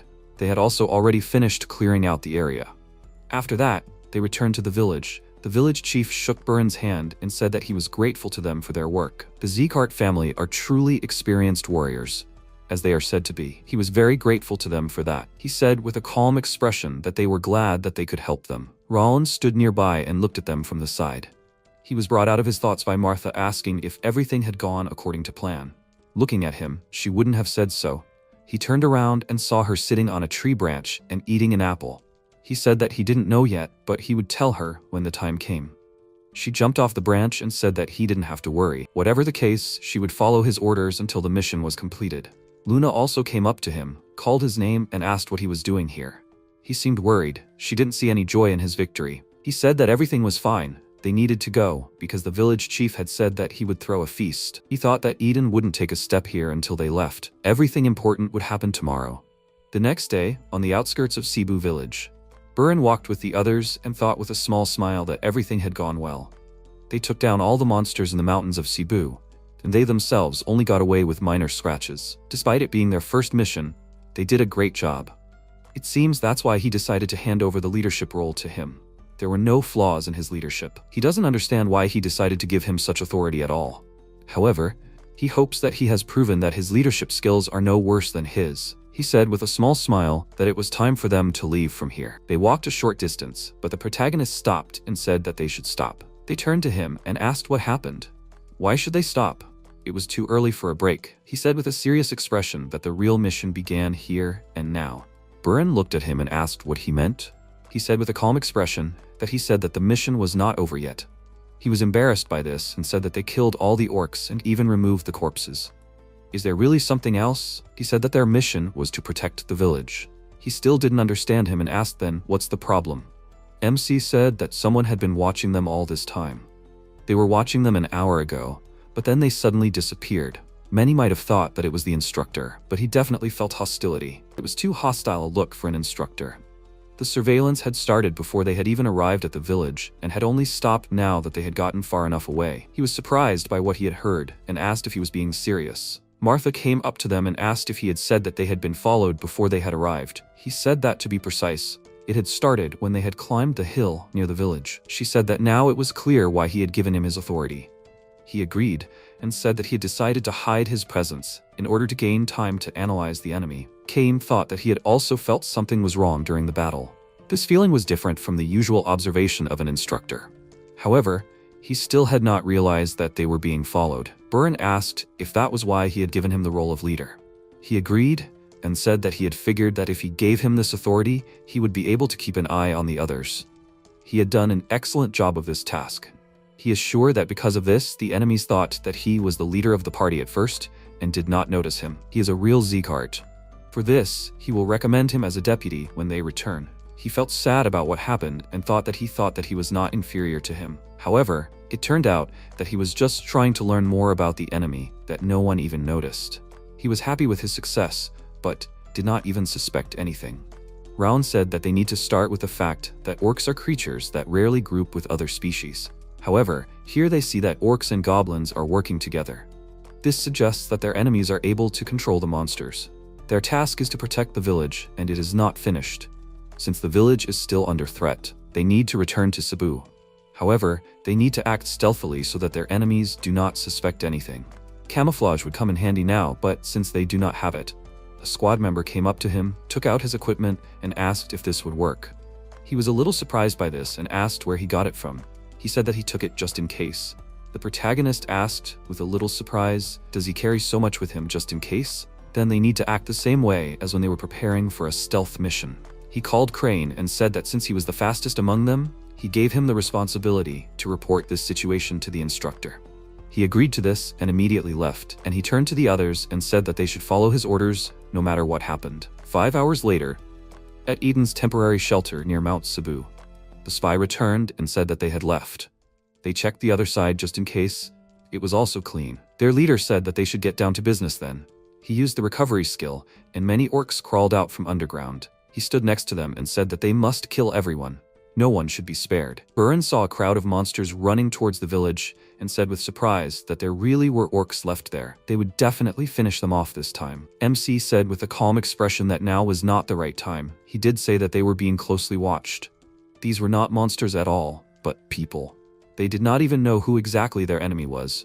He said loudly with a worried look that, however, there were too many orcs. The village could not handle such a large number of monsters. He looked at him calmly and asked, he did understand that they would all die if they made a mistake, didn't he? He said with a worried look that then they had better intervene now to save the village. He asked. He remembered how the instructor told them how important it was to understand the real essence of the mission, didn't he?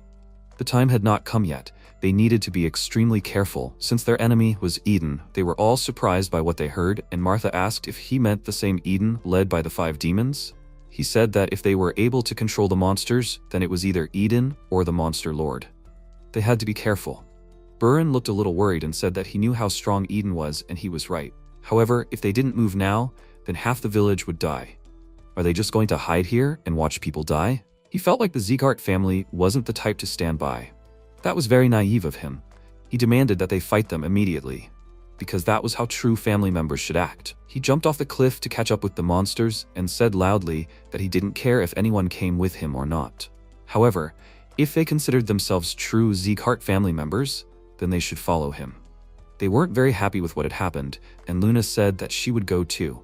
Immediately after saying this, she jumped off the cliff after him. The rest of the squad said that he was right. As family, they shouldn't retreat just because their opponent was one of the 5 demons. They were new recruits, the forces of the 6 emperors. They would go too. They needed to hurry to protect the village and the villagers. Cain called the members of the 6th training hall and said that they were going there too. They would help the 5th training hall and attack the Eden members. They agreed and immediately followed him. Raon and a few other squad members remained standing on the cliff, and he thought that everything was going as he expected. Based on his observations of Burin and the newcomers, they wouldn't tolerate injustice, so they would immediately rush into battle to stop Eden and the monsters. That's why he had sent a message to Luna with her aura in advance to follow them. The 3 of them, even Eden wouldn't be able to handle them unless there were unforeseen circumstances. He called Martha, who was standing by the tree next to him, and asked why she didn't go. He was sure that she would be the first to run into battle. She said with a calm expression that she had said that she would follow his orders to the very end. He chuckled at this and said that in that case, they would also head towards the village. However, they should try to hide their presence. He was sure that some of the Eden members were lying in ambush as reinforcements. He thought that he clearly felt a strong thirst for blood coming from the mountains, not from the village. The 5th and 6th training halls would easily handle all the monsters, but if they encountered their leader face to face, it would be dangerous. However, this only applies to a direct confrontation. For an assassin, things are a little different. The party members who ran ahead began to fight the monsters, and Burin said that they should try not to meet the orcs' direct attacks, dodge, and then counterattack. Those who find it difficult to fight alone should form teams. They should remember that if they don't stop them here, the village will be in danger. He fought with them and thought that these orcs were stronger than the ones he fought yesterday. However, they would have no problem defending the village if that was all. The main problem is that as long as Eden is here, they will never stop. He said with a slightly worried look that he was right after all. They should be vigilant and not allow a sudden attack from the forest. The squad members turned around, saw people in the trees, and said loudly that this was Eden's squad of green phantoms. Burin also saw them and thought that judging by the goblin masks and their headdresses, it was definitely them. He knew they were here, but he didn't even think there were so many of them. From his inner feelings, there were definitely more than 40 of them. They needed a smart strategy to fight such a large number of opponents. He called Cain and said that his task was to command the troops. They must not allow the enemies to enter the village. Luna must use the icy wind to freeze the feet of the orcs and green phantoms. He will take care of the rest. She swung her sword with a calm expression and said that she understood him. She swung her sword and released magical energy using frost spikes from her aura. The orcs stood firm against this attack and looked at them. Burin swung his sword and started using the continuous flow technique. He ran forward very quickly and killed 2 monsters with the autumn wind sword technique. A member of the enemy party, who was standing on a tree, took out a pipe and shot a dart at him. He sensed it and managed to dodge the attack. The other party members also noticed the poison darts, and one of them said loudly that they should block it with their aura or dodge it. They noticed a small bag that fell on the ground and said that they released poison gas. Burin looked at it with a surprised expression and thought that this poison was much stronger than what monsters usually use. He said loudly that they should quickly cover their noses. The party members inhaled the poison and fell to their knees and said that he couldn't lift his sword, let alone use his aura. He thought with a dissatisfied look that it wasn't just them who had this problem. Even he sensed it. His body didn't want to obey him. Luna also turned pale, but the orcs and green phantoms were not harmed in any way. At this rate, they would simply be destroyed. He felt a powerful energy and destructive force, looked to the side and saw Martha. She, along with 3 other squad members, ran to the monsters and said that since their idiot idealists failed, it was time for them to take on these freaks from Eden. They cannot let them escape. They began to fight against the monsters, which made the people who were trapped happy. And they said that if they were late, they would have died because of this poison. They need to get up and help them. Buran thought with a small smile that for some reason he did not see Raon among them. But the situation turned around thanks to her appearance. They can definitely cope if they put in more effort. Several members of the Eden squad ran away and loudly asked why these newbies are so strong. They need to escape from here, otherwise they will definitely die. They stopped and were surprised when their leader asked angrily, were they going to flee the battlefield? The squad members saw a huge monster in front of them, and Buran thought that this creature was far superior to the Green Phantoms. The winner's headdress and the ability to speak human language. This is the battle Green Phantom Eden. He said loudly that even if he is not of high rank, what is Commander Eden doing here? He said that news of their return reached him. Why did they return after learning of their intention to ambush? She's pretty good for a newbie. Judging by her strength, the black-haired girl, it seems that she already understands that if she wants to save her life, she better run from here as quickly as possible. Most of them will die today. This is because they do not know their place. Went on the attack and defeated all of them very quickly, and they could not even leave a scratch on his body. The others looked at this in surprise and asked, did he defeat 3 at once with 1 blow? Where is Sir Kane now? He is at the barricade and fighting the orcs. Then where did Raon go? There is no way he would come to their aid after seeing something like this. The leader Eden looked at Martha and asked if she could still get up. As he could see, she was the most resilient of all these idiots. Of course, she was the only one who could sense their presence. Then she would be another sprout that he would crush. Insects that have no skill, will, or discipline. Their luck had turned against them. He swung his weapon and said loudly that they would all die today.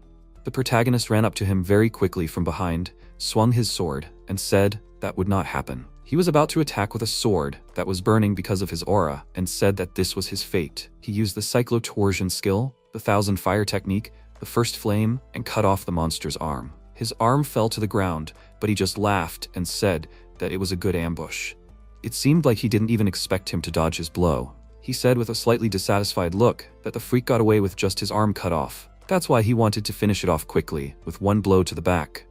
The monster said that, although it was a surprise attack, he still cut off his arm skillfully. He was a very promising member of the Zeekart family, but this was all he could do. Judging by his condition, it was obvious that he had used up most of his stamina with that blow. His hands were shaking, and he thought that he had really used up all his stamina, hoping to finish him off with 1 surprise attack. Now he couldn't even move normally. He asked, wasn't he the one in charge here? The monster laughed and asked, did he really think the leaders would go crazy on some village? He calmly stood in front of him and said that their crazy idiots were hard to understand. He looked at him and said that he was quite a sharp-tongued man, despite his appearance. He will see how much longer he can talk. MC swung his sword and thought with a serious expression that he still hasn't fully recovered, but that applies to him too. He blocked the monster's strike, and he asked with a little surprise how he was able to resist.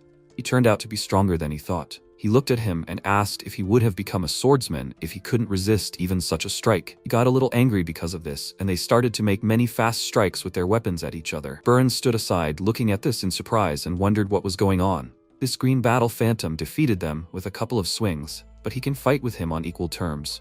He also uses the same continuous flow technique as him. He felt like he was catching up to him, but his true skill level is already beyond the understanding of any rookie. Martha also looked at this and said that this is his real strength. What he had shown so far was just the tip of the iceberg. She thought that it was still not enough, however.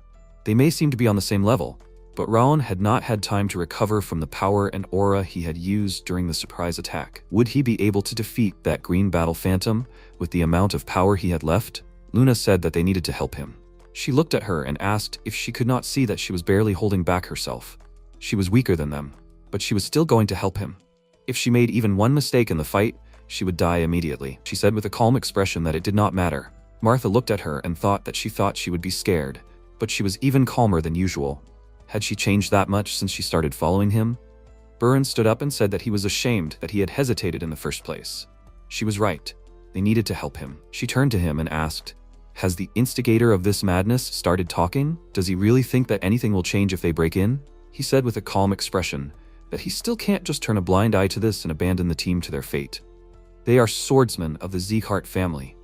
Martha thought it over, agreed to their plan, and said that, however, they must take responsibility if something goes wrong. They need to organize a formation and go to battle. The commander said with a serious look that it was surprising that such a pathetic recruit could fight against him for so long. He was so talented that he wouldn't mind recruiting him into Eden. What is his name? The protagonist looked at him with a tired look and said his name. He asked with a serious look, so he is a descendant of the main branch? The color of his hair and eyes confirmed it. It seems that the blood of the Northern King of Destruction boils in him. He will have to take back his offer. On the contrary, now he will do everything in his power to kill him, no matter what it takes. Immediately after that, he slashed incredibly fast with his weapon. MC looked at him with a surprised expression and thought that this madman had sped up. Is he using his life force to draw even more power? He was barely holding on using the Ring of Fire, and he hadn't fully recovered yet. His attention was drawn to Martha, who attacked the monster from behind. She slashed at his back, and he turned around with a displeased expression and asked how this pathetic insect dared to hit him. He felt something else and turned back abruptly. He saw Luna running towards him. She stopped in front of him and started using the Ice Aura, the skill Breath of Winter. Immediately after that, Buran ran next to them and jumped at the monster, swinging his sword. He used the skill Continuous Flow technique, Starlight Radiance. Suddenly, the orc grabbed his body with his hand. He raised him above his head and asked, did he really think he could defeat him with such a pathetic attack? It seems he greatly underestimated him. If he was at least on the level of this dumb blonde, he would be able to hit him. But unfortunately, he did not have time to finish because he agreed with a small smile and said that he was right. With such attacks, it would be difficult to defeat him. However, at least, it would buy him some time. The orc's attention was drawn to Martha, who was standing nearby and began to emit powerful energy. She used Titanic Aura, Ultimate Meteorite. She swung her sword and said loudly that she would see if he could withstand something like that. She struck hard with her sword and stopped behind him. He stood up to the attack, turned around abruptly, and threw Buran at her. This sent them both flying backwards and hit their backs hard against a tree. He looked at them calmly, called them little insects, and said that they should know their place. Don't they understand that all their attacks are pointless? MC stood behind him, concentrated strong energy, and said that he was wrong. He thanked them and said that thanks to them, he had enough time to recover.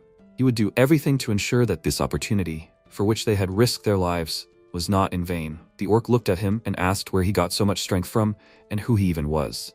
Ron raised his sword above his head and told this green fighting phantom that he was greatly honored. For the first time in his entire practice, he uses this technique against a living enemy. It seemed to him that he was not yet ready to use this technique, but during the battle, he realized that he could handle it. Thousand Flames technique, Winds of Blazing Domination. He directed a very powerful fire into his sword and looked at his opponent with a serious expression. He looked at it with a slightly worried look and wondered what was happening to this flame. It was different from what it was before. His intuition told him that it was very dangerous. He needed to kill him now at any cost. He ran to attack and loudly wished him death. The protagonist was faster and was the first to strike a very strong blow with his sword, into which he put a lot of energy. His opponent could not withstand such an attack and fell to the ground with a loud sound. He was very tired after this attack and looked at his body, trying to catch his breath. Everyone else looked at him in surprise, and Buran said that he was able to defeat this green battle phantom. He raised his sword above his head and said loudly that this is not the end. The green phantoms from Eden are still here. They must destroy them all for the sake of peace and prosperity of this village. All the party members who stood around him resolutely and loudly said that they were waiting for his instructions. After that, they all killed the monsters and Eden members they could find together. Buran approached him, called him by name, and said that he was right. If he had not come to help, they would have definitely died. The villagers they were supposed to protect would have died as well. He is grateful to him for saving them and apologizes for disobeying, although he would have gone to the village anyway. The swordsmen of the Zegart family should not turn a blind eye to injustice because of their weakness. Unexpectedly for him, MC turned away from him and said that he was good. Thanks to their dedication, he was able to take advantage of the green battle phantom's weakness. They all contributed to this victory. If any of them hadn't been here, he didn't know how things would have turned out. So he wanted to thank them all with all his heart. Buran turned away from him and said that he didn't understand the point of saying all this. In any case, he would try to become even stronger so that this wouldn't happen again. Then he would finally be able to stop depending on him. He called Martha and said that she had done well too. He was able to recover because she had distracted that freak. He was grateful to her for following his orders. She smiled because of this and asked if she couldn't even follow orders. What good was she then? She would go to the villagers. They needed to help them repair the damage. There was no need to rush. Ron began to rest after this battle and wondered if this mission was finally over. He began to lose consciousness and thought that he was getting weak and his legs were giving out. He started to fall, but Luna caught him, calling his name and asking if he was okay.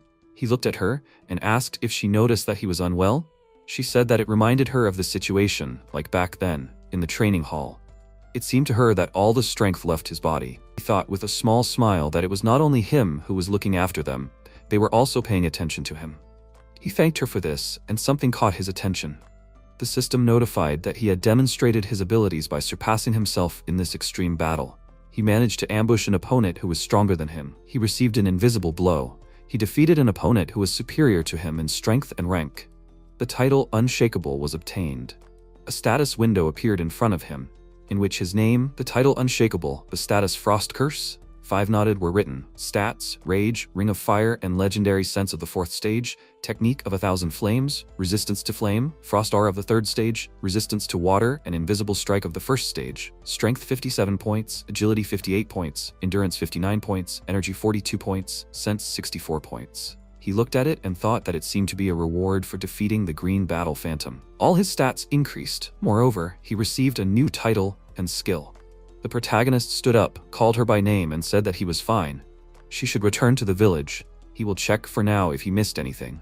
He thought that this title was unshakable, much better than he thought. The system announced that the title was unshakable, awarded to those who do not flinch in a fight even with a stronger opponent. Properties: when fighting an enemy stronger than him, all stats increase by 3%.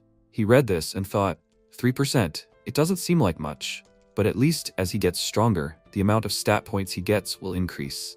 There are still many enemies ahead of him who are stronger, so this effect will definitely come in handy. The system notified that the first stage of Invisible Strike, when attacking from an ambush, his presence will be harder to detect, and the chances of dealing a fatal blow to the enemy will increase. He read this and thought, Invisible Strike looks like a skill designed for killing. If he had received this before attacking the Phantom, would he have been able to kill it from an ambush? Wrath appeared next to him and asked, did he get such a reward by defeating such a weak enemy? Even though he created this system, where is the common sense? He thanked him with a small smile and said that thanks to him, he is getting stronger every day. He got angry about this and said loudly that he would do everything to make his death long and painful. He would bite and tear his flesh, making every cell of his body beg for mercy. MC didn't pay attention to this, went further and said that he could try if he could, of course. His calm reaction made him even more angry and he screamed loudly. After some time, the squad members were helping to rebuild the houses and said that someone should bring some timber here. Where did he throw the construction waste? The wooden barricade was finished. He came to his senses, lying in bed, and said that he wanted to rest for a while, but it seemed like he passed out. He went outside and thought that while he was sleeping, they finished repairing the barricades. Luna noticed him, called his name and asked if he was up yet. Was he feeling okay? Raon agreed and said that he felt better after taking a nap. She said that they should go then. Everyone was already waiting for him. He was a little surprised by this and asked who was waiting for him. He walked to the center of the village, where the elders said that all the villagers had come to greet their savior, the swordsman Sieghart. They were grateful that they saved their village. They risked their lives to save them. If it weren't for them, this place would have been razed to the ground. Their noble appearance and what they did today, they would never forget it. He looked at his comrades and thought that he could feel it. It was the respect of his comrades, the desire, gratitude, awe, and sincerity of the villagers. This was the first time he felt it. When he was an assassin, he rarely encountered gratitude. There was only life and death. Everything he did was in the name of Darius. No matter how much he killed for it, no matter how many dirty deeds he committed, all the recognition went to him alone. However, now, for the first time, his merits were recognized. Has he ever felt anything like this before? He feels his greed growing, the desire to gain even more recognition, the desire to feel even more admiring glances. From now on, he will not live as a murderer, but as a respectable swordsman, and he will see this scene many more times. This is how it will be, from now on and forever. After that, the protagonist asked the village chief if he had some time. He had a question for him. He turned to him and said that of course he had time for him. They went not far from the village, and the village chief asked, so what kind of question did he have? He asked with a calm expression if he knew who ordered the orcs to attack the village. He agreed and said that the blue-haired swordsman told him that it was one of the 5 demons, Eden. However, he had no idea why they needed them. It was just an ordinary small village after all. He said with a calm expression that during the battle, Kanbar told him that they found a red gem on Mount Cebu. The village chief agreed and said that when he was young, he found it on the mountain and brought it to this village. He guessed what he was trying to convey and said loudly that it couldn't be. He said with a calm expression that it was exactly Eden who came for the gem. He asked with a worried expression if he thought all of this really happened just because of the gem. His village was almost reduced to ruins. MC said that they were able to fight off the attack this time, but Eden will continue to attack the village as long as the gem is here. The village chief couldn't believe it and said that after they buried it underground, the harvest became richer and the village became warmer. It was like a patron god for them. He had no idea that it was the mana stone that Eden was hunting for. What should they do then? Should they dig it up and throw it away? He refused and said that he would take the stone. He was surprised by this and asked, would he, their savior, take it? He said that Eden believed that this treasure could revive the dead. They would find the stone if he just threw it away, so he would better take it with him. The chief said with a worried voice that, however, if he did that, they would come for them too. He couldn't expose the savior to such danger. He said with a calm expression that everything was fine. After all, this was the way of the Zegart family. The village chief nodded and said that it seemed like their family was once again doing him a favor that he had no way to repay. This confused him a little, and he asked what he meant. He said that many years ago, when he was a little older than him, Glenn Zegart, the head of the family, saved their village. He still remembered everything clearly. Just like him, Glenn saved the village from the invasion of monsters. This guy was incredibly kind and smiling. Rowan was a little surprised by this and thought, kind and also smiling? Are they really talking about the same person? The village chief turned around and said that they were talking too much. He should go after him. He would take him to the precious stone. They came to the right place. He took out the stone and said that here it was buried. He brought this stone with the aim of making their lives better, but on the contrary, it almost destroyed them. He looked at it and asked what kind of cloth was this. He said it was a cloth that was passed down in his family. He wrapped the stone in it to hide the light that came from it. He looked at the stone with a serious expression and thought that this is what the Goblin King's mana stone looked like. If it fell into Eden's clutches, then a monster with the Goblin King's powers would be reborn. He said that he had to wrap the stone in cloth. He didn't have time to finish speaking because someone next to them said that he now understood. A man stood next to them and said with a thoughtful look that since this cloth hid the energy of the mana stone, he could not find it, no matter how much he combed these mountains. They would have wiped this village off the face of the earth long ago if it weren't for this. The protagonist turned to him with a worried look and asked loudly who he was. He wondered why he didn't notice him until he was so close. The man took out a helmet that looked like an orc's head with a smile and asked angrily, what does he think? He looked at it and asked, so he is a crazy blood demon? It surprised him a little and he asked, did he recognize this helmet? He is quite smart for an ordinary recruit. His strength can't even be fully measured. So, he was the one who killed the battle phantom? MC asked with a serious expression. So he is the boss he mentioned? Although he said that he personally will not come here. The demon put on his helmet and said that it was because this was his mission. If he hadn't killed him, he would not have come here. It was his own fault for forcing him. He felt a lot of pressure and thought that he was shaking just from his presence. It was not just him. Even if all the recruits met him face to face, they would lose. Wrath appeared next to him, called him by name and said that frankly speaking, he could not stand against him. He has two options. The first is to die in a useless resistance. The second is to give him control of his body. He only has those two options. At the same time, the squad was building barricades around the village, and Burin with a calm expression asked why she came here. Martha with a small smile said that she heard about him repairing the barricades, so she came to watch. He is quite good at it. Doesn't he think that woodworking suits him a little better than swordsmanship? He, with a slightly displeased look, said that if she had seen enough, she should shut up and leave.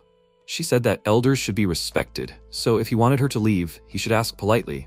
Only one person can give her orders. She looked back, noticed Luna, and asked what she was doing here. She was holding a basket and said that she picked some fruit. She asked why she needed more if the villagers had already fed them. She said it was for Raon. They were juicy, so she decided to collect it. Martha sighed and said it was amazing how loyal she was, just like a caring wife. She didn't react to it and said she'd better go. Suddenly, a strong shockwave with a very loud sound occurred next to them. Luna turned around sharply at this, remembered that the protagonist was in that direction, and immediately ran there very quickly. She said loudly that this is where he went with the elder. General Assembly, they should take their weapons and also call Cain and his troops. They ran in that direction, and Martha said loudly that this is the elder's house. What happened here?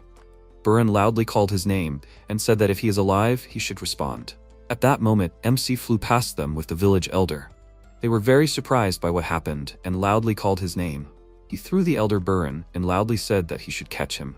He started to get up and said loudly that they should quickly get out of here. They need to carry the village chief to a safe place.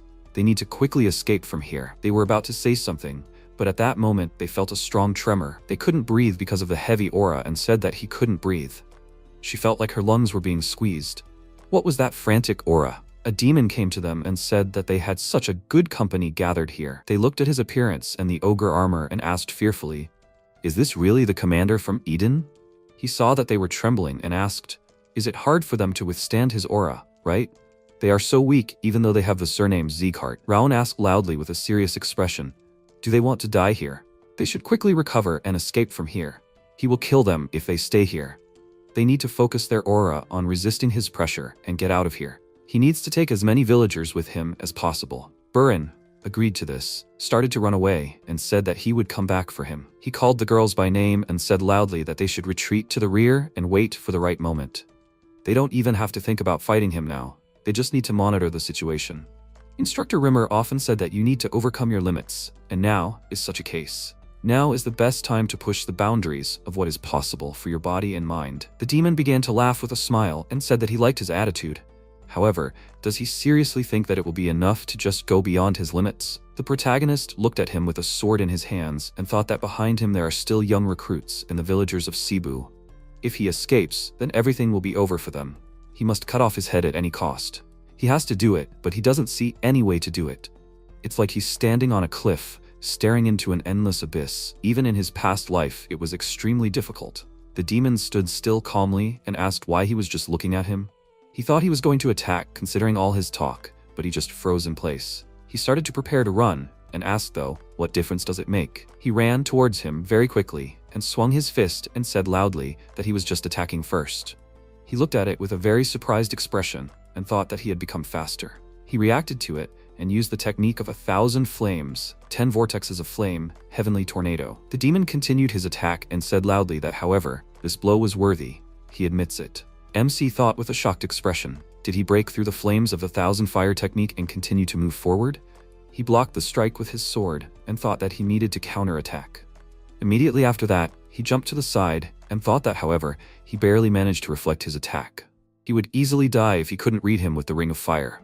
He needed to run, but it was too early. He had to win at least one opportunity for those who were currently tensely watching the fight. With this, their chances of survival would increase by 10%. Or rather, only 1%. He ran to attack, but the monster laughed and said that he should try to do so. He jumped high in the air and said loudly that the flames that go out with one hit were too boring. He swung his fist while flying towards him and said loudly that he had to show him something more. He looked at it with a worried expression and managed to jump to the side. The demon began to get back on his feet after his attack and said that these flames were on a completely different level than normal aura. The green battle phantom was certainly stupid, but he still found it strange that he lost to them. Now everything fell into place. However, this would not change anything for him. After all, fire would not harm him. However, did he know why? Ron looked at him with a tired look and said that, of course he knew. It was all because of the helmet he was wearing. This is where the ogre's strength lies. The kings of the forest, the ogres. Even the blazing fires of the forest will not harm them as long as they fiercely defend their territory. These monsters do not react to the streams of fire arrows piercing them during battles with humans. The Mad Blood Demon can use this feature of the ogres. The demon calmly looked at him and said that then he understood perfectly well that no matter how much he used it, it would still be useless against him. He was very sorry. He said that since fire won't work, then he will use something else. He looked at him with a serious expression, and an ice aura appeared around him. The demon was a little surprised by this and asked. He was surprised by his fire attribute aura. Although it is useless against him, but he is also able to use multiple attribute auras at one level, his different attributes and swordsmanship at such an age. Who the hell is he anyway? He looked at him with a serious expression and asked why he needs to know this. He will die soon anyway. He laughed at this and said that it was very arrogant. He will see how long his confidence lasts. At the same time, Burin, along with the rest of the party, returned from the village to the place where the battle was taking place. He was very surprised because he saw the protagonist fighting against the demon. He looked at it and thought that this was not the fire aura he usually uses, but an ice one. Can he use multiple types of aura? This aura color, and also fencing. When did he even become a sword master? On this continent, knights are divided into two categories depending on their strength level. Every person who wields a weapon is classified by their aura skills. Those who are just beginning to master the aura are called beginners. Those who have already mastered the aura and are able to separate it from the body to apply to weapons are called aura masters. In addition to them, there are those who perfectly master the aura and can easily release it into the surrounding space. Those who are able to use energy instead of a sword are considered recognized aura experts. According to this classification, he has reached the level of an expert, capable of perfectly wielding the aura. In theory, this is impossible. However, he successfully resists the Mad Blood Demon, who is known to be an expert. He was facing such a formidable enemy, and yet the monster hadn't managed to deal any significant damage to him yet. How was he able to ignore the difference in power between them? He noticed MC looking at him and thought it meant he was ready to create an opening for them to strike. They had practiced together long enough to understand each other with just one glance. He looked at the girls standing next to him. They understood him, and both nodded in agreement. He thought that they were members of the Sieghart family after all, and they had a duty to protect the village. With him by their side, they could do anything. Rayon faced the monster in an attack and turned to his allies and said that they should attack now. They both started attacking with their weapons at the same time and thought that they would definitely win and would handle it with their combined power. The demon thought with a calm expression that he had been waiting for this. The moment they attacked, he released a very strong energy and sent them all flying in different directions. Burin was surprised by this and thought that it was a fighting aura. Can he push them away with this, like a blast wave? The level of this freak is just off the charts. He laughed and said in a serious voice that he was already starting to worry that he would have to run after them. He was grateful to them for saving him time and effort. He loved to watch how hope was replaced by complete despair. Did they really think that he would lose to them?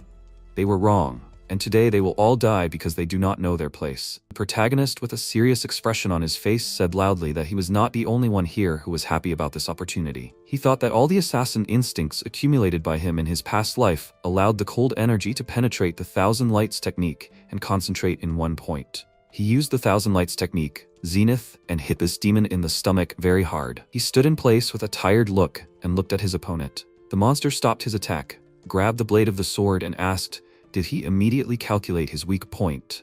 But did he direct the aura into the attack? He would have died if he had made a mistake. Immediately after that, he gave a very strong punch and knocked him back. He broke his sword and said that in order to overcome the difference in strength between them, it was still not enough. He looked at him and thought that he could pierce him as long as he concentrated his aura, but he was unable to pierce his muscles. He strengthened his skin and muscle to block his sword.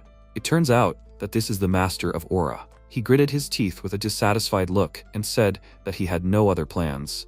As a leader, he orders all the newcomers to leave here. Burin was very surprised by this and asked what he was saying. He said loudly that they would not be able to defeat him. They must save their lives and the lives of the residents. He thought that time was short. They needed to evacuate the squad members and the residents to minimize casualties. MC called his name loudly and asked if he really thought that such a death was a worthy fate for the Sieghart family members. If he didn't think so, then he should do as he was ordered. Burin loudly ordered to retreat, and as they all started to run away, he said that they should run faster from the Mad Blood Demon. They needed to save as many people as possible from this monster. Luna looked back with a worried look and loudly called his name and said that he definitely had to survive. Raon looked at them with a small smile and said that he understood her. He reached out to pick up his sword that was lying on the ground, and the demon asked if he thought those insects would be able to escape from him. Although he was more interested in something else. Was he really going to hold him back while they escaped? He stood still and called out to Wrath and said that he was offering him a deal. He flew next to him with a wide smile and said that it was finally his turn. What kind of deal is he talking about when he can die at any moment? What is he going to bet? He said the bet was on which of them would die first. Wrath laughed at this and asked if he really thought he could defeat him. He said it was nearly impossible. However, for even a ghost of a chance, he must restore his aura and body. And in exchange, he will accept his wrath. He said that if he dies, he won't be able to take his body anyway. So be it, he will restore it. He wonders if he can accept his wrath to the fullest. At that moment, the protagonist felt a very strong pain. The demon looked at him intently and asked what was this. He didn't drink the blood of an ogre or a troll, so how could he recover? It was simply unthinkable. He pointed his sword at him and said that he told him so. There was no point in him knowing. He must go to him and fight until one of them dies. At the same time in the village, Burin said that they had to act in unison, as ordered. They had to help the wounded and those who were unable to move on their own. He knew that they were all tired, but they had to hurry. There was little time, they had to get to a safe place quickly. The squad members asked with a worried look what was going on. Were they sure they would be okay? He knew that there was more to come. Martha said with a serious expression that Raon was fighting that monster for all of them. He was still fighting even with a broken arm and ribs. She asked loudly in a dissatisfied voice, do they have the nerve to complain? They haven't even really done anything. What's going to happen next? Will they just lie down in the coffins and close the lid behind themselves? Burin clenched his hand into a fist and said that she was right. They couldn't lose faith. They had to hurry. Crane was already leading reinforcements to them. Reinforcements would be coming to them soon. He was about to say something else, but the party members noticed the ogre and asked what he was doing here. He turned around and wondered with a worried look, why did this ogre come out to them? They looked the other way and said loudly that there was another monster here. They were surrounded by ogres. They were trapped. Where did they even come from? Martha worriedly thought that this couldn't be. Those freaks from Eden were able to control monsters. It turns out that the crazy blood demon continued to fight him, not paying attention to them, because he sent his monsters in pursuit. The squad member knelt down and said that this is the end. They will all die without having time to really resist. Burren said loudly that they cannot give up. Their comrade is fighting to the death. If they die like this senselessly here, then how will they look him in the eyes in the afterlife? Martha came up to him and said that finally he said something right. Luna also came up to them and said that they should take the civilians out and help him. He thought that she was right. They had to hold out.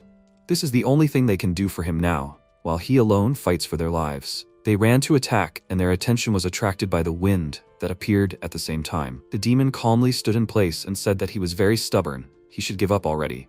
The protagonist looked down and thought that his broken left arm was really letting him down. If he cuts it off, he can hold out a little longer. However, why does he need all this? Every cell in his body groans in pain. Why does he endure pain that he has never felt even in his past life and continue to fight this monster? In his past life, he would have run away long ago. An image of Sylvia appeared before him, hugging him, calling him by name and saying that she wants him to show everyone that he is a swordsman who can defend the ideals of the family. He thought that these were the words that she had spoken to him then. He also has comrades with whom he has already managed to become close, keeping him here. Luna, who seems indifferent but is actually kind. Burren, with whom they did not get along at first, but who has recently shown himself to be very worthy. Of course, the rude but principled Martha, a person who can always be relied on. He would be lying if he said that he has not begun to value them. He wants to save this generation of worthy Zeekart swordsmen. Wrath asked if he was buying time for his comrades to get out of range while he fought his rage. MC stood up with his sword in hand, agreed, and said he was grateful for him noticing. He looked at him from behind and said that was very cocky. He was getting pretty tired of him looking down on him. Does he really think he can regain control of his body if he destroys this freak and goes after his comrades? Besides, how is he going to do that if he can barely stand? He fell to his knees and screamed loudly due to the extreme pain. Wrath said that he had already lost the fight when he agreed to his rage. He might be resistant to possession, but once he lost control, he would never get it back. The demon looked at him and said that he seemed to have finally reached his limit. He had a great idea. He will go and kill his friends and deal with him a little later. This sounds quite exciting. He wants to see the look on his face when he cuts off their heads right in front of him. Round looked at him and thought that ordinary newbies would not be able to stand against a crazy blood demon. He needed to hold him off until everyone was saved. The monster stopped because he said his name and said that he was a descendant of the Northern King of Destruction, Glenn. One day, he would become the strongest swordsman on the continent.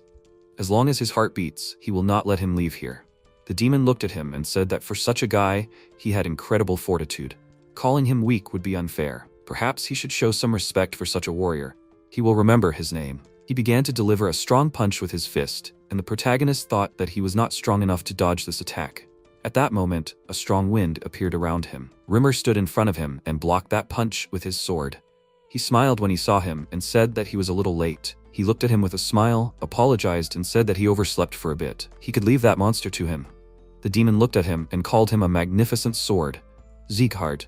He calmly stood in front of him, called him bald, and said that they hadn't seen each other for a long time. He couldn't just stand there and watch some freak kill the young members of the family, could he?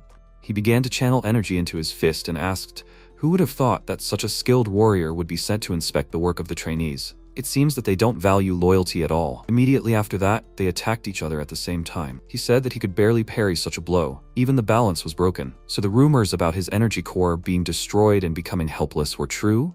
Rimmer looked at him with a smile and said that he advised him to change the informant. As usual, he gets information at the wrong time. He's been away from the case for so long, but rumors of this are only just now spreading. The demon said that his efficiency speaks for itself.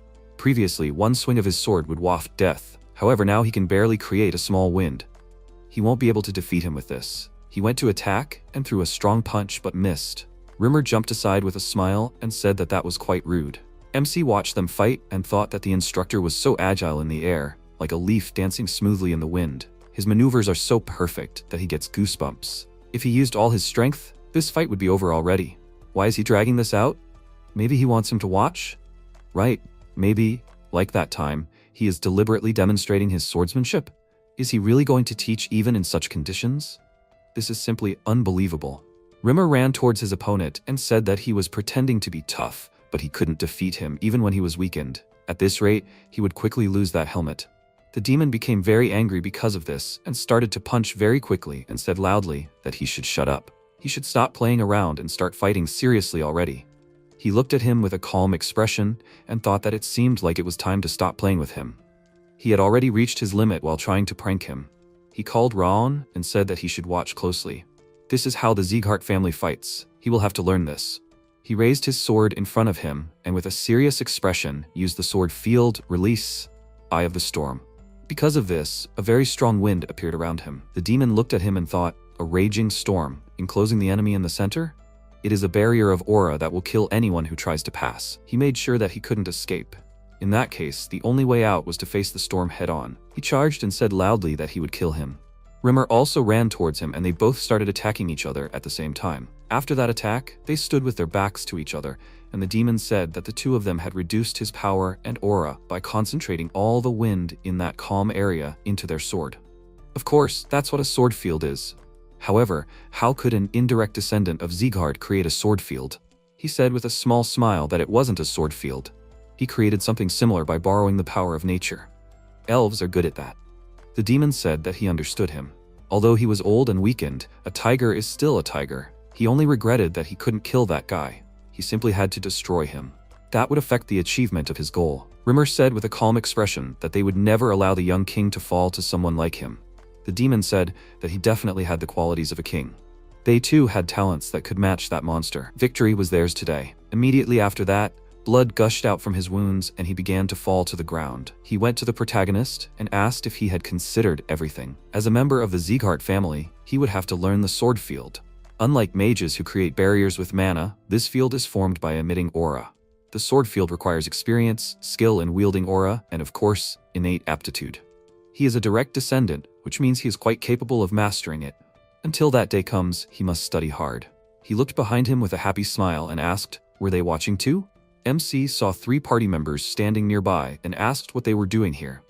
They were very happy when they saw him alive, ran to him and loudly called his name. They said that he was very glad that he was okay. How were his wounds? Rimmer watched them from the side and thought that the effects of his delay were taking their toll. In order for a person who is not a direct descendant of Sieghart to be able to use the sword field, a number of conditions must be met. Experience is certainly important, but so are attribute affinity, stamina, and vitality. The price for this is actually vitality. Despite his damaged energy core, he used the sword field at the cost of his life, but it can't pass without leaving a trace on his body. It's not like he regrets anything. What he saw before entering the battle was definitely the birth of a new king. At that moment, he made a decision. He will serve this child as his master.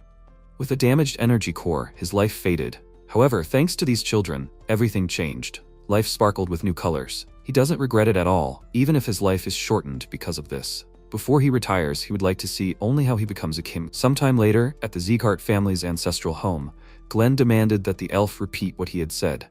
He asked, so he was claiming that Raon had confronted the insane blood demon? Rimmer said with a laugh that he knew he would be surprised. It was not for nothing that he had rushed to report this to see his reaction in person. The head of the Sieghart family shouted that he should stop clowning around. He should report the most important thing. He said that he himself did not believe what he had seen. However, he swears that he was telling the truth and was not deceiving him. It was not only he who saw this, but also the trainees of the 5th and 6th training halls. Even the residents of Cebu village can confirm his words. Raon had fought the insane blood demon alone. Glenn noted that, however, the strength of this monster was comparable to swordmasters. If this is true, then how seriously was the squad injured? Rimmer said that most of them only had minor injuries, but Raon was seriously injured after fighting the demon. However, he managed to hold out until he arrived. The head of the Sieghart family asked if he should believe it. He remarked that it was really hard to believe. However, he would be convinced when he saw with his own eyes that Raon had reached the level of an expert. He had actually survived a fight with a demon comparable to swordmasters. Therefore, he gave him the Elverin potion without hesitation. Glenn remarked that it was a priceless treasure obtained from the sap of the Second World Tree. It could not be bought even for 1,000 gold coins. Rimmer stated that Raon deserved it. The head of the family said that it seemed like he was going to support him. He exhaled and said that he was simply concerned about his future, as well as all of his trainees. Glenn remarked that he understood his motives. Then, he said to Rowan that he should call the lords. They would hold a meeting once the trainees returned with their report. The butler said that he would carry out his orders. The head of the Zeegart family praised the elf. Rimmer happily asked when was the last time he praised him? It seems like it's been 20 years, right? Glenn noted that if he talked less, he would hear praise much more often. When are the trainees returning? He thoughtfully said that they should be very close by now. After some time, the protagonist thought that they were very late due to Eden's interference, but they still managed to successfully complete the mission in Cebu Village. After the attack of the Mad Blood Demon and the new damage that the monster caused, they were delayed a little more, helping to restore the destroyed village. Although he, as the most seriously injured, was recovering in the house of the village elder. After he woke up, he immediately demanded a reward from Wrath. Naturally, Wrath insisted that they cancel the dispute because the demon was killed by Rimmer's instructor. In the end, they agreed that he received the characteristics as a reward. After which Wrath irritably asked, "Why exactly that?" The protagonist asked in confusion, "What was that?" The system window reported that he had received a characteristic as an additional reward for winning the bet with Wrath. He had received Unbending Will. When receiving significant physical or mental damage, his mental fortitude and pain resistance would temporarily increase. MC thought that he had not expected to receive a new characteristic. Now, even if Wrath casts the Wrath effect on him, he would be able to successfully cope with it. Wrath thought, why was he so lucky to receive Unbending Will? The system is stupid, which gives him a big advantage. He specially created the system so that the user would first receive the abilities that he needs most. Without this gift, fate would have already gotten his body. He must calm down, he still has time. Little by little, but he is getting his strength back faster and faster. His anger is steadily growing in this guy. Even if Rowan shows unprecedented progress for a human, however, in the end, he will be the winner. Very soon, this body will belong to him. And when that happens, the remains of his soul will rot in the ice for eternity. After a while, Ilyun, the outer commander of the Zeegart family, said that they had returned. Dorian tiredly whispered that he wanted to go home and have a good night's sleep. Luna whispered that she wanted ice cream. Martha said with a sigh that she was very tired. Buren noted that they somehow managed to return. He said that he knew that they were all very tired, but it was too early for them to rest. The protagonist looked at the commander in surprise. Ilyun said that they needed to report to the head of the Zeegart family. After a while in the hall, the protagonist bowed and sullenly greeted the head of the Zeegart family. People whispered, could this really be Roan? He was able to kill the Green Battle Phantom and stood up to the Mad Blood Demon. He looks like a high-ranking swordsman. So this is not just a rumor? MC thought that he was at a loss at first when they were called to report, but then he realized that this was an unexpected opportunity. All the top ranks of the Zeegart clan's fighting force were gathered here. He realized something during this mission. At the current rate of development, he could only hope for a miracle in the upcoming battles with a stronger enemy. This meant that he urgently needed another way to become stronger. Currently, not only the head and his henchmen were gathered in this hall, but also the leaders of the main line of the clan. This meant that Glenn did not underestimate the seriousness of the situation. In addition to his insight, he was also the type to always give what was due. This meant that this was a good opportunity for him. He had to demonstrate his achievements and master new techniques to become stronger. Glenn said to Raon that he heard that he had played an important role in this incident. He had to report the details. The protagonist said that as soon as they arrived at Cebu Village, they were warmly welcomed by the locals. However, the village was suddenly attacked by a Green Battle Phantom, who was looking for the Goblin King's Mana Stone there.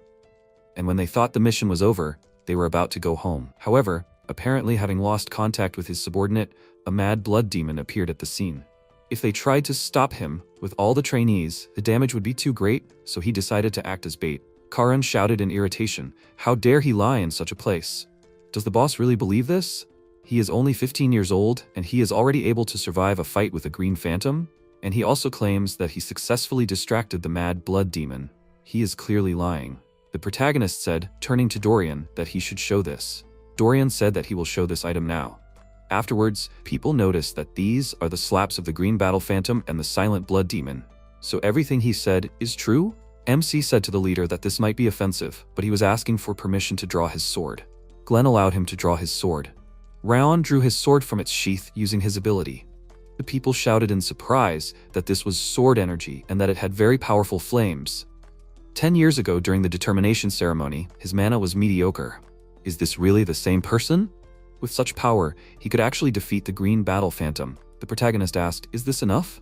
Karan thought that he was a damn half-breed. If he really reached the expert level and brought the helmets of the scum from Eden, there was no point in arguing further. The leader of the Zeegart clan declared to all the trainees that they had done an amazing job. Glenn's unexpected praise confused everyone present. No matter how difficult the task his subordinates carried out, Glenn would always give them a little praise. For the first time in decades, Glenn said, "Amazing." It got to the point where several trainees even shed tears. Afterwards, he showed him the Goblin King's Mana Stone and told him about Eden's gold that they had uncovered. In the end, all the trainees received bronze medals, and Rayon received a silver medal. Before leaving, the protagonist thought, was it really in vain that he expected a big reward? He hoped that he could get something more than a silver medal for uncovering Eden's plans. So, he would not receive new combat techniques.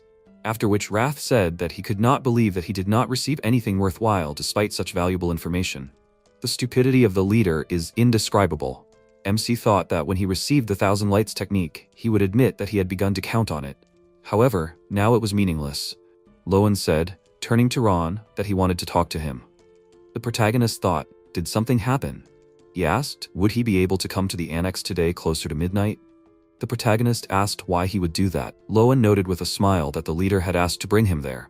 He was probably going to give him an extra reward. After a while, Helen reported that the young master had returned. Sylvia called out his name and said that he had been rumored to have encountered Eden. How was his arm? The protagonist said that he was fine, completely healthy. She hugged him and apologized to him for saying too much to him, and for telling him to show everyone the real Zeegart. Sylvia said guiltily that because of her words, he defied the demons of Eden.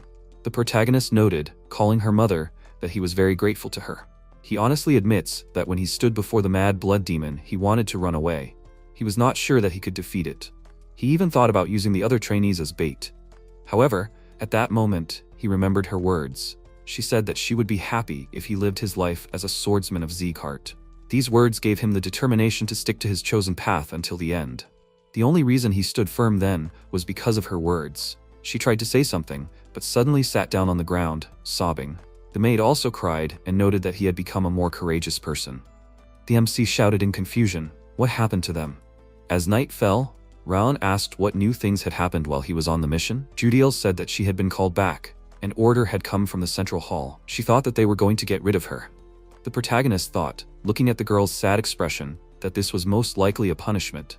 She had not told them that he had reached the level of an expert in fencing, and also what had happened in the audience hall. He could not abandon Judiel to her death. This double agent would still be useful to him. The protagonist said, addressing her by name, that if she wanted to live, she must do as he said. She looked at him in surprise. The MC said that she could not return. She needed to send a letter in which she would inform them that she was now Raon's personal lady-in-waiting. She needed to write that his mother, concerned about the state of his body, had appointed her herself. Then they would not do anything to her. Or maybe they will even decide that it will be easier for her to get information for them. If she suddenly feels that they have begun to doubt her, she should tell them that he has almost recovered. Only the current leader and the Rimmer instructor know about this. This way they will think that she is still useful to them. If she agrees, then let her send this letter right now. She should try to act as confident as possible. Judiel said that everything is clear to her. After which, Wrath noted that her every movement betrays fear and indecision. Why does he need such a useless spy? Raon noted that she is not untalented. Judiel can be an excellent bait for Karan. The protagonist thought that he sees himself in her. He can't just do nothing and watch someone being used and then thrown away. The protagonist asked, looking out the window, what were their plans for today? After a while, MC triumphantly said, turning to the head of the clan, that he came on his orders. Glenn pointed out that they could drop the formalities. He wanted to ask him directly. What kind of movement techniques did he use during this mission? Raon wondered, why did he suddenly decide to ask that? The protagonist cautiously said that it was because for a martial artist, movement was a matter of life and death. He used a basic technique, the river step, which was taught to beginners.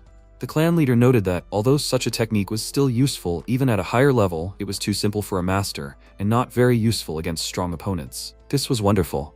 He decided what his reward would be for revealing Eden's motives. Glenn stated that he would personally teach him a more suitable movement technique. The protagonist thought that he couldn't believe it. Glenn was personally going to teach him? He noted that he should watch carefully, he would not repeat himself. MC thought as the clan leader prepared to use his ability, This was the movement technique of the strongest martial artist on the continent. This was a unique opportunity for him. He had never seen the moves Glenn showed him before. Smooth, but fast. Hard, but subtle. Such free and sweeping steps could not be found in the entire continent. He had only watched it for a short time, but those steps were truly mesmerizing. He himself would never have comprehended such a thing, even with the Ring of Fire open to its maximum. Glenn called this technique the Step of Supreme Harmony. The system window reported that the Ring of Fire detected the technique, the Step of Supreme Harmony. The first stage of the technique, True Paradise, has been learned. After which the head of the clan asked, was he able to see the technique? Rayon said, apologizing to him that his level of skill did not allow him to see everything completely. He barely understood the first step he took. He asked, is this really true?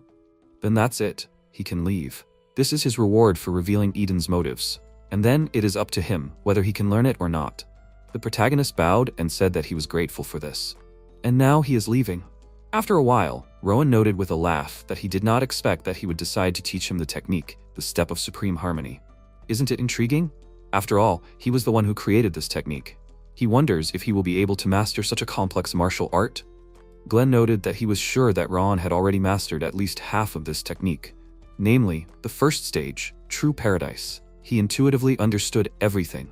The technique, the Step of Supreme Harmony, is built from the first stage. He may not yet realize how important it is, but over time he will understand what he needs to add to this first step. And one day he will definitely master the technique, the Step of Supreme Harmony.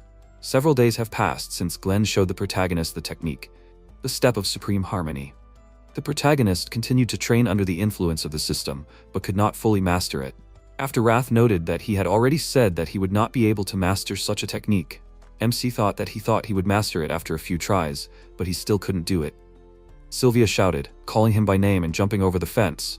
What is he doing here? She told him to rest. Ron thought in surprise. Did her power core really get damaged? She said indignantly. He made a promise. He promised that he would rest until he fully recovered. The protagonist tried to calm her down. The protagonist thought that his own mother was scarier than the Demon Lord. In the end, learning the technique, the Step of Supreme Harmony, had to be put on hold. And even when MC tried to practice this technique in secret, Helen and the other maids kept an eye on him, not letting him practice. Rowan thought that this was too much. However, to be honest, sometimes it really is nice to just rest. Suddenly, a maid announced that Rodden Zeegard had arrived. The protagonist thought, this is supposedly Baldur's son, who is supposedly Glenn's fourth son, right? The protagonist asked what he was doing in the annex anyway. She said in fear that she didn't know. However, before he could arrive, he began to use violence against the mistress and the maids. MC's face changed as he looked at her. After a while, Raiden stated that they had an important guest, and not only were their servants completely disorganized, and they also claimed that they hadn't received any letter about his arrival. Sylvia noted that, however, they hadn't received any letter. He asked irritably, was she saying that his head butler was lying? Or, even more absurd, that he was the liar? She said that she didn't mean that at all. She asked him to wait a minute. They would get everything ready right away. Sylvia and the maids began to clean up the mess. Rodden thought, grimacing with anger, that this was all pissing him off. He destroyed the base of the White Blood cult, so all the attention of the family should be on him. At least, that's what he was counting on. And what happened? He doesn't even mention him. That scum, Ron, stole all the attention. How dare a half-breed steal his confession? He yelled, spitting on her hand. How long will he have to wait? Helen indignantly yelled that even for a member of the main branch, he was crossing the line. Radin angrily asked, hitting the maid, who was she to raise her voice at him? He is not just a member of the main branch, he is her master.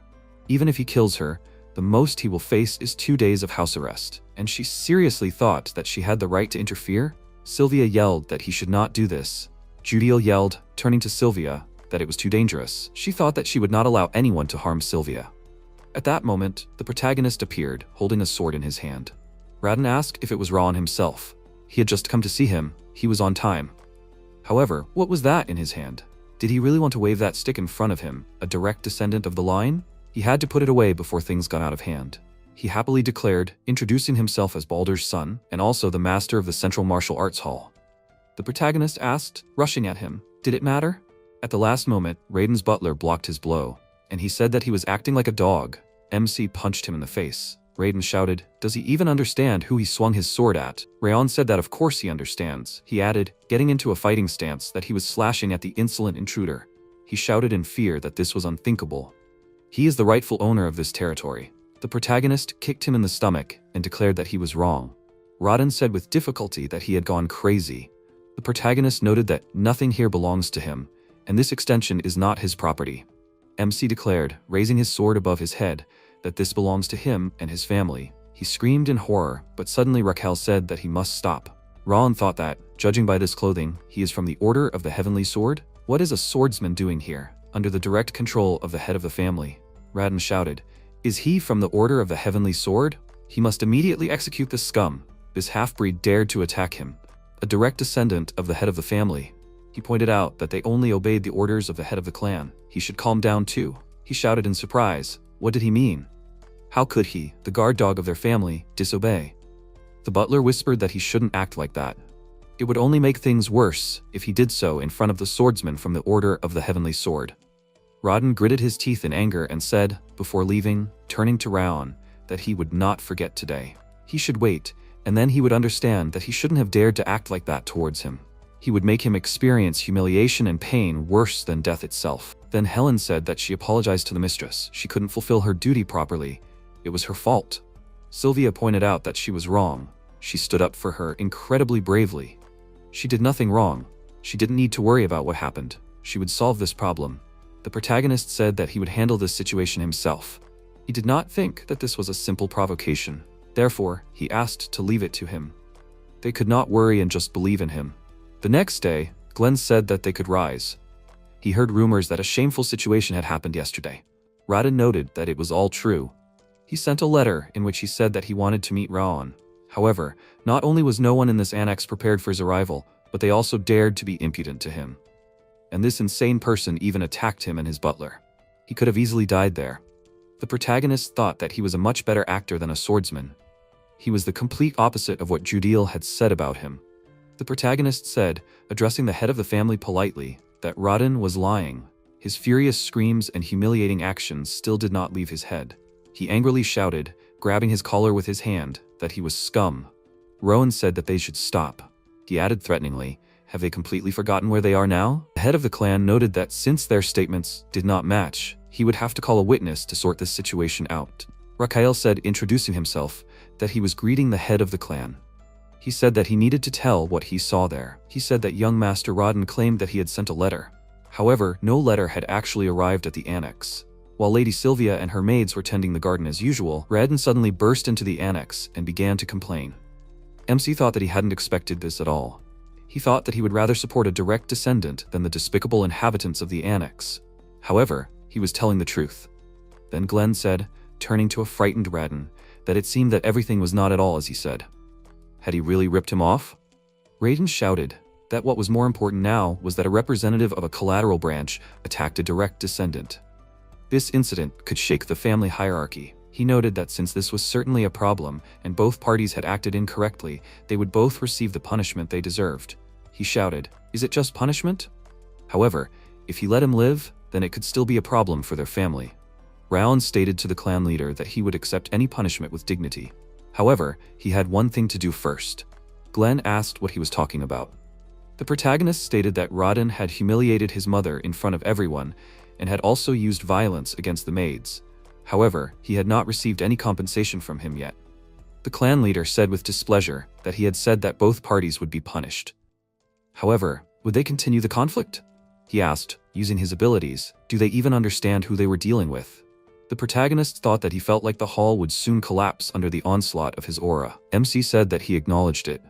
However, the leader himself had said that they were on the sacred ground of swordsmen. He agrees with his opinion that a swordsman should let his sword speak for him. He asks him to allow them to have a duel. Glenn thoughtfully said that it would be a wonderful spectacle, so he allows the duel. Their duel will take place exactly 1 week from now in the central training hall. They should prepare. After a while, Baldur Zeekhard, the master of the Central Martial Arts Hall, said with his arms crossed that he understood everything. So they decided to have a duel after all? Raden said, turning to his father, that it was so. He said that Raon was so arrogant that he dared to challenge him to a fight in front of his grandfather. And if he won the duel, he would be able to destroy his energy core. And if Raon won, he and his butler would have to apologize to the staff in the annex. Also, the masters of the Central Martial Arts Hall would be forbidden to approach the annex. He noted that no matter how talented Raon was, he was still the son of Sylvia and some vagabond. He had to show him what a representative of the main branch of the family was. Raiden said that he didn't have to worry, he was simply unarmed then. Raon was no match for him. He had already reached the intermediate level of an expert. Balder said with a laugh, which was immediately obvious, this was his son. However, he should not overdo it and not kill him. He needed to leave his miserable life with him. It would be enough to make him an incapacitated swordsman. He had to make him lose all hope for the future. He stated with a smirk that he would do it. Sometime later, the protagonist was training in the garden, while Sylvia and Helen watched him through the window. The maid noted that the young master had decided to challenge Raden to a duel. Would everything be okay with him? Raden was an intermediate-level expert, and the young master had only recently become an entry-level expert. It was better to stop him before the worst happened to him. Sylvia thought that Helen was right. This fight was too dangerous. Then Raon caught Raden off guard, but in a coordinated fight, he has little chance of winning. Despite her brother's menacing appearance, he uses an unconventional and maneuverable swordsmanship. Considering that he directly trained Raden, a serious fight is too unpredictable. However, his gaze then changes her mind. She said that they just need to believe in him. Helen shouted, "Is she sure that it is possible to leave everything like this?" Sylvia noted that, to be honest, she herself is hyping herself up and worrying about him. However, she is sure that Raon had a good reason to challenge Raden to a fight. Therefore, she will believe in him. Then Judiel said that she brought lunch for him. She brought a regular sandwich that he can quickly eat. After training, he should not rush, so as not to cause an upset stomach. The protagonist thanked her. MC asked in surprise, "What is this?"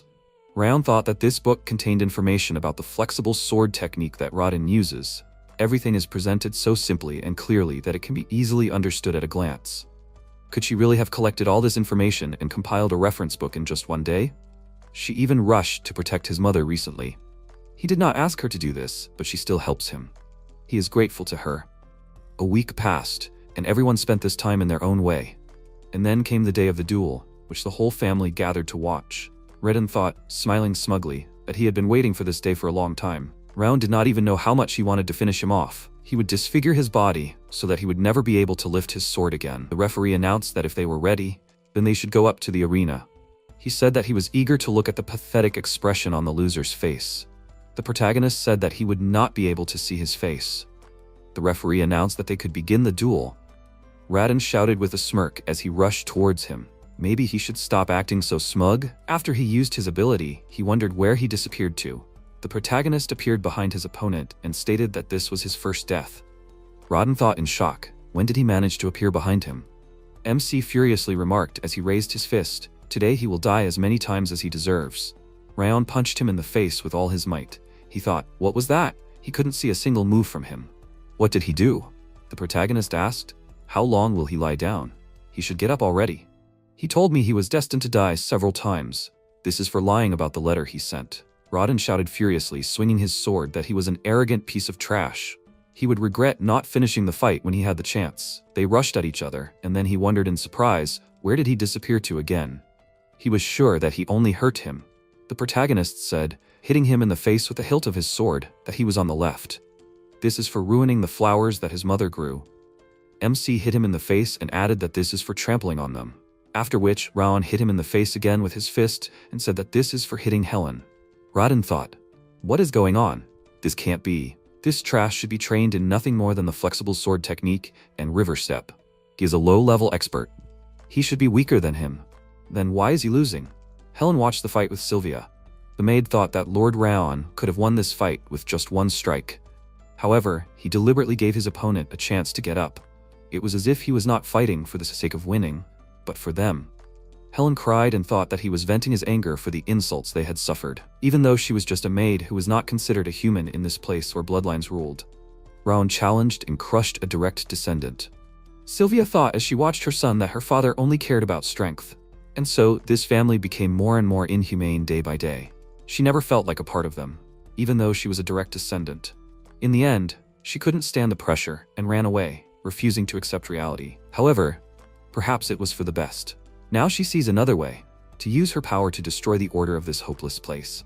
This was shown to her by Ron, her own son. No matter how weak they are, one must be strong in spirit. Whoever your opponent is, you must fight to the end. After a while, the judge announced that Raiden can no longer move. The winner of the duel is determined. The winner is Raon. Balder shouted, turning to his son, that he has disgraced their family. Rimmer joyfully shouted that he said Rayon would win. Dorian shouted that this is exactly what he expected from him. Luna shouted his name. Martha and Buren shouted that they knew he would win. At this time, Roan noted that he has served the Zegart family for a very long time, but for the first time he saw everyone so openly supporting an indirect descendant, regardless of his status. Glenn thought that receiving praise from allies, regardless of status, was amazing. However, what amazed him more was that during the fight, despite his lack of skill, he was able to use the technique, the step of supreme harmony. This is a combat technique for moving, which he developed through long-term asceticism. An ordinary master can spend half a lifetime to master this technique. Raon managed to do it in just a week. In addition, such support that he is given already at such a young age. Their family has always strived only for strength. This is crucial in the society of aristocrats. Even he is no longer able to change this way of life. Raon, being an indirect descendant, felt the injustice of this system from his own experience. However, perhaps he will be the one to change the foundations of this family one day. He noted, rising from his throne, that the result of the fight is known. All that remains is to fulfill the agreed conditions. Afterwards, the head of the family said, turning to Roan, that he must use any excuse to cut the budget of the Central Martial Arts Hall in half. The butler said with a grin that he will carry out his order. After which, the conditions of the duel under Glenn's close supervision were immediately fulfilled. Radin was forced to publicly admit his misdeeds. He kneeled and apologized to Sylvia and the maids, and Glenn, by decree of the head of the family, forbade the representatives of the Central Martial Arts Hall to approach the annex. The maids were able to breathe a sigh of relief, and their tense faces were replaced by joyful ones. When the series of events finally ended, they all returned home together. At the entrance of the main gate, Sylvia asked with a smile, grabbing Raon's hand with her own, "When did he manage to become so strong?" She was pleasantly surprised. The protagonist shouted that she did not need to cling to him so closely. He would explain everything later. At this time, the swordswoman noted that this way he looked more like a child, although just recently he made a completely different impression. The sorceress said that Rimmer said that, thanks to the strength he showed, Rayon survived the fight with the Mad Blood Demon. Most likely this is true. The fighter noted that the movements he demonstrated were close to perfection. The boy had extraordinary talent. She said that it would be a mistake not to recruit him into their squad. He noted that he would also not mind taking him into their squad, Black Tiger, after graduation. The swordswoman said that he should forget about it. It was too early for him to place such responsibility on his shoulders. The sorceress noted that the trainees of the 5th training hall had very little time left before graduation, and then they would decide for themselves which squad to join. They noted that this boy simply stood out from the crowd. However, he was not the only one in the 5th training hall.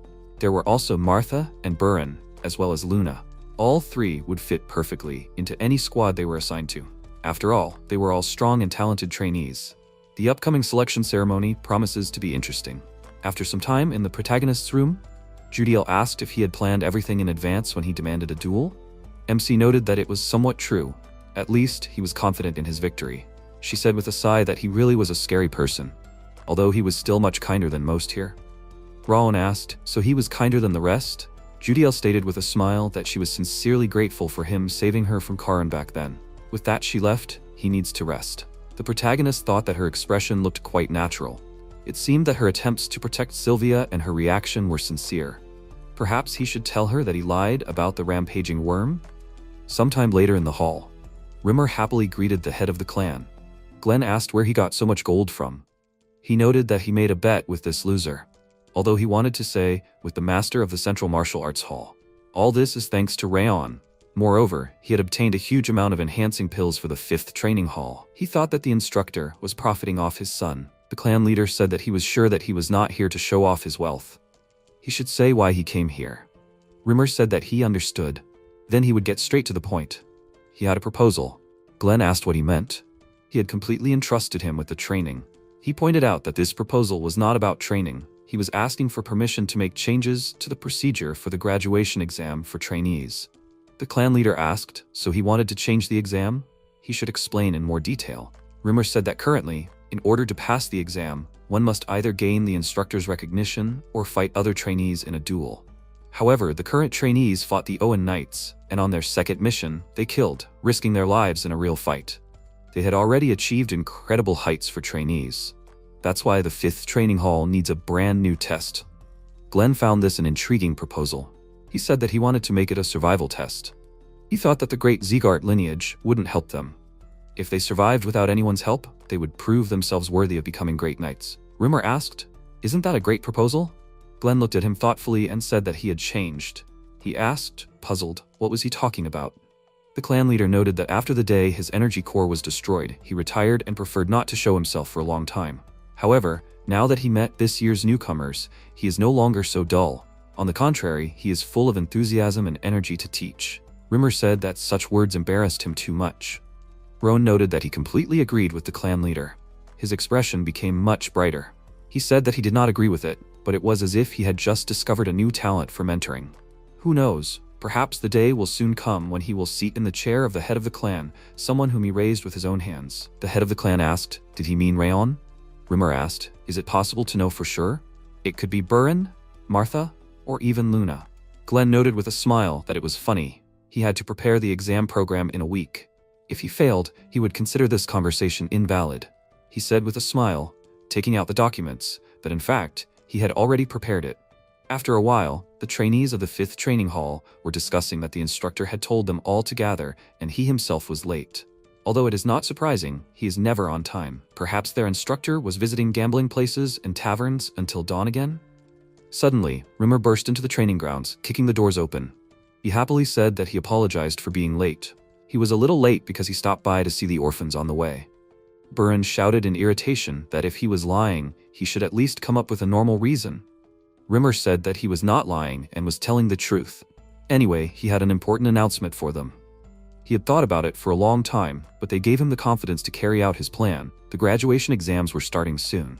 They weren't going to be trainees forever, were they? They said that rumor had it that the graduation exam usually involved getting a confession from the instructor or fighting another trainee. He happily stated that this was usually the case, but their exam would be a little different. They asked him in surprise, what did he mean? Rimmer noted that they had already gained enough experience. Sparring with Owen trainees, combat experience with the South-North Union, even though they were just privates. They had even survived Eden's surprise attack during the last mission. That was why, instead of meaningless duels and receiving recognition from the instructor, they would have to explore this world alone to discover many new things. The instructor solemnly announced with a smile that the test of this graduation exam was survival.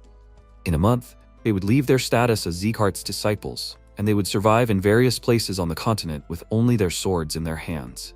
Naturally, for those who were afraid, he had an alternative exam. Luna asked, turning to Ryan, would he participate in this test? The protagonist noted that naturally he would. She said that then she would participate in it too. Burin noted that it was unlikely that the instructor was holding this test for no reason, so he would participate in it too. Martha said that she had been doing nothing but surviving since birth, so she was ready for this challenge. Rimmer asked in surprise that not only Ryan, but all of them made the decision so easily. Did they even think about where exactly he was going to send them? Especially Ryan, because he was the best trainee. His decision could influence the others. They would follow him without thinking.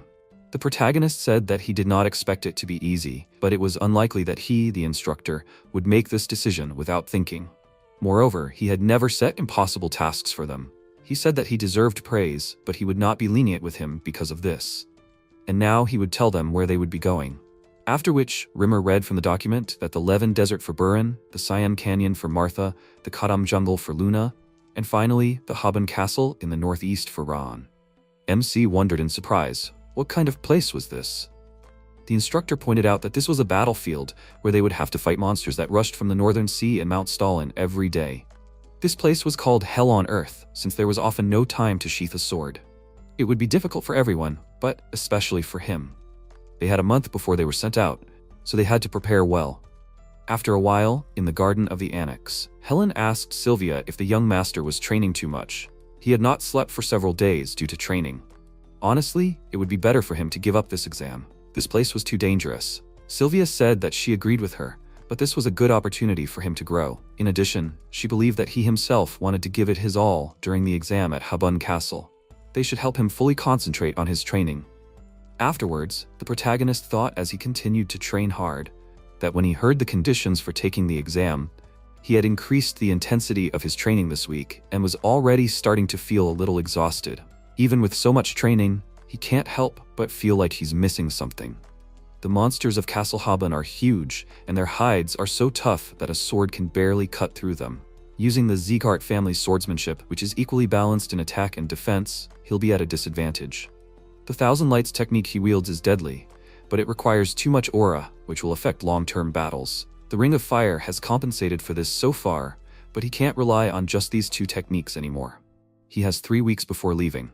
His priority now is to learn more about Castle Haben and find a way to improve the Thousand Lights technique. He needs a more aggressive swordsmanship style, and to develop it, he'll have to give it his all. After a while, Glenn asks, so he wants a new swordsmanship technique in exchange for a silver medal? The protagonist says that's exactly it. The clan leader remarked that it was up to him how he used the silver medal. However, didn't he say that he would use it for something else? MC said that was true. He was planning on using the medal to restore his mother's status as a direct descendant.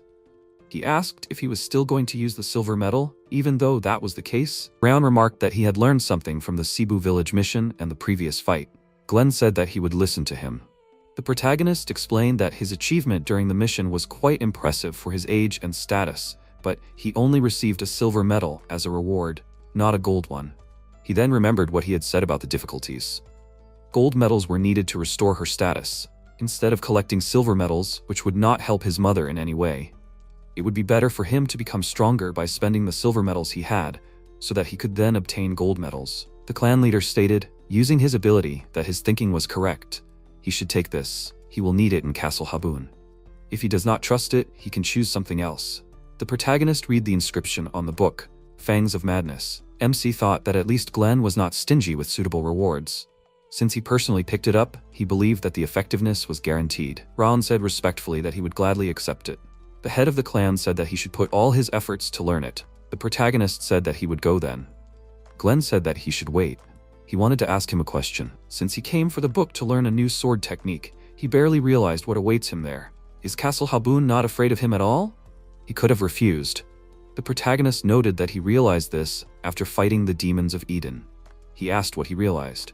MC said that a life-or-death fight gives such growth that can be compared to years of training in a fighting hall. He realized that he needed trials where he would have to push his limits to become stronger. Besides, Rimmer's instructor would never give them a trial they couldn't handle. This path would certainly be hard and painful, but he was sure that it would make him stronger, and he would be grateful for this experience later. The head of the clan said that he understood now. Before he left, he wanted to tell him something. Fencing could be used in many ways, so he needed to expand the boundaries of his thinking. Raon thanked him for this advice. Then Rimmer, who had been hiding all this time, said that this was exactly why he adored Raon. He understood his intentions. There was nothing more pleasant for an instructor than an understanding student. He was so different from the grumpy Burin or that caring Martha. Glenn asked what kind of instructor he was. He insulted his students.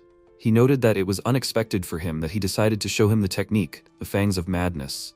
That was worth a gold medal. Rimmer said happily that his love for his grandson is boundless. The clan leader said that he talks a lot. He noticed that he talks less lately. It is fair to remember that. However, as the name of this technique suggests, it is a truly ferocious style. Will Raon be able to master it? Glenn said that he gave him the book. That is more than enough. Whether he can master this technique or not is up to him. Rimmer said with a smile that even though he says so, it will definitely help him. His love for his grandson is admirable. The clan leader furiously shouted, using his ability, that he has already gotten to him. Since he has become so talkative, it means that he has completely recovered from the effects of his last battle. Rimmer shouted in fear that he is asking him to stop. He has not fully recovered yet.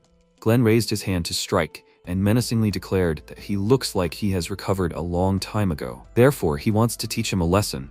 He dumbfoundedly shouted that he is asking for his forgiveness. After which, Raon heard a terrible scream coming from the hall. After some time in the protagonist's room, the protagonist asked, so this is the silver medal fencing technique? However, it definitely does not qualify for a silver medal. MC thought of the sword style as Fangs of Madness. As the name suggests, it is like the bared fangs of a ferocious beast. One charges forward with the sole intention of mercilessly inflicting critical damage on the opponent using the highest level of intuitive sword style. It cannot be learned by following any theory, only through combat experience. That is why he participated in countless duels with other students to adapt to the aggressive style. He did not let go of his sword until the day of the graduation exam. He must become more skillful and ferocious until he reaches the appropriate level of mastery. He continued to work hard until there were no more students willing to fight him. He managed to grasp the essence of the technique, Fangs of Madness, almost before leaving. His time for training was up, and now the last night before the graduation exam arrived. Judiel noted that he had a lot of bruises lately. He was overworking himself so much because of the final exam tomorrow. The mistress would be very upset if she knew about his condition. The protagonist noted that he admitted that he was carried away. He had to fight every day to master the technique, the Fangs of Madness. He asks to heal him somehow. She asked if she had a choice. The protagonist said that he wanted to tell her something before he left. Judiel said that she was listening to her master. MC said, closing his eyes, that he had lied to her about the furious worm back then. Judging by her reaction, he might suggest that she already knew about it. She said that she had thought about it, although she was not sure about it. Raon asked why she doubted it.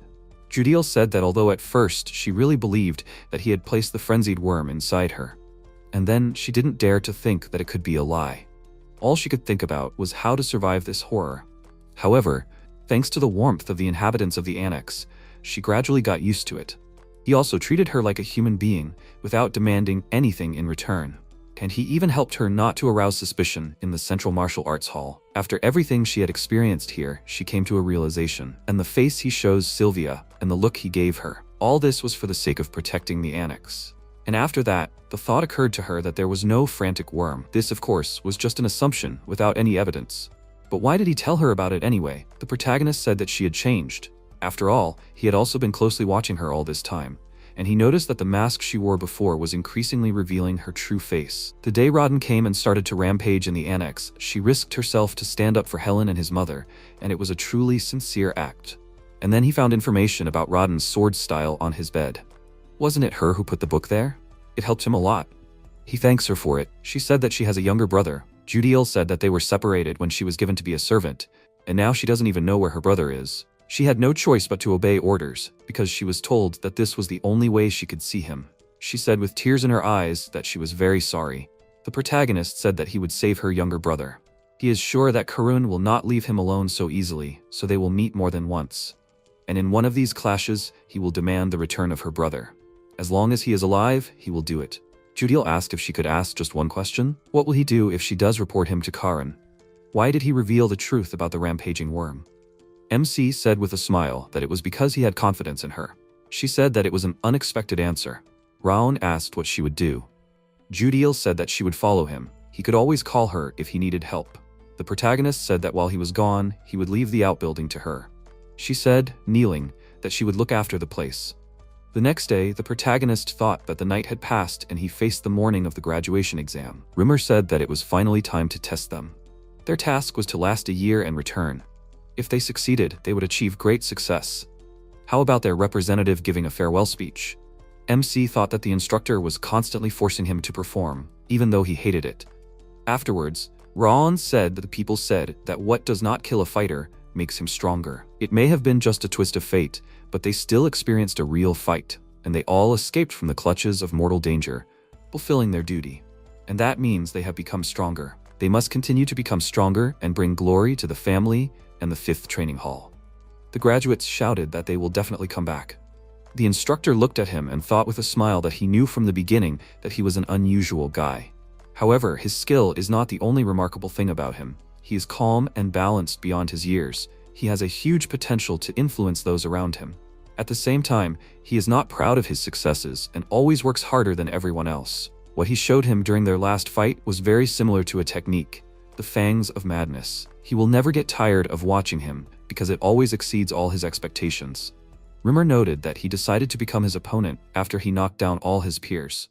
And he even managed to injure his mentor. He is a very cheeky guy. He wishes that he would come back alive.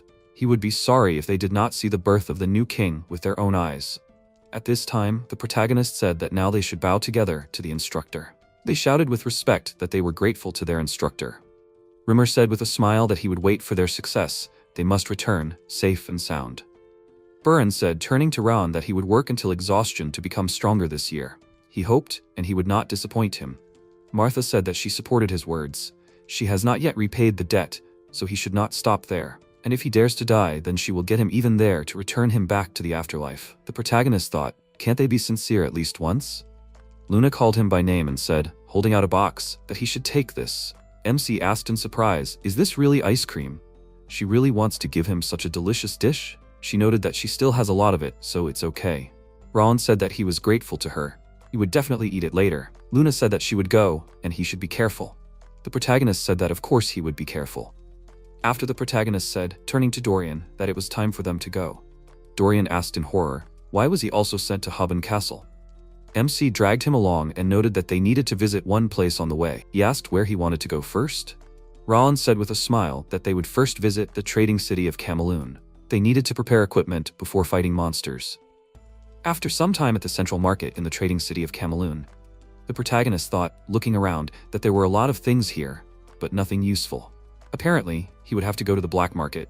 Dorian noted that they were not going anywhere. Is there really nothing useful for sale here? Does this mean they need to go underground? The protagonist asked if he knew about the black market in this city. He said of course. The MC asked if this was his first time here, right? Then how did he know about the black market? Dorian happily said that he grew up in a merchant association, so he knows everything about trading. Raon thought back and thought that he had guessed, but he really did grow up in a family of merchants. If he mentioned it himself, there was no point in worrying about his reputation anymore. The protagonist said with a smile that they should visit that place then. He mentioned that they needed to go through a secret passage to get to the black market. Does he know where it is? The protagonist said that the instructor told him about it. Dorian thoughtfully said that he heard that there was gambling in the black market. So the instructor knew exactly how to get there. It was time for them to go there. After a while, they hid their origins with black hooded cloaks and approached the secret passage to the black market. After which they reached the black market of the city of Cameloon. Dorian said that this place is simply huge, and surprisingly, it is much cleaner here than at the city market. However, is there what he is looking for here? MC noted, taking out a book, that now he will look at the auction catalog and find out for sure. After a while, they sat down on a bench. Raon thought that he found it. He knew that the black butterfly was put up for auction. There is an auction tonight and the starting bid is 10 gold coins. Dorian asked, so he wants to get it? It is quite expensive. The protagonist thought he was right. It will take all his money to travel. It is too risky. He needs to find a pawn shop or something like that to get more money. The protagonist said that they should go. He asked where they will go. The MC noted that they will go to the pawn shop. They need to sell a few things before the auction starts. An hour later, Dorian asked, is he not finished yet? And why is he looking at everything here instead of heading straight to the auction? Raon said, looking at the thing in his hands, that he is trying to find something useful. The protagonist thought that he still has time before the auction starts, so he decided to look around. Moreover, now he has some extra money to trade. However, even here there is little useful. The black market is full of undervalued treasures waiting for their buyer. In any case, it is time for them to go to the auction. The protagonist looked at the bright object in surprise and asked, could it really be this thing? MC thought that this was definitely the ring of the first head of the Sieghart family. He saw it in his memories when he was studying the technique. Thousands of lights. He couldn't hope to find it here. Raon asked, taking the ring in his hand, how much was it worth? The merchant noted that he had a keen eye. This ring is able to increase strength and clear the mind. He can sell it for 5 gold. Dorian indignantly shouted, what 5 gold? He decided to rob them? This ring can't be more expensive than a few silver coins. He said that the effect of the ring is to increase strength and clear the mind, but if the effect was worth 5 gold, then it would be sold in a specialized magic store, not on the black market. Maybe it increases strength so much that its cost can be 5 gold? He strongly doubts it. It can hardly compare with the glove or ring of an ogre. There is not even a normal engraving on the ring. This one is just a pattern and a smooth surface. No beauty, no style, and there are chips. Is it made of brass at all, by any chance? He wouldn't take it even if it was lying in the trash. How dare he ask for 5 gold pieces for this ring? He's demanding a discount. He said he was offering 1 gold piece. The merchant said with difficulty that it was sold for that price. The protagonist praised Dorian. Wrath noted that the ring was clearly not a simple one. However, he felt creepy from such a transformation. The protagonist thought that Dorian was an excellent bargainer, but he didn't really understand the quality of the goods. In any case, this was a great find for him. Suddenly, the girl in the mask asked, has he already paid for this ring? MC noted that he had already paid. She said that she would pay him 10 times what he paid for this ring, no matter how much it cost. She wants to buy it. Judging by his appearance, he is an adventurer who urgently needs money. That should be enough. Dorian shouted in shock. She offered 10 times more? The merchant shouted that he bought this ring for 50 silver. Is it really that valuable? He should sell this thing for such a huge price. Raon thought that this girl knew the true value of this ring. Apparently, the cost of this ring is at least 100 gold coins. The protagonist said that he apologizes, but he will refuse her offer. The girl in the mask said that then she is ready to pay 20 times more, even 30 times. The protagonist noted that he is not going to sell this ring anyway. She offered 50 gold coins, but he refused again. MC said that it is not in his rules to sell his things. He's against it, and it does not matter how much she offers. Satar, her escort, said that he has no idea who he is, but he advises him to be more modest. He will have problems if he contradicts the lady. Raon asked, so he should change his mind just because his mistress is special? He doesn't care about their background, they should follow their own path. The masked girl indignantly asked, who is he to act so arrogantly?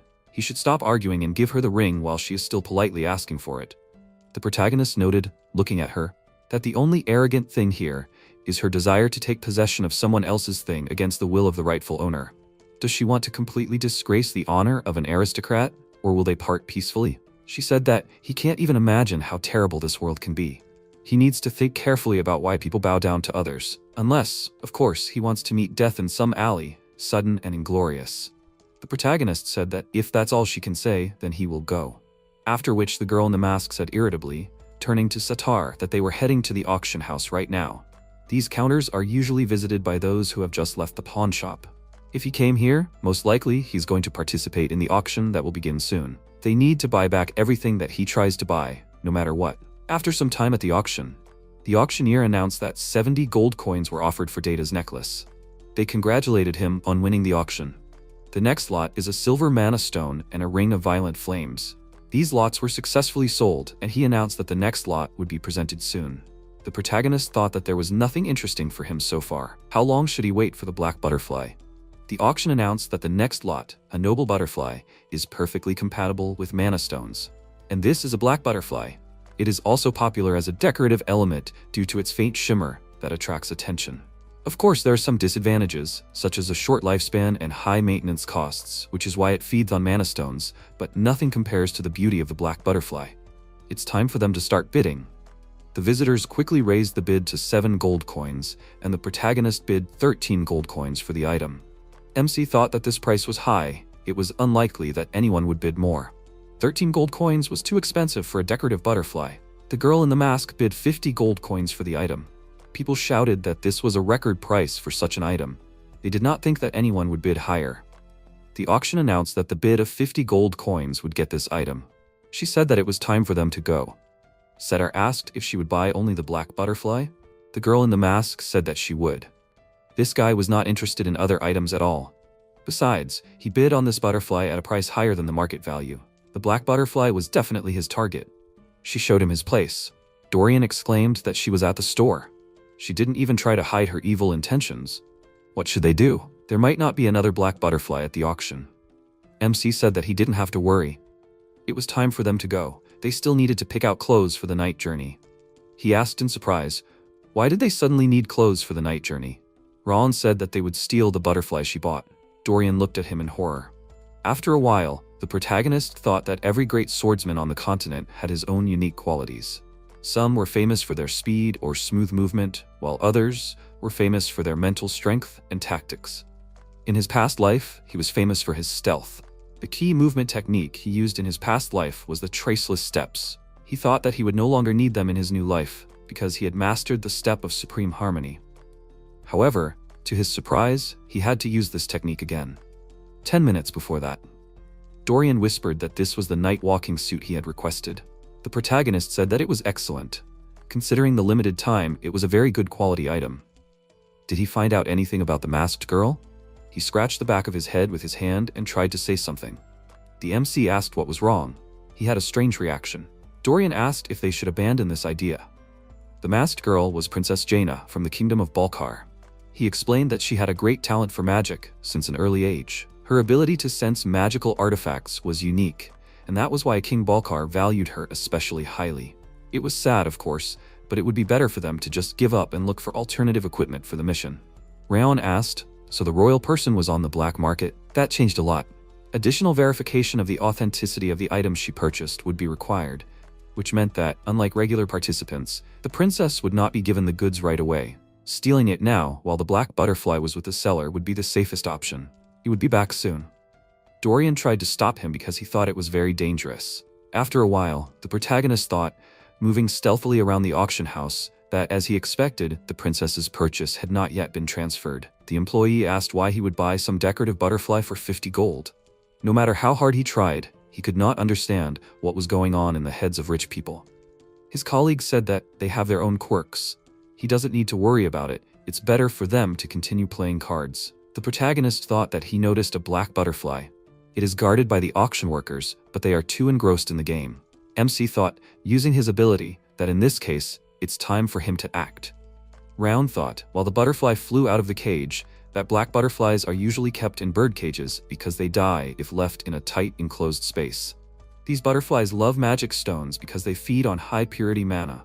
Once the butterfly senses the mana of the Thousand Lights technique, which is purer than any magic stone, naturally, the black butterfly will not resist and will fly to him itself. Then he thought, looking at the butterfly, that he succeeded. The auction worker looked at the birdcage in surprise. His colleague asked, "What's the matter? Why is he distracted from the game?" He shouted in shock, "Where did the butterfly go?" They shouted that they need to find the black butterfly quickly. At that moment, the protagonist disappeared with a satisfied smile. After a while, Dorian waited for him with concern and thought that if the young master was caught, it could provoke a scandal with the kingdom of Balkar. This curse, because of this, he cannot calm down. He said gloomily that he had to stop him. The protagonist said that he finally found him. Dorian shouted in fear, "How did he appear here?" MC noticed that he was acting as if he saw a ghost. He asked if he came back, then he has already finished? Rayon said that he succeeded. Dorian shouted in surprise, did he really succeed? Then it was time for them to go back. At that moment, Jaina said with surprise, hiding her face under a mask, that this was an unexpected meeting. Was he offended? How does it feel to have no chance to get what he wants at the auction? She noted that it was not too late for him to come to his senses. She will give him the black butterfly in exchange for the ring. He should think carefully. This is his last chance. The protagonist asked if she really had a hearing problem. He told her more than once that he would not give up the ring. Jaina said that he did not understand in a good way. Apparently, he did not value the opportunity to leave the black market unharmed. Suddenly, an employee ran up and addressed her. She indignantly shouted, "What was the matter? Didn't he see that she was talking now?" He apologized to her and shouted that the black butterfly was gone. It seemed that someone had stolen the butterfly. The protagonist noticed with a smug smile that she had a problem. Jaina thought that it was definitely him who had stolen it. His mocking remarks and disdainful smirk, only she was allowed to behave like that with others. She did not know how, but he had definitely stolen the black butterfly, she said, crossing her arms, that she thought he was a proud man, but in fact he was a thief. Does he at least know who she is? MC asked if he needed to know. Jaina introduced herself and asked, removing her mask from her face, if he really thought he was allowed to act so brazenly in her presence. She would set him on the right path. Sitar was flexing his fists to get ready for a fight. Then Jaina ordered him that he should take care of him. He rushed at him, swinging his fist. Raon asked, ready to fight, if it should matter to him who she was. Then the protagonist knocked out Sitar with one punch to the face. Jaina screamed as her servant was being beaten. Why was he lying on the floor? He can't even beat some tramp. Greer ordered them to stop. Then he asked if it was really Raon. They thought they would recognize that voice. He noted that Jaina was there too. Did they really know each other? She asked, turning to Greer, if he really knew him. Greer stated that of course he knew him. Didn't he tell her about the outstanding swordsman of the Zekart family? It was him, Raon. Jaina was shocked by this news.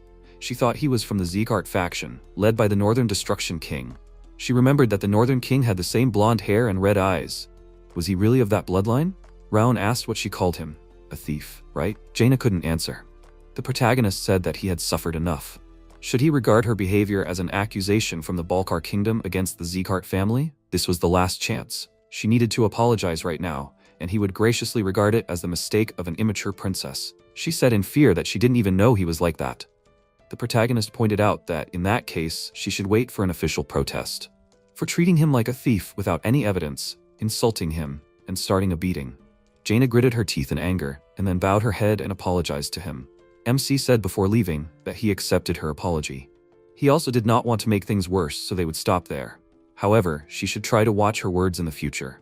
She did not want to disgrace her kingdom, did she? She held back her anger, looking down. After a while, Greer asked if he had really appeared there at the wrong time. Rayon said that was not quite true. Thanks to him, he was able to avoid false accusations. He He said that he was glad to hear it. Also, he did not need to worry about Jaina anymore, he would talk to her himself. The protagonist thanked him for his concern. Greer asked what he was doing in Cameloon. He himself was on a mission. However, the lands of Zeegard are quite far from Cameloon. How did he end up here? The protagonist said that he had a practical assignment for the graduation exam. He came here with another graduate to buy equipment. He noted that they really are in the season of graduation tests now. What equipment is he looking for? The protagonist said that he needed a new sword. He currently has a good weapon, but he has been using this sword for a long time. Greer said that he could recommend a good place. There is a workshop on the corner of the Western Craft District of Cameloon City. The place is small, but the blacksmith there is very skilled. He would like to introduce them to him personally. However, unfortunately, he cannot go with them because of his assignment. MC said that he thanks him for the advice. Afterwards, he said that he will go. He should visit him sometime in Owen. Ron said that he will definitely come there after the graduation exam. Greer wished him success in the test. Dorian sighed and noted that they were saved. How could one act so recklessly? The protagonist reminded that he already said that everything was thought out. However, he was lucky that Greer ended up helping them. He asked if they were going to the workshop now. The protagonist said not now. They would leave it for tomorrow. He had one more thing to do today. As night fell in MC's room, Ron declared that it was time for Black Butterfly to do his job. The Black Butterfly absorbs mana, but cannot assimilate it. The two colored buds are also unable to accumulate mana, but when combined with each other, they open up new possibilities. After the two-colored flower absorbs the mana collected by the Black Butterfly, it turns into a valuable elixir that combines the energy of fire and water. Rowan brought the flower to his mouth and thought that only a few people knew about this fact. And even he only learned about it thanks to his memories from the Thousand Lights technique. The system window notifies that one of the Frost Curse nodes has been destroyed. The durability of the protagonist's energy center and mana reserves has increased. Energy and willpower have increased significantly. All characteristics have been increased. The status window notifies that the MC status is a 4-node Frost Curse. Characteristics: Fury Stage 5, Ring of Fire Stage 5, Thousand Lights Technique Stage 3, Flame Resistance Level 3, Frost Aura Level 3, and Legendary Sense. Water Resistance Level 4, Invisible Strike and Unbreakable Will Level 1. Strength 72, Endurance 66, Sense 79, Agility 73, Energy 70, and Rage 10. After a while, Rayon said that it was time to go to the workshop. Dorian was surprised and wondered what happened to the protagonist. His energy and aura had increased significantly overnight. And what was MC doing there? At first, Dorian was just curious. The protagonist was considered a disgrace and was looked down upon by both the direct heirs and all the other family members. However, MC silently endured all the insults, focusing all his efforts on training. Having become close to Ron, Dorian realized one important thing. The protagonist is much more suited to the name Zeeghart than anyone else in the 5th training hall. That's why, even though their paths have diverged, the 5th training hall still continues to follow MC. If Dorian had even a little bit of his strength, even that problem of his family could be solved. However, Dorian does not follow Ron because of this. The protagonist turned to his comrade and asked what Dorian was thinking so deeply about. They would need to continue their journey right after they took the sword from the workshop. MC looked at his comrade and suggested not to stop because there was still a long way ahead. Dorian smiled and thought that this was right. As long as Raon was still nearby, he could become stronger by following him. As long as they were together, there was nothing to be afraid of. Dorian agreed and exclaimed that he was already running. The protagonist calmly said that he would also like to see Dorian's sword technique, a continuous flow, on the way to Haven Castle. Dorian thought with a smile, is he finished? After some time, the blacksmith, Kuberad Jayton, apologized for the intrusion and clarified that he was here on the recommendation of Sir Greer. Are they familiar with the third prince of the Owens Kingdom? The protagonist confirmed this and replied that he decided that since his workshop was recommended by the prince himself, the weapons here were trustworthy. Kuberad wondered if the prince had really recommended them. No, that couldn't be. The blacksmith looked at MC in surprise and thought that this child looked so young, but his level was no lower than the prince's. Still far from ideal, but the protagonist's aura was powerful and sharp, like a strong sword. Kuberad noted that it was hard to believe that a child could have such power, and MC's aura was different from the prince's aura. Isn't this Zeeghart? Dorian quietly asked how this blacksmith knew that. They hadn't even really communicated. Wrath noted that this was the real Kuberad. Understands at a glance who is in front of him and what he is capable of. Raon thought that his comrade was talking too much. The blacksmith, sitting on a chair, said that in his life he had seen many swordsmen, but he had never met anyone like the protagonist. MC apologized for not introducing himself right away and said his name. Dorian introduced himself after his comrade. Kuberad introduced himself and clarified that he was just an old man who had dedicated his entire life to blacksmithing. Raon was stunned and wondered. Was this Kuberad, the one who had forged countless masterpieces for Owen and Balker, and the one who had managed to make his name famous throughout the continent? Kuberad. The protagonist never thought that he would meet him in such a modest workshop. The blacksmith asked, "So what brought them to him?" MC put his hand to his chest and replied that he needed a suitable sword for the upcoming journey. Kuberad asked if Ron wanted him to forge his first battle sword. Protagonist replied that it was not quite so. He was going to pass the test that would give him the right to be called a swordsman. Plus, someone had already promised to make him a real battle sword. The blacksmith asked if it was Velkon by any chance. MC confirmed it with confusion. Kuberad happily exclaimed that he knew it. That's why Velkon changed his mind about retiring, to make a sword for the protagonist. There's no way he could steal Velkon's right to MC's first personal sword. So Rowan needed a temporary sword that could be used until the protagonist passed the test? Kuberad vouched for the quality of everything in his workshop. MC could choose with pleasure. Dorian smiled, called out to Mr. Kuberad, and asked if he could choose too. The blacksmith agreed and told Dorian to take it while he was in a good mood. Dorian thanked him for the opportunity. After some time, Rayon, looking at the sword in his hand, thought that Kuberad really deserves the title of the best blacksmith on the continent. Every sword here is a real masterpiece. Wherever you look, their characteristics are very good. The protagonist drew attention to the dark sword lying in the barrel. He asked, "What is this?" Dorian happily pointed something with his finger and exclaimed that these swords are really amazing.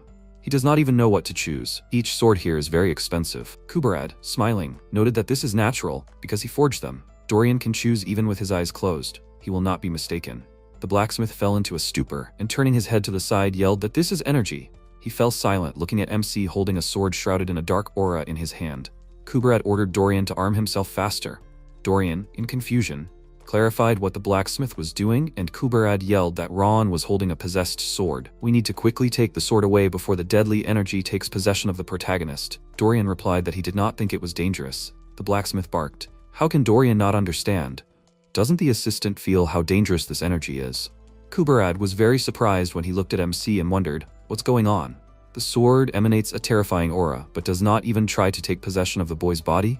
Wrath called it damn trash. He barked with great anger. The creature decided to take the body that belongs to him. Wrath approached the sword and exclaimed that this was outrageous impudence. He will freeze the sword and smash it. The protagonist asked not to touch the sword.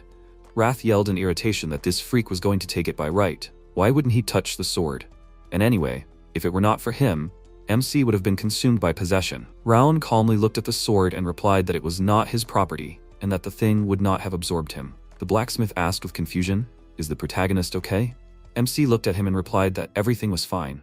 "And this dagger, it is definitely unusual." Kuberad replied that it was a defective product. He did not know if MC hurt him, but as the blacksmith said, the blade was possessed. There was a small village in the south called Siren.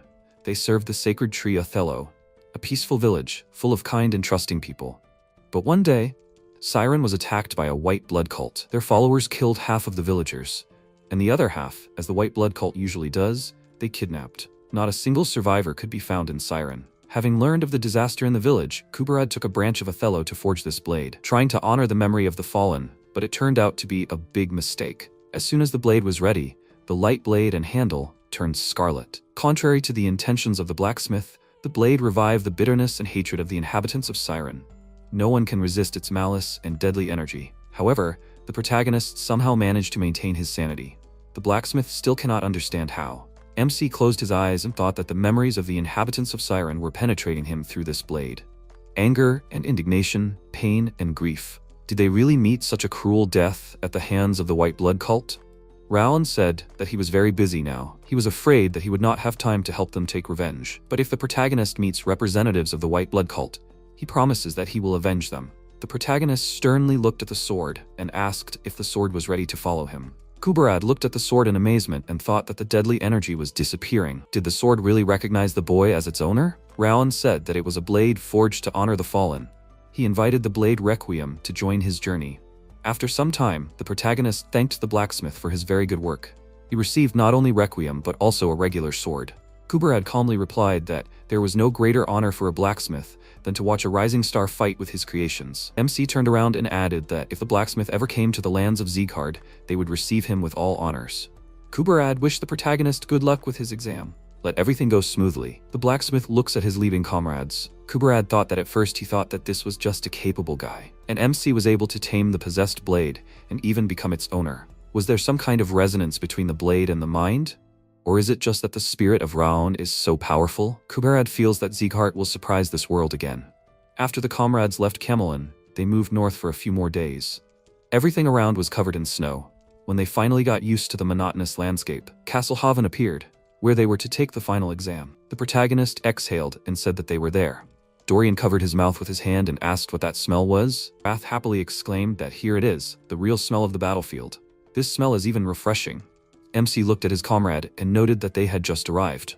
Why is Dorian swearing? It wasn't that hard to get there. Dorian yelled in great surprise. Comrade, are you serious? After Camelin, it was getting colder and colder, and Raon only picked up the pace, as if you need to move more in the cold.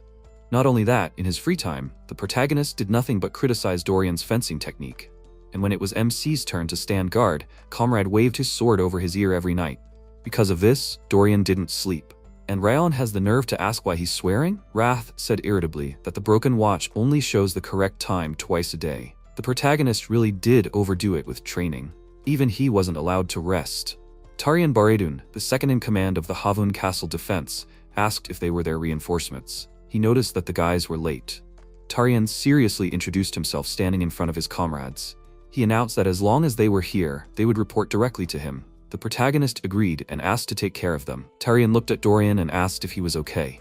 MC replied that this was normal for his comrade, so there was no need to worry. The deputy then asked to follow him. Raon asked Dorian to finish already and go. The comrade, tired, sitting on the floor, said that he wanted to go home. The comrades passed by people, and the protagonist thought that everything was much more colorful in real life. The walls, keeping traces of falls and restorations, the exhausted faces of the villagers, and the air smelled of dust, blood, and an unpleasant smell from burnt corpses, exactly as Judiel described. There was no way she could have been here. How could she have been here in such a short time?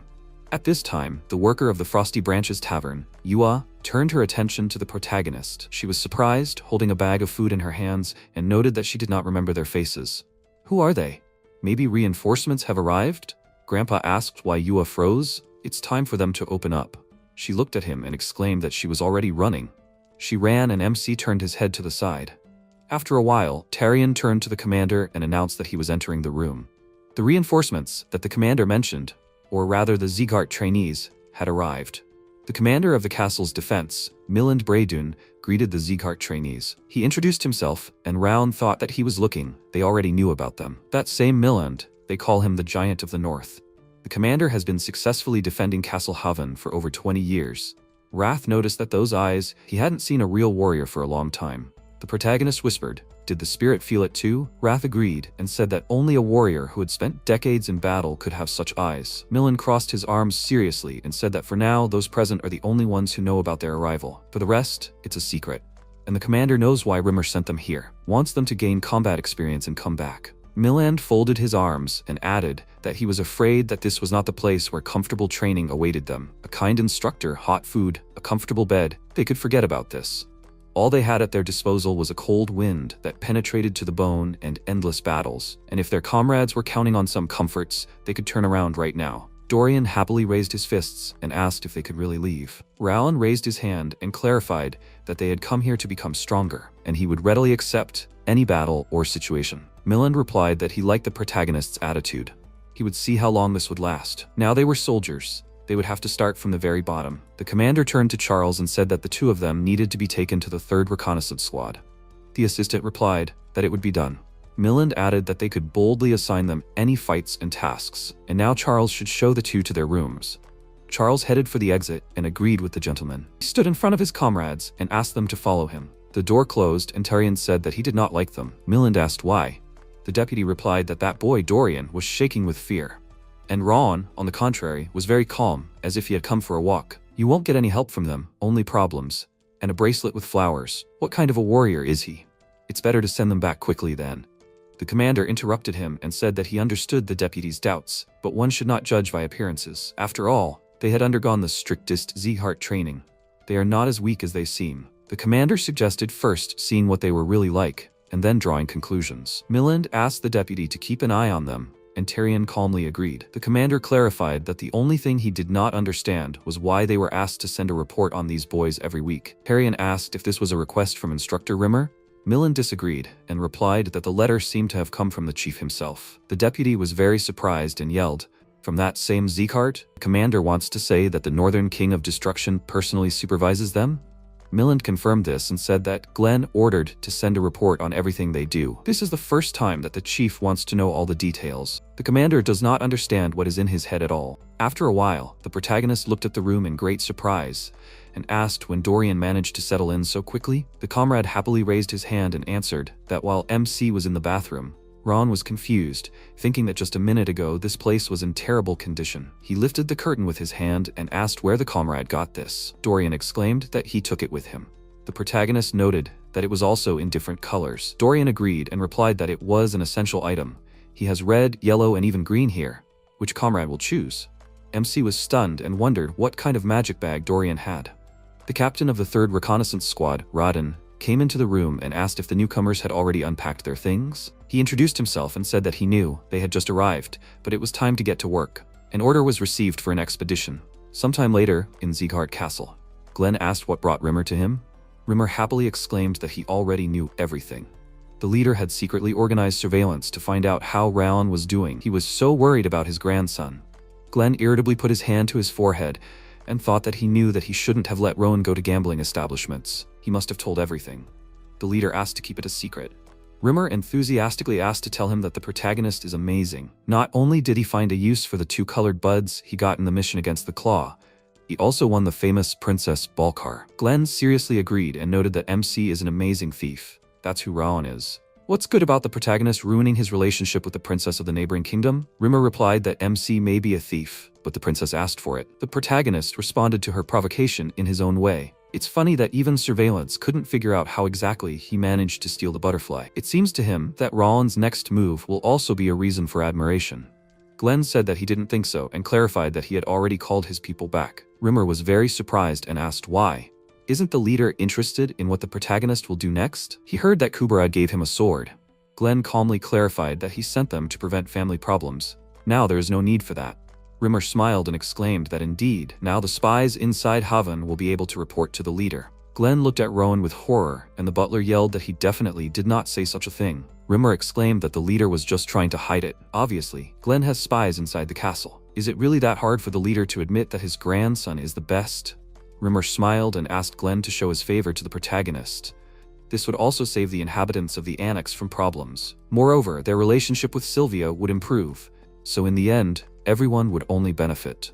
Glenn sternly noted that it seemed that one lesson was not enough for Rimmer. Rimmer said fearfully that it was time for him to go and said goodbye to the leader. Glenn folded his arms in horror and said that he would make sure that Rimmer remembered the second lesson for the rest of his life. A loud scream was heard from the castle. At the same time, the protagonist turned his head to the side and wondered if it seemed to him or if someone was screaming. After a while, Radin announced that this was Mount Sterlin. Because of the snow and monsters, Castle Haven is considered a real hell on earth. But what views? Just beauty. MC, looking at the mountain, agreed with the captain. Radin calmly turned his head to the side and asked if they would conduct a test before reconnaissance.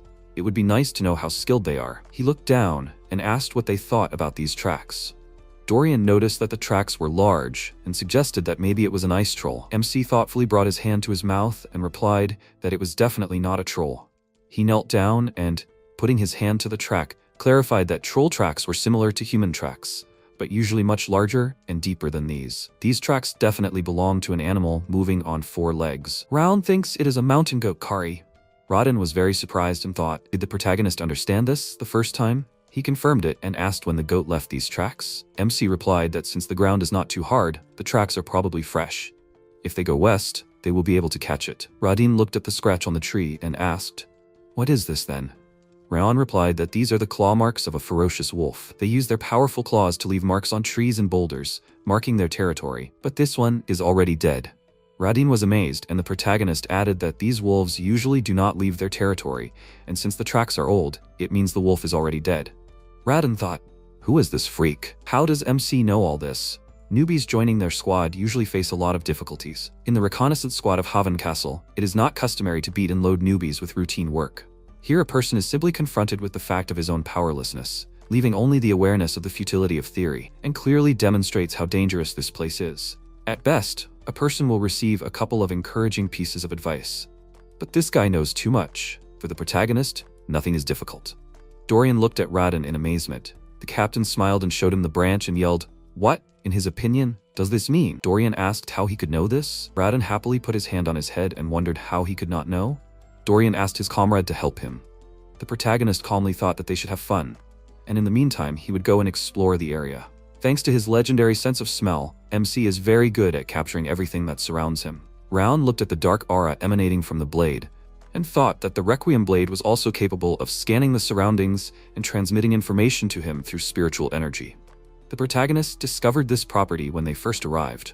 The blade absorbed the spiritual energy of the monsters they killed and transferred it to MC. So now he understands the hidden spiritual signs. It's nice that the blade is trying its best to help. Wrath yelled in irritation that this is garbage and asked what the protagonist is doing. Legendary senses are much better than this. Why does Raon even use this garbage? The protagonist replied that he liked Requiem's desire to help. Plus, it will make him less indebted to the spirit. Wrath grunted in irritation. He yelled, "Legendary senses are nothing to him, got it? It's much better than some blade." MC asked how he knew if it was better or not. Wrath barked that it was because he was the greatest and most powerful lord in the demon realm. Raon calmly remembered this and agreed with the spirit. Wrath growled and exclaimed that the protagonist was also neglecting his advice. MC said that he thought the deciding factor here was that the spirit was trying its best to take his body. He couldn't trust him. Wrath barked that the protagonist had found it, so what was there to worry about? Okay, within the confines of trust, he would tell Raon about a technique that utilized his frost aura. The protagonist looked at him, and Wrath said that he would show him the true power of the frost aura, which MC had never read about in his books. Raon was dumbfounded and wondered what kind of unexpected generosity this was. After a while, Wrath announced that the technique was called Glacier. It was beyond the control of an ordinary person. Only someone with the purest frost aura could master it. With the protagonist's limited abilities, it would take a lot of time and effort to learn it. Wrath asked MC to focus and clear his mind. Raon needed to combine his frost aura with the aura of this place. Wrath enveloped the area in an aura and asked the protagonist to look at his frost aura and asked what it looked like. MC, sitting on the ground with his eyes closed, replied that it looked just like the snow that covered the entire area. Wrath agreed and noted that it might seem that way, but it was not snow at all. It was all one single frost aura. That was the point in connecting these auras. Raon opened his eyes and thought that this was difficult. He did not think that the frost aura had such potential. It would be difficult to learn this. Instead of trying to connect them directly, it was important to hold the image of the connection. Then MC would be able to sense what was happening in the distance as if it were right in front of his eyes. In fact, all the snow in the place became his eyes, ears, and skin. It was as if the world had simply frozen. No, it was Raon who froze, his body growing heavy, but his senses surprisingly heightened. He saw Radin mocking Dorian, and also a ferocious wolf, after a successful hunt. Not only can the protagonist determine their location, he can also see what they are doing. It's amazing. Perhaps because this is the first experience, MC can only see at a short distance and can't hold the picture for long. Raon froze, feeling something and looking to the side exclaimed, "That's it!" He quickly ran and called out to the captain. Radin looked at him in surprise and asked, "What is it?" The protagonist yelled that a mole shark was heading their way, digging underground. Radin wondered in confusion. Could it really be a mole shark? He was perplexed. This was the territory of the monsters from Mount Sterlin. Where would an aquatic monster come from? The captain personally doesn't even feel the characteristic vibration that the monster makes when moving. The protagonist exclaimed that he was telling the truth. The monster is heading here. Radin clarified that, how is this possible? And instantly a stream of water rose behind him. He looked back in amazement and wondered, what is it? Are the mole sharks here already? The comrades looked at the huge monsters. Radin mentally asked himself to pull himself together and thought that it was only him and the newbies here. He needed to somehow get them out of here and notify the unit. He tried to move and the monster growled. Radin wondered if his legs had gone numb at such a moment. The protagonist cut and struck the monster with lightning speed. He confidently said that he would hold back the monsters, and the captain should notify the others. MC understands that Radin does not trust him yet, but the captain should at least trust his blade. Radin grabbed Dorian and asked Raon to take care of himself. The protagonist must avoid attacks and hold on until help arrives. MC looked calmly at the mole sharks and asked, "Is it time to get started?" The monsters quickly rushed into battle and growled.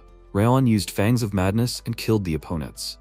He sternly thought that the Fangs of Madness style works even better than he expected. Usually you can't cope with such monsters without an aura. But now, fencing techniques are enough for him. The protagonist instantly jumped to the side and the monster hit the ground, breaking it into many pieces. MC crossed his arms and thought that thanks to the fact that the frost aura merged with the environment, he can use the sword more effectively and predict the movements of opponents. So that's what it is, a glacier? It is best to develop these abilities. Real combat experience will help. He will hone his intuition. Raon quickly struck the monster and thought that he would achieve coordinated work of the Fangs of Madness and the Glacier. The protagonist feels that now he is able to defeat any strong opponent. Adaptation is faster than he expected. It's good that he was sent to Castle Havon. There are a lot of monsters here that MC can train on. Radin quickly ran up to the protagonist and yelled, "Like Raon?" He asked him to retreat and exclaimed that he brought reinforcements. The captain was very surprised and stopped. He looked at the corpses of the monsters and wondered, MC got rid of the mole sharks with his own hands? These monsters are capable of taking the lives of an entire squad. Who is this guy anyway? Radin looked at the protagonist, unable to say anything, and Raon thought that it seemed like the captain was speechless. Because of his mistrust, Radin almost paid with the lives of innocent people. Even if the captain wanted to say something, he couldn't. Although Radin's pride was hurt, the captain would never. Radin apologized, making the protagonist stop thinking. The captain bowed and noted that MC had helped them out well. He didn't trust Raon and put him in danger. Radin didn't dare justify himself by saying that he had more experience. He thanked the protagonist, and MC thought that he didn't expect the captain to apologize so quickly. Raon put his hand on his shoulder and replied that it wasn't worth it. He couldn't trust the newcomer either. Radin looked at him in amazement and said that he now understood who the protagonist was. MC thought in fear. Did the captain understand that he was Sieghart? Radin happily grabbed his hand and exclaimed that Raon was an angel sent to them by heaven. In honor of the first success of their newcomers, he asked to announce a gathering in the tavern for everyone. The captain is treating. The assistant enthusiastically asked, "Is this their greedy captain speaking? And why would they refuse free alcohol?" After a while, there were frosty branches in the tavern. The comrade laughed and asked not to exaggerate. Radin, calmly holding a glass in his hand, exclaimed that he was saying that he saw it with his own eyes. The protagonist turned to him and told him to trust his blade, and then simply killed all the monsters. The comrade smilingly clarified, "So if MC is so strong, why does he need this godforsaken place? He doesn't even look 17. How is this even possible?" The captain barked. A comrade doubts their newcomer? Wrath noted in amazement that the combination of the creamy fat of cheese and the refreshing acidity of pineapple is pure taste perfection. Raon, holding a piece of pineapple pizza in his hand, wondered who came up with such a combination. Dorian looked at his comrade happily and said that he didn't know the protagonist liked that. He tried this pizza and didn't like it at all. Wrath yelled that a freak who swallows everything in sight can even understand? Yua looked at MC in amazement and exclaimed that the rumors were true. The senior scouts are crying loudly that the new guy surpasses them in every way, even in his face. She remembered that she didn't introduce herself and said her name. Yua, smiling and holding a book in her hands, asked if they had other dishes on the menu. Would they like to see them? The protagonist calmly agreed and looked at the menu. Wrath looked at the dishes with interest and said that it seemed far away, and the menu here was quite varied. He exclaimed that he wanted this. Mint ice cream with chocolate chips. MC quietly noted that he didn't want something. Yua enthusiastically asked if he was interested in mint ice cream. She asked him not to think that she was bragging, but their ice cream is recognized by the whole area. The mint that grows near Haven Castle is the freshest. Wrath yelled in irritation that the protagonist is a freak. Actually, he taught him a secret technique. And this is MC's gratitude? Raon said that he understood everything and asked the spirit to calm down. He thought about it, and how did they even have ice cream in the tavern? The protagonist calmly raised his hand and said that he wanted 1 serving of ice cream. The man called out to the newcomer. He asked, smiling, "Did the protagonist really defeat 6 mole sharks by himself? His aura doesn't seem that powerful." The guy sitting next to MC asked not to get him wrong and clarified that he was just curious why Raon was so strong at such a young age. He also had to say thank you, because thanks to the protagonist, they were all safe. MC thanked him, and noted that he didn't deserve it. The men happily asked, in what sense? With the protagonist's abilities, he would be promoted quickly, and he wanted to talk to him calmly without all this, like a brother. The comrade agreed and clarified, when else would he have such an opportunity? Dorian raised his fist, smiling, and exclaimed that Raon had really achieved a lot. The protagonist tiredly thought that he was still not used to praise. Yua put a plate on the table and exclaimed that here was the signature mint ice cream. Wrath was delighted and asked MC to try it faster. Raon emotionlessly stuck a spoonful of ice cream in his mouth. Wrath yelled with admiration that this refreshing, cold, magical feeling. The cold tingles the tongue, and then the sweetness of chocolate appears, as icy and amazing as him. The protagonist, looking at the ice cream, turned to Wrath and noted that when he used the glacier, he noticed that it can be used in many ways. Wrath asked how MC figured it out. Everything is correct. Like any technique, the glacier is useful not only for reconnaissance. This method of using the frost aura is also useful in combat. Ron asked, so with its help you can optimize attack and defense? Wrath smiled and exclaimed that everything is correct. The protagonist whispered that this is an amazing ability. It sharpens the senses, helps in attack and defense. Wrath said that for him it means nothing, but for such a fragile puppet as MC, this is a very good ability. Especially if you practice for a couple of years. Ron looked at the spirit and asked, isn't it too much? Wrath clarified, and who has it easy now? The protagonist should listen to him, and maybe MC will achieve greatness. Raon asked how about a deal? He bets that he can master the glacier in just 6 months. The protagonist thought that the spirit seemed to be hesitating because he always loses bets. MC suggested 5 months and wondered what the spirit would say since the time frame was so short. Wrath happily agreed. The system window notifies that Wrath has accepted the bet. The protagonist suggested that Dorian go back to the dorm, and the comrade agreed. Yua asked them to wait a little. She clarified that she needed to give them something before leaving. Yua handed them a bag of cookies and said that they seemed to really like the pineapple pizza, so she baked pineapple cookies from the leftover fruit. Do they want to take it? Wrath exclaimed that the pineapple girl was doing well. MC took the bag and thanked her. Yua said happily that she hoped they would like it. She put her hand to her chest and asked them to come back if they wanted more. The comrades raised their hands in farewell and exclaimed that they would see each other again. At the same time, in the snowy forest, the second reconnaissance squad quickly runs through the snow. The captain thought fearfully that this was an emergency. They needed to quickly return and report to Commander Milland. Ice trolls were roaming the area. After some time, in the castle, Raydeen, looking away, announced that they were ordered to destroy the ice trolls. Dorian screamed with great fear. Is this really another mission? But they had just completed the first reconnaissance mission yesterday. The captain replied that he knew that it was hard to go on a mission right after the previous one. But that was the decision of his superiors. He couldn't do anything about it. Dorian screamed, but why? A little earlier, the deputy announced that the second reconnaissance squad had encountered ice trolls near underground mine number 4. There were 13 of them in total, but it was possible that there might be more. It would be better if they attacked first. Milan noted that the 4th mine was very close to the 5th. Tyrion agreed and said that's why they decided to get rid of the trolls first and then see what happened to the mole sharks at the 5th mine. The commander said that he had a bad feeling and asked his deputy to go with them. Tarion put his hand to his chest and agreed with him. Milan pointed to a place on the map and asked to take his men and the mercenaries from the wolf squad. They needed to destroy the trolls and inspect the area by the northern sea before returning. And for reconnaissance. Tarion interrupted the commander and said that he would take the 3rd reconnaissance squad with him. Milan asked why. The deputy replied that he had been informed that Raon had single-handedly destroyed all the mole sharks during the first mission. Also, the protagonist dealt with them in a matter of minutes without receiving a single scratch. If this is true, MC will be very useful to them for this mission. Besides, he does not mind personally seeing his skills. At the moment, Radin thought that MC said that he was ready for any challenge, so here goes. Leaving, he turned his head to the side and asked them to get a good night's sleep and get ready. The door closed with a sharp sound. Dorian screamed in fear that at this rate they would be killed. They just recently returned from their first mission. Why are they immediately sent on a new mission? He turned to Raon crying and asked, is it true that ice trolls cannot be defeated with a sword? The protagonist replied that something like that. Ice trolls have thick and durable skin since they live in harsh cold. They are said to be almost impossible to kill without a sword filled with aura. Moreover, they have very good regeneration like all trolls. Dorian, lying under the blanket, exclaimed that he could not do this anymore. He would definitely die during this mission. It was time for him to write a will. The protagonist sat on the bed and asked his comrade not to be afraid. At Dorian's speed, some trolls meant nothing. Dorian yelled that MC's words were not helping at all. Ron clarified that there was another way, and the comrade raised his head and asked what other way. The protagonist squeezed the sword in his hand and replied that the way to stop being afraid of ice trolls was, of course. They needed to fight him, and the ice trolls would seem like cute elves to Dorian. MC, with a terrifying aura, raised his weapon and said that they were starting immediately. Dorian, smiling fearfully, asked, really, what was he doing? The trolls were very weak. He wished his comrade good night, and Wrath noted that he was a very strange guy. The second day at the main gates of Haven Castle, Tyrion looked at the sheet and announced that it was time to take roll call. The protagonist asked how his friend was. Dorian, tired, replied that he was fine. Everything was better than fighting with MC.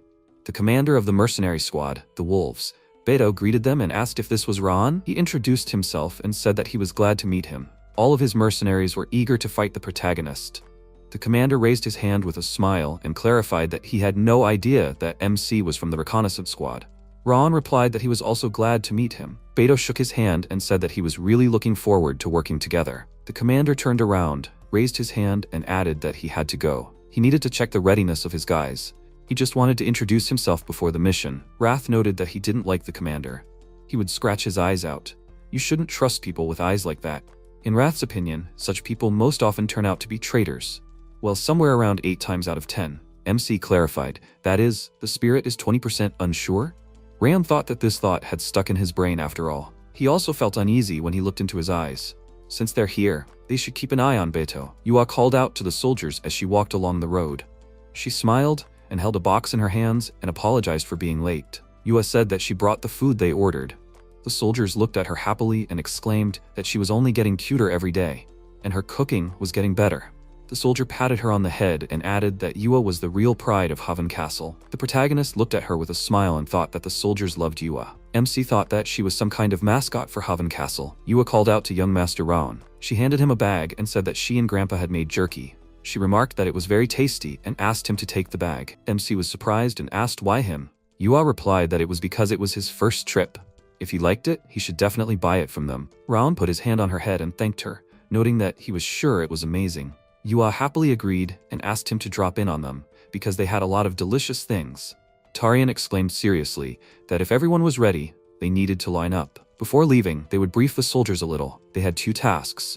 The first was to destroy the ice trolls. The second was to explore the area between Mount Sterlin and the Northern Sea. The main goal was to complete the mission without getting hurt. Wrath noticed something, and the protagonist quietly asked, "What was that? Where was the spirit looking so intently?" Wrath thought that the aura emanating from the mountain was weak, but he could feel it. Could it really be him? Wrath sternly replied that there was nothing special. The deputy ordered them to hit the road.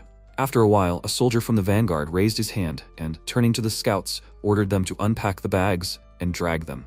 If the scouts lost even one, they would get it in full. You need to take care of the bags like your beloved. That's right, the scouts never had anything like that. They probably wouldn't understand. The protagonist turned to the captain and asked why the advance squad ordered the scouts to carry their bags. Radine clarified that this was MC's first mission with them. It's simple. They need to conserve their strength before a fight, because they are the main fighters. It was like that a long time ago. It's annoying, but there's no choice.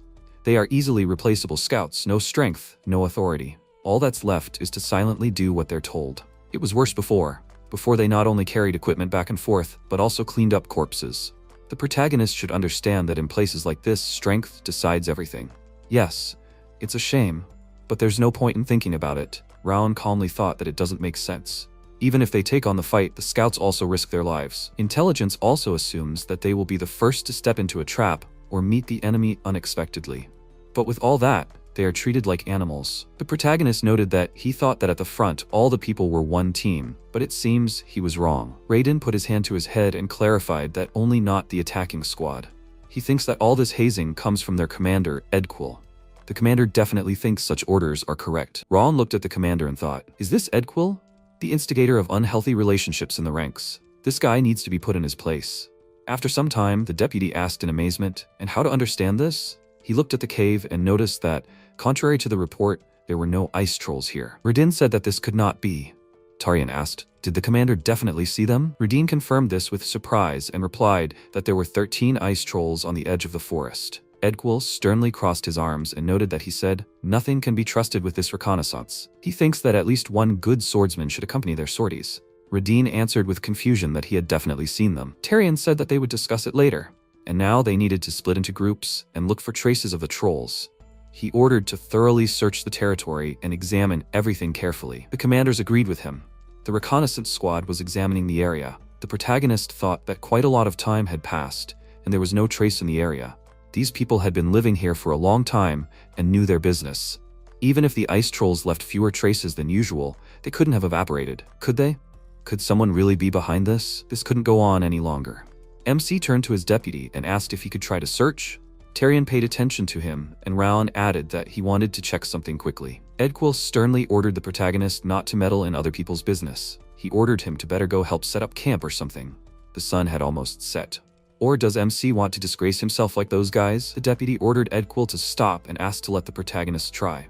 Edquil asked, what's the point of this boy?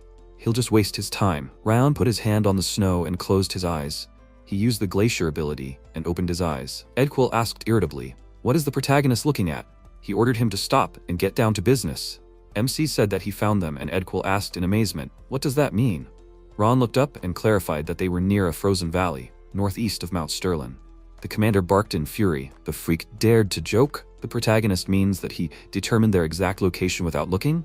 MC replied that he did and clarified, "Is there a problem?" Edquil gritted his teeth in irritation and yelled, "Aren't you ashamed to tell a lie in such a situation?" MC is ready to take responsibility for his words. Ron replied that he was not so stupid as to joke in such circumstances. Tarion ordered the commander to calm down and noted that Edquil was too emotional. The deputy asked how the protagonist was able to track these trolls. MC replied that he used a perception method that allows one to read nature itself. Edquil was very surprised and yelled, "Is it really a perception method? Does the protagonist even have an idea how far this frozen valley is from here? What kind of strange thing is this?" The deputy doesn't take his word for it, really.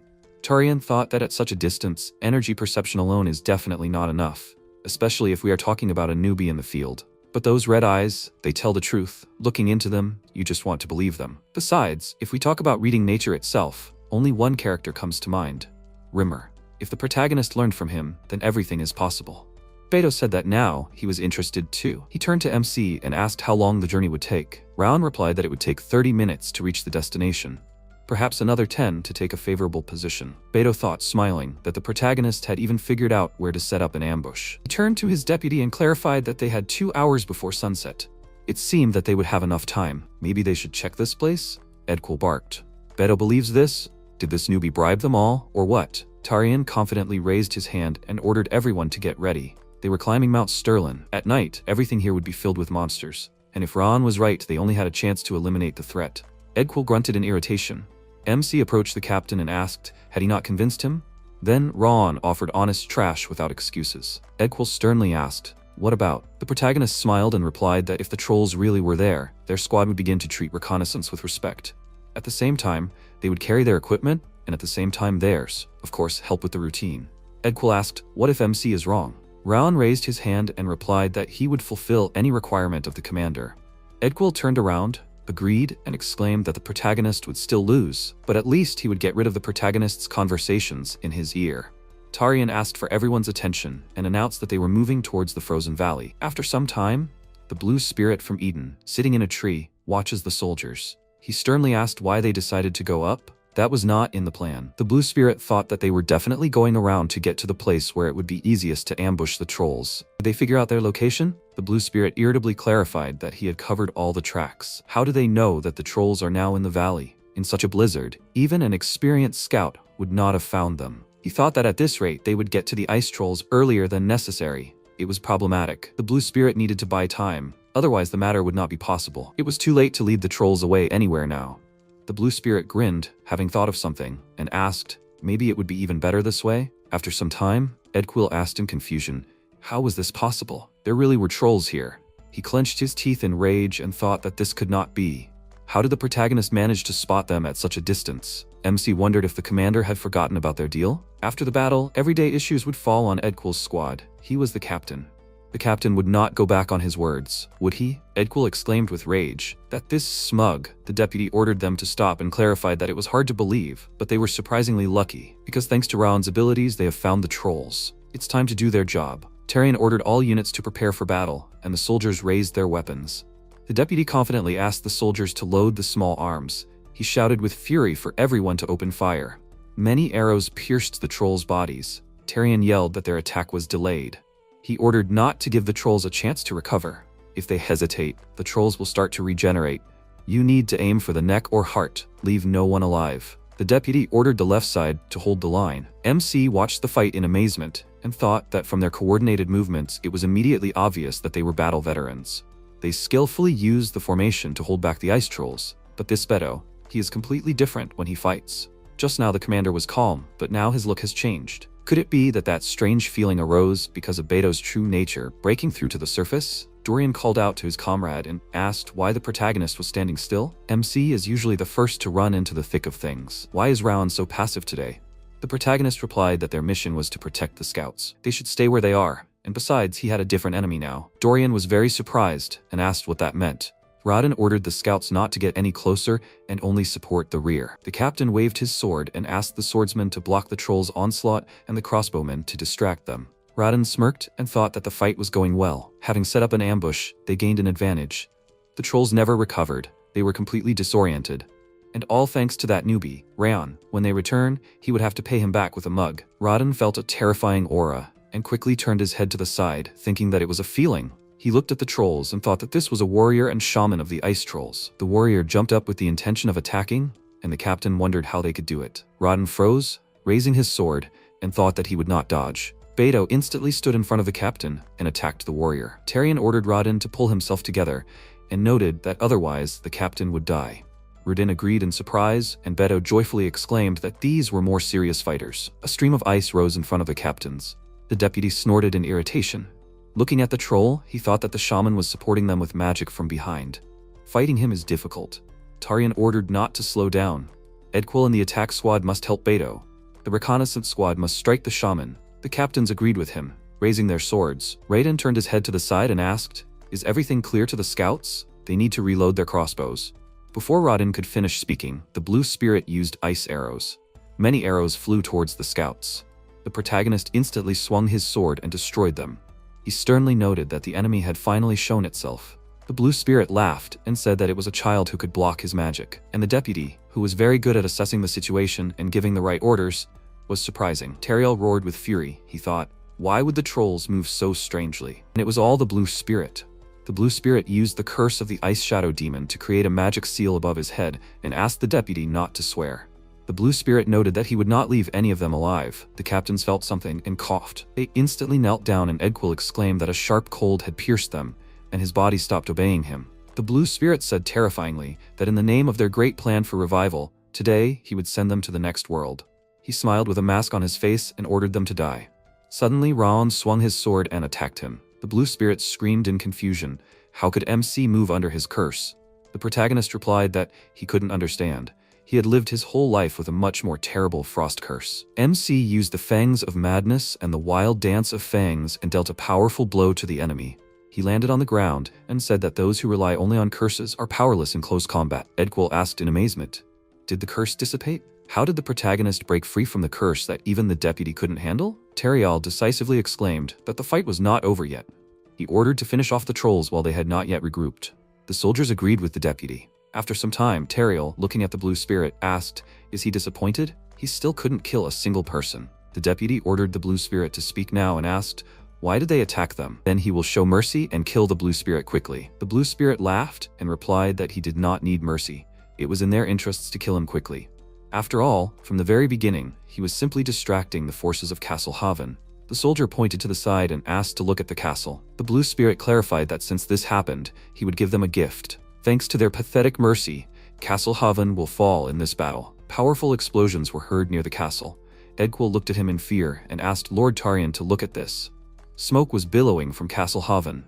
The deputy was stupefied and asked what was that. Raden yelled that Castle Haven was an indestructible fortress. The blue spirit grinned and said that the plan was originally to use them as bait and lure the forces of Milland here, but things didn't go according to plan. So as a backup plan, before they arrived, he used a spell to direct a horde of trolls to Castle Haven.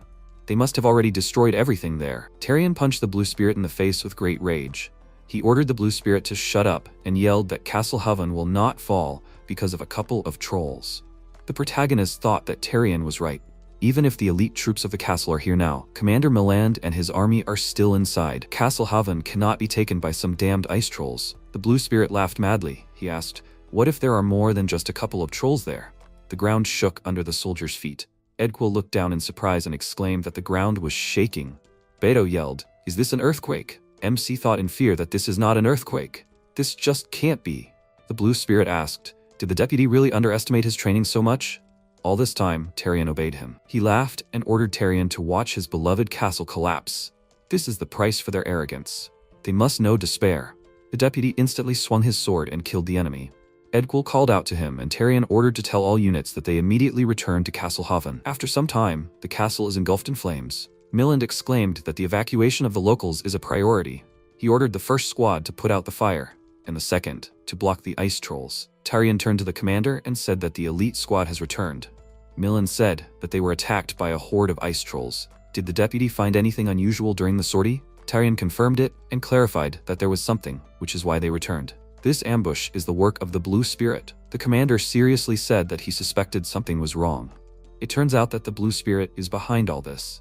The deputy clarified that they dealt with the Blue Spirit that summoned the ice trolls. Judging by his words and the earthquake, it will not be limited to the trolls. Milan noted that all this is strange. What benefit do they have from the fall of the Havan castle? Tarion apologized and replied that they were unable to find out their goal. However, due to the intervention, the wave of monsters will attack earlier than they thought. Milan fell into a stupor and said that there are traces of ice trolls and summoned monsters.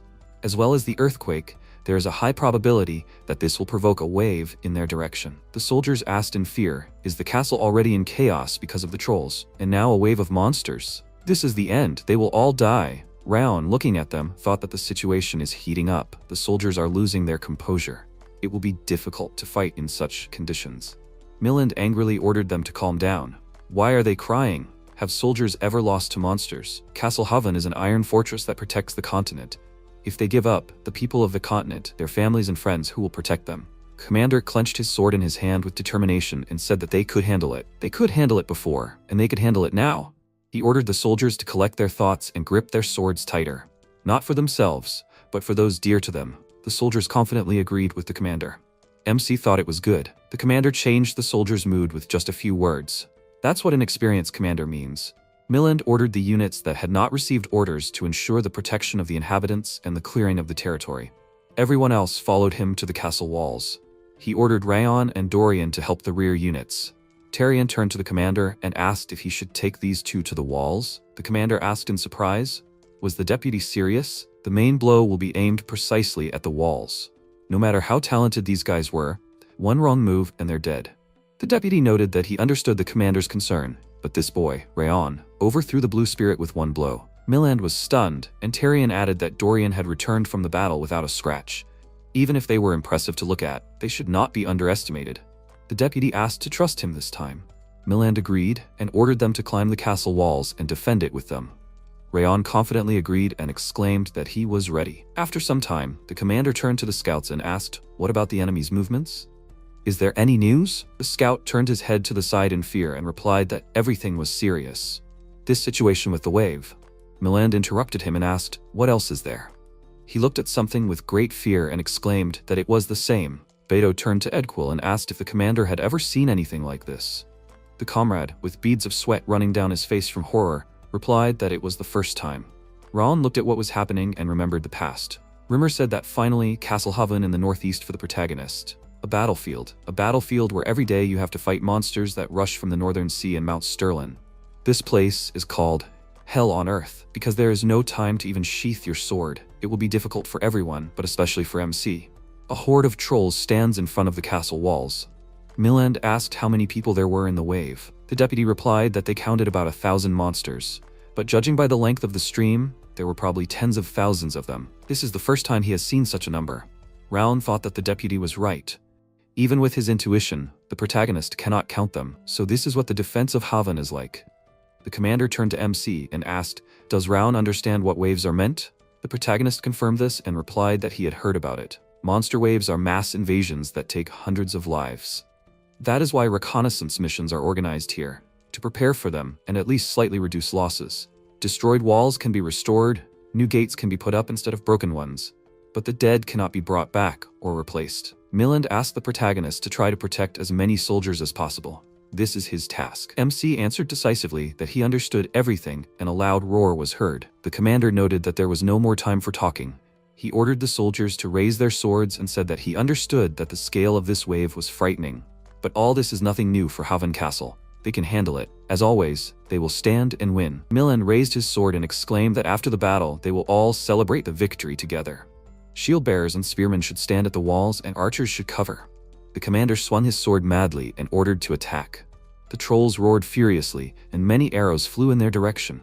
The arrows pierced the monsters' bodies and they roared in pain. The scout looked through binoculars and asked everyone to look there. Elite orc, running here. The enemy is aiming at the gate. We need to stop him. Arrows do not penetrate him. Lightning struck the orc and Milan asked everyone not to panic and hold the line.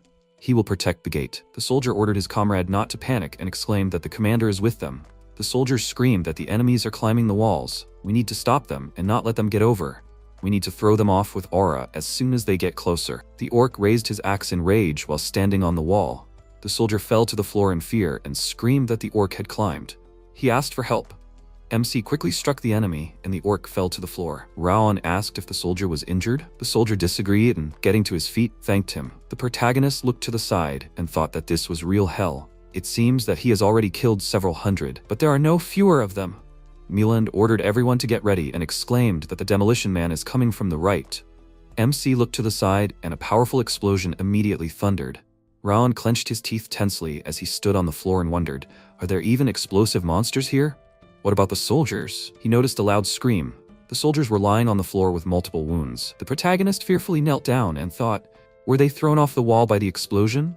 He asked them to hold on and screamed that he was going to. Muland used his aura to order MC to go back. Raon froze and thought, is this a message from his aura? This is Muland's commander. The commander, holding a bloody sword in his hand, asked MC to protect the rest.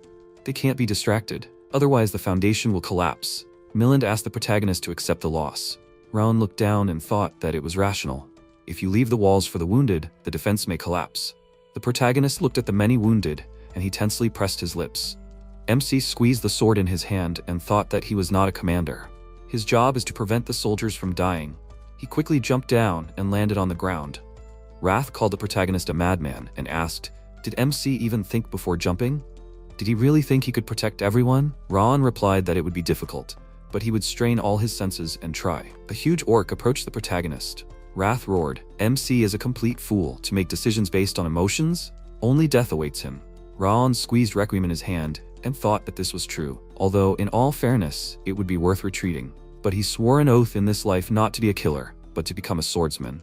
The protagonist confidently said that while he stood, no one would pass. He rushed into battle and thought that he would definitely cope and survive in this hell. The battle did not stop for a second. MC chopped, and chopped again. His hands were elbow-deep in blood, and the skin was worn off to the flesh. He used up all his aura.